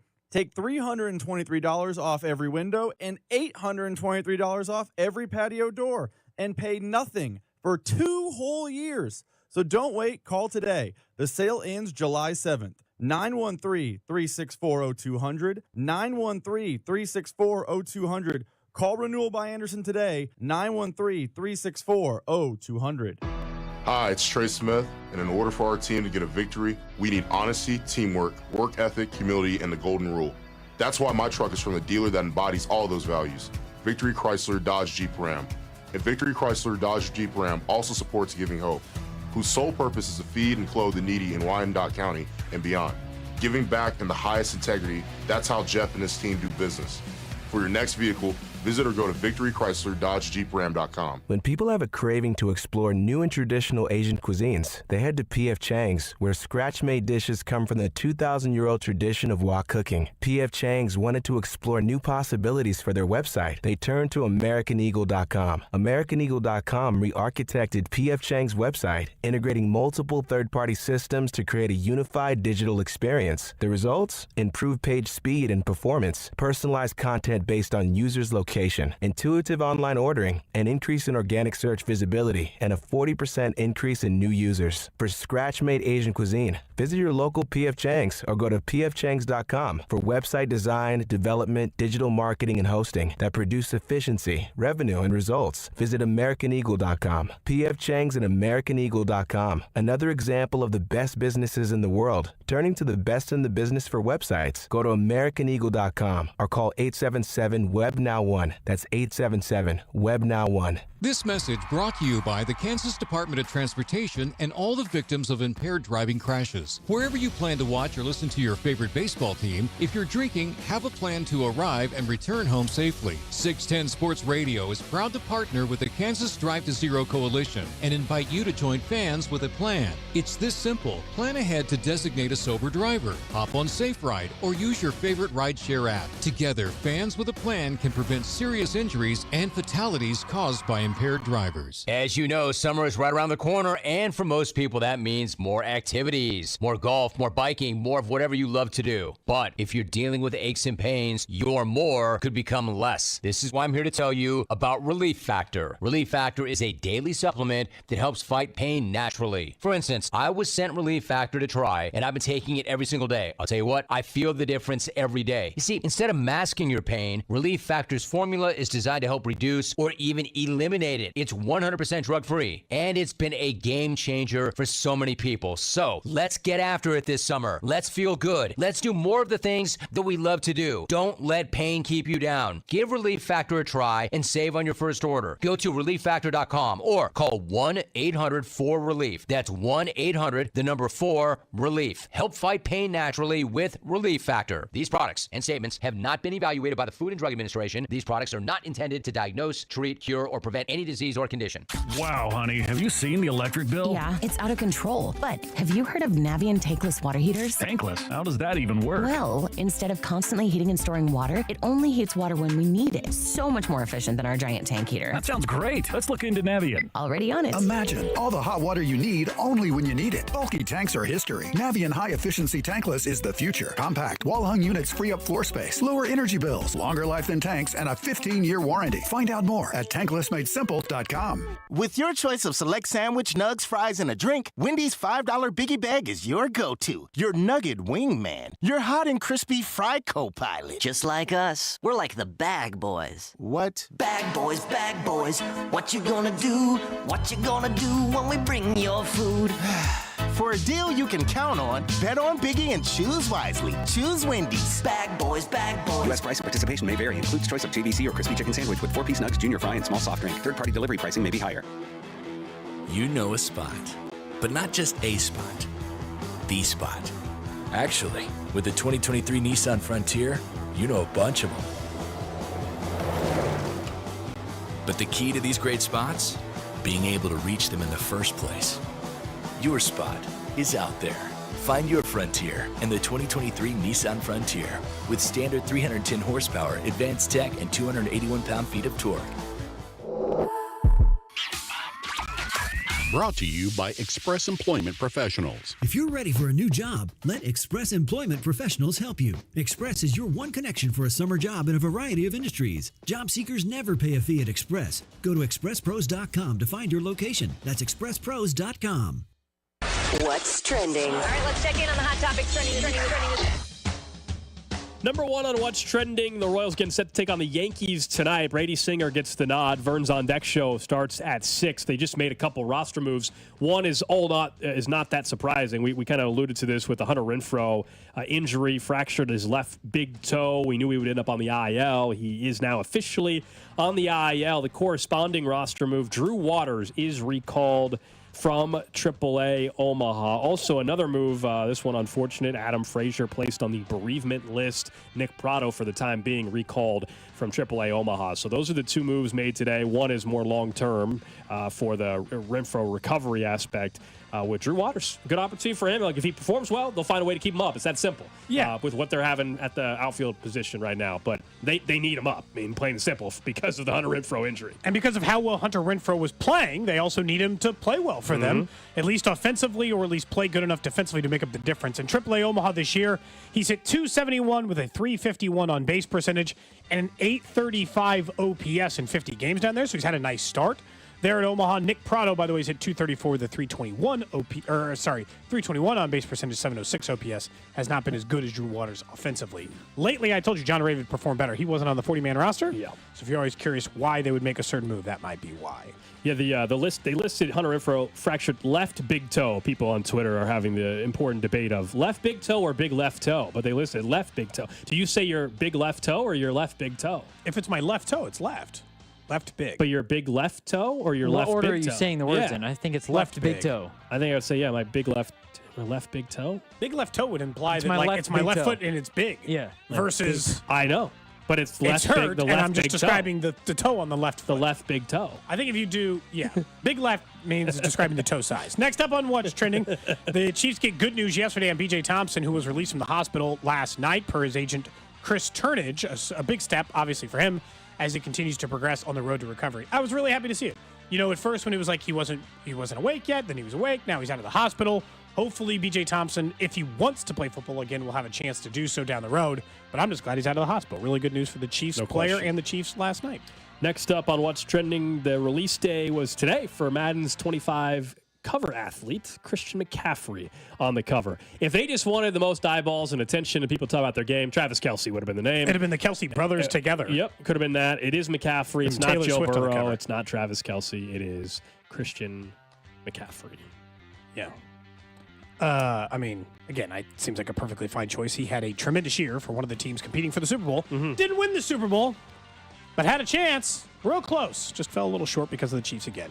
Next up on What's Trending NFL, training camps, OTAs mandatory this week as they are for the Chiefs. Pretty much everyone in attendance for the Kansas City Chiefs. Nobody missing. Some guys sitting out practice, including Xavier Worthy. Across the league, Jamar Chase finally showed up at camp. Still no T. Higgins for the Cincinnati Bengals. And for the first day of mandatory camp, no Aaron Rodgers, who said he had an event that was important to him. So he's going to miss the first day of mandatory camp. He will be fined for that. In the NFL, you can no longer really just have to accept the fine and move on with your life. The teams can't forgive him like you used to. Saleh did not make it seem like a big deal when he spoke to the media. That's what's trending. Here on Cody and Gold, someone rightly points out they could just call it the super toe of Hunter Renfrow now. You have the super bone? Super bone that still has not been repaired or fixed. It hurt pretty bad after the parade on Saturday because there was a lot of walking. Mm-hmm. I had to walk both down and up the hill. My feet hurt. I gotta probably have surgery, I guess. You said that 3 years ago. I know, and it's probably still true. Well, yeah, if it hasn't been fixed it's yet. not just going to get better on its Well, own it's not. like No, that. it's not going to just heal on its own. It won't work that way. It's not broken. But because I'm old, like when you were younger, they will do a resection. They'll just take out the extra bone, and then you could have like normal flexibility. But because I'm old, they're like, we're just going to fuse that big thing together, and essentially it's just a giant club foot. And that sounds terrible. Look, I don't really need a lot of foot flexibility. I'm not a professional athlete or anything. But I don't know. Whatever I have What's left your in it, wife I'd like to think maintain. about the super bone in the foot? We've never. She talked about the super bone. I think she'd be fine if I got surgery, but currently it is a lot better than it used to be because of orthotics. Mm-hmm. You don't see me like completely dragging it. You remember I used to come in about once a month, and I couldn't walk. He used to drag his foot. I think since I've been here, there's been a couple days where you. There's some days when it hurts a little. It's just lagging behind. But That's what he's doing. But it was worse before. Oh man! Before I got the Imagine custom Cody orthotics, walking in the parade, just dragging his foot the whole route, just dragging it. It was after that was the problem. All right, we mentioned Travis Kelce not on the cover of Madden. He did just speak a few minutes ago as minicamp is underway. Day number 1. Travis Kelce, some of his thoughts about his offseason and, of course, what he's seen for some of the new guys in this system. At the same time, I'm a football player. I love playing in the NFL, and this will always be my main focus. But outside of that, football ends for everybody. So kind of dipping your toes in the water and seeing what you like and in different areas and different career fields, I think the offseason is the best chance you can get to try and, explore that and set yourself up for after football. Football ends for everybody. This past year was the first time you kind of acknowledged that retirement was kind of seeping in there. You've reworked the contract and everything. I mean, what kind of led you to make sure that you wanted to come back this year? And what do you feel how many years you got left? I can't put a time frame on it, man. I love coming to work every single day. Obviously, I know that there's opportunities outside of football for me, and I think you got to keep in perspective that I'm still a little kid when I come into this building, man. I know I'm 34 years old, about to be 35, but I have a love to do this right here in the middle of the heat in June. I love coming to work every single day and doing this. So I'm going to do it till the wheels fall off, and hopefully that doesn't happen anytime soon. But I can definitely understand that it's towards the end of the road than it is the beginning of it. And I just got to make sure I'm set up for after football as well. Travis, how important do you think, how important do you feel the Chiefs made in their offseason moves? Obviously, last year was a little bit stressful on the body, for you. I'm going to do it till the wheels fall off. Drafting Xavier, the team looked like offensively to be able to stretch the field this year to give you a chance to get underneath more often and not have so much wear and tear on you this season. Wear and tear me, baby. I'm ready for it, man. Put the load on me. I love being accountable for the men and the women in this building and Chiefs Kingdom. I love the aspect of, everybody counting on me to try and make that play for the team and just do the right things out there on the field and better judgment for the team. And I don't think that anything from last year, put more miles on me, made me, less of a player. I think it was all in all, it was just, focus, being my own worst critic, and capitalizing in situations that I should have. Year 12 for you. In Worthy and Hollywood, you guys added obviously 2 really fast guys. What's that going to do for the offense? I mean, it's unbelievable that Veach finds ways to bring in, not only guys that have talent, that have, unbelievable skill sets, but are good people. Just being able to get to know them over this offseason, it's just been cool. That Hollywood and X are just, they're down to earth, humble guys, and they love coming to work and they love football. And when you bring that kind of mentality into a building that has that culture already set, the sky's the limit for those guys, and I'm excited that they're here. Year 12 for you. How do you keep that consistency so that your approach to the game doesn't jump? I only know one way at this point, man. It's the Andy Reid way, and it's you have a certain focus to each day set yourself up to get better and better, and seeing where the team is now, you have to find a way to play your best from this point on all the way till hopefully January and February. And I mean the road has started, and I'm excited for it. But I only know one way, and that's the Andy Reid way. You played David Njoku's softball game of the weekend. He said you're one of the nicest individuals he ever met. Where do you get that from? Like, is it something that's taught from Chief Njoku, man, my guy. He's one of a kind, man. I'm so excited for his upcoming season. He made huge strides last year, and is really becoming one of the premier tight ends in the league. So I'm excited for him, and I'll always try and support our fellow tight ends in this world. So I appreciate him saying those kind words. But I like to say my father would slap me silly if I was any other way. Sometimes you just got to straighten up and do the right things. And I think over the course of my life, I found that being kind and being genuine and being just who I am and true to that, I think that's the right way to live. And sure enough, I really appreciate David for saying something like that. But I'll say my family, my mom and my dad are the reason why I'm just always a friendly guy. We'll go across the room. Go ahead, Emily. This is a little off topic, but there's a YouTube short of you cooking with your significant other, and I just kind of want to know what you like cooking together. That's a good question. I respect that question, but I'm going to keep that one to myself because I thoroughly enjoy cooking with her, so it's something I would rather just keep personal. Nate? Travis, you mentioned you have obviously opportunities off the field, but just what have you enjoyed most about maybe seeing the potential this offseason? And then, Andy said, hey, we may have to reduce your snap count a little bit to obviously, elongate your career. How much of a back and forth is that between you and Andy? I mean, it's my job to make sure that Coach Reid has full confidence in me to whenever he needs me out on that field or whenever I'm out on that field, I get my job done. And that's my job as a player. Coach Reid, he'll tell you he's got 51%. So as much as I want to be out there every single play, I understand that it's for the betterment of the team when I'm not. And I've had to kind of understand that over the past couple of years, and I'm more comfortable with that right now because of the guys that we have in the room, their ability, like Noah, Jay Wiley's doing a great job right now. Obviously, we brought in Irv. We got a lot of great tight ends in the building, and it's just, it's fun seeing them have success as well, and their skill sets are top tier. So, we have a lot of success, and we have a lot of trust in the guys in the building for sure. What's been the best opportunity this summer? What's that? Off the field? Man, that's a great question. I would say, getting a little more comfortable in front of the camera, doing some things in the acting world, I think has been some fun that I've had. So, look out for that coming up soon. We'll do last three. We'll go Pete, Neil, and then Todd. Go ahead. Just your thoughts on two players. One in your own room, Jared Wiley, the rookie, and then on the field, Brian Cook, just how far he's come along. Man, I'll tell you what, I love B. Cook. That guy, what I've seen since he's came from Cincinnati into the building, how he's handled the adversity in terms of the injury and just the ups and downs, throughout our wins and losses, man. He's he's an absolute stud of a professional and a football player.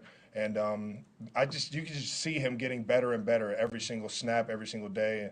And it's because of his mindset and how he approaches really life. And, man, I just love that dude. And then the rookie in your own room, Jared Wiley. Jay Wiley, man, I'll tell you what, man, he's got a lot of upside. He's got a lot of upside, very comfortable, smart guy.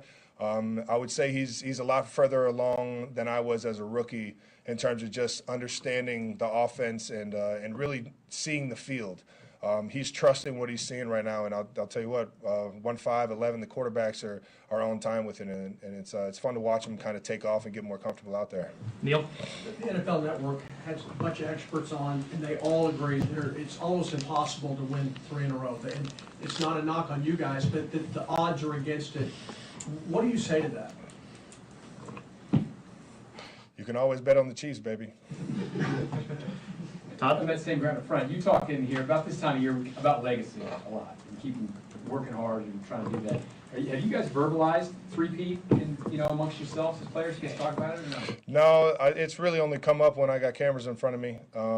I think everybody's pretty motivated to keep the mentality that we had last year. We didn't get to back-to-back by always talking back-to-back. We got there by trying to figure out what's the best way to get better from last week and yesterday. And I think that mentality is key in something like this. You can't get too far down the road. Obviously, there's a goal set, but there's a bunch of them that are set before that, like trying to win the division, trying to get first place in the AFC. Those kind of things are more obtainable right now than thinking about the three-peat at the end of the year. Thanks, Travis. All right, so that was Travis Kelce holding a court there a little bit. Jared Wiley got some praise there, said he's further along maybe just with the understanding of the offense than Travis was his rookie year. And also some praise for Brian Cook and just the recovery. We mentioned Brian Cook could be a guy that ends up surprising a lot of people coming off the injury, could have a much bigger role in the secondary. He's really good. Yeah. Last year. They've actually got several secondary pieces that have, once again, that's been probably their bread and butter of development and drafting and finding talent at multiple locations has been there. But yeah, Cook wouldn't surprise me if he's like him and they just drafted more. Like, I don't think they have long-term plans for safeties. I think they like to roll them in 4 years at a time and then go to the next position there and value athleticism and youth and these other type, to manage that. And the three-peat stuff, last year, back-to-back was something people said they weren't going to be able to do. Three-peat's never been done, so I don't think they're going to be surprised. A lot of people are going to be picking them not to be able to successfully do that. The motivation thing is just so easy this year. Like, there's not even a question. They have a chance to do something that's never happened in NFL history. Like, so I think there's every single player on the roster, they have their own individual, like if you're Hollywood Brown, maybe a big payday on the horizon. But for everybody, like this is not a year where I'm worried about any player being motivated. It is pretty simple. You're going for a three-peat that's never happened in NFL history. And he said he claims they don't talk about it amongst themselves. That's just something that obviously they're going to be asked about over and over and over again throughout the season. Yeah, and that's fine. They shouldn't just sit around and be like, what if we three-peat? I don't think that's the way to go about it. And what he said, it's like, if we get better, look, there's no real way to answer. Be like, hey, three-peats are impossible. Based on history in the NFL, they are. It's not doable. No one's ever done it. Said always bet on the Chiefs. Yeah, I'm sure there were a lot of people who said they weren't going to repeat as champions or that they weren't going to win 3 out of 5. And look, they've already accomplished things very few teams in the NFL have ever accomplished. Very few tight ends, very few quarterbacks, very few coaches. We talked about this all the time. Patrick Mahomes with 3 Super Bowls is now one of 5, I think, quarterbacks of all time. He gets to 4. He'll be one of 3 quarterbacks of all time with that number of rings. They're already in separate companies. So would I rule out the possibility they can win 3? No. Do they have to stay healthy and have some things go their way? Sure. But then in the postseason, it is very hard. If all things are created equal and everyone's healthy, it is very hard to pick against the Chiefs. You can always bet on the Chiefs, baby. It's just hard. That's a difficult thing to admit. You can always bet on them. Tomorrow's the day, man. The Cody and Gold garage sale. Look, so we're fired up because it's always a great time to see how awesome our listeners are in supporting the museum. And this doesn't happen for a 4th straight year without you guys making this thing happen. And we've put in a lot of time for it too, with organizing it and getting some of the listings up. We also have had great support from staff here at the station in terms of donating items. obviously Dana Wright over at KMBZ as well. But it doesn't happen without you guys, and so we're thrilled tomorrow to have some fun with it. We'll still have plenty of Royals and Chiefs to talk about tomorrow, but as you guys know, on Garage Sale Day, we have some special guests just that talk about their experiences. So we'll have Sean Barber, Bob Kendrick, Pete Sweeney, among others, stopping by to just talk about the experiences. We'll be highlighting some items that are going for a lot. Some that were like, hey, are you serious? This thing's only you're going to get this thing for only $30 or whatever. So we'll have some highlighting of some items and some trash talk. It sounds like on some of the things that are going for a lot, at least between Rob and Drew and I. It sounds like with the golf with the producers and the lunch with Barber, you guys have started it. It's all for charity. Started a war, man. Rob started this, I guess. I mean, this whole thing is started because of Rob. We'll see how it goes. I mean, some of them too. What's fun for us, I don't know if you agree, Cody, is obviously raise as much money as possible, but we're always surprised. There's always one item that goes just for way more than we even thought. Not even experience. I mean, just a particular item. We're like, wow. It's a hot item. Yeah, like the fantasy football trophy, I actually think is going to go for quite a bit. No idea what it's and that was donated by Rob Collins. I mean, who knows? There's also the sillier items, right? Like the rocket-shaped trophy. Like that thing is listed for $6.10. I don't know what it's going for. But sometimes they go for $20. You never know. If it goes for $20, that's a huge win. You know what I mean? So, and for the first time in history, we will have a chance to just if you just want to donate $5, correct, to help the museum, to help the cause, to help the Cody and Gold garage sale. That's available on the website for the first time ever tomorrow too. So we're just excited about where we can take this thing. And you're right. There's always some shirt or item or whatever that we are surprised by the dollar amount. And if you're trying to get a head start on it, bidding starts at 7, but if you remember from the website last year, I think they changed it over. You can check. I do think you have to make an account on the website in order to bid. So try to log in with your login from last year. If not, they migrated to a new server, a new site. We even had to, frankly, redo the entire site this year. So if you don't want to have to deal with that tomorrow, you can go on to 610sports.com, click on the garage sale link, and then on the Bidding Owl website, make a login. That way tomorrow it's seamless. It's good to go.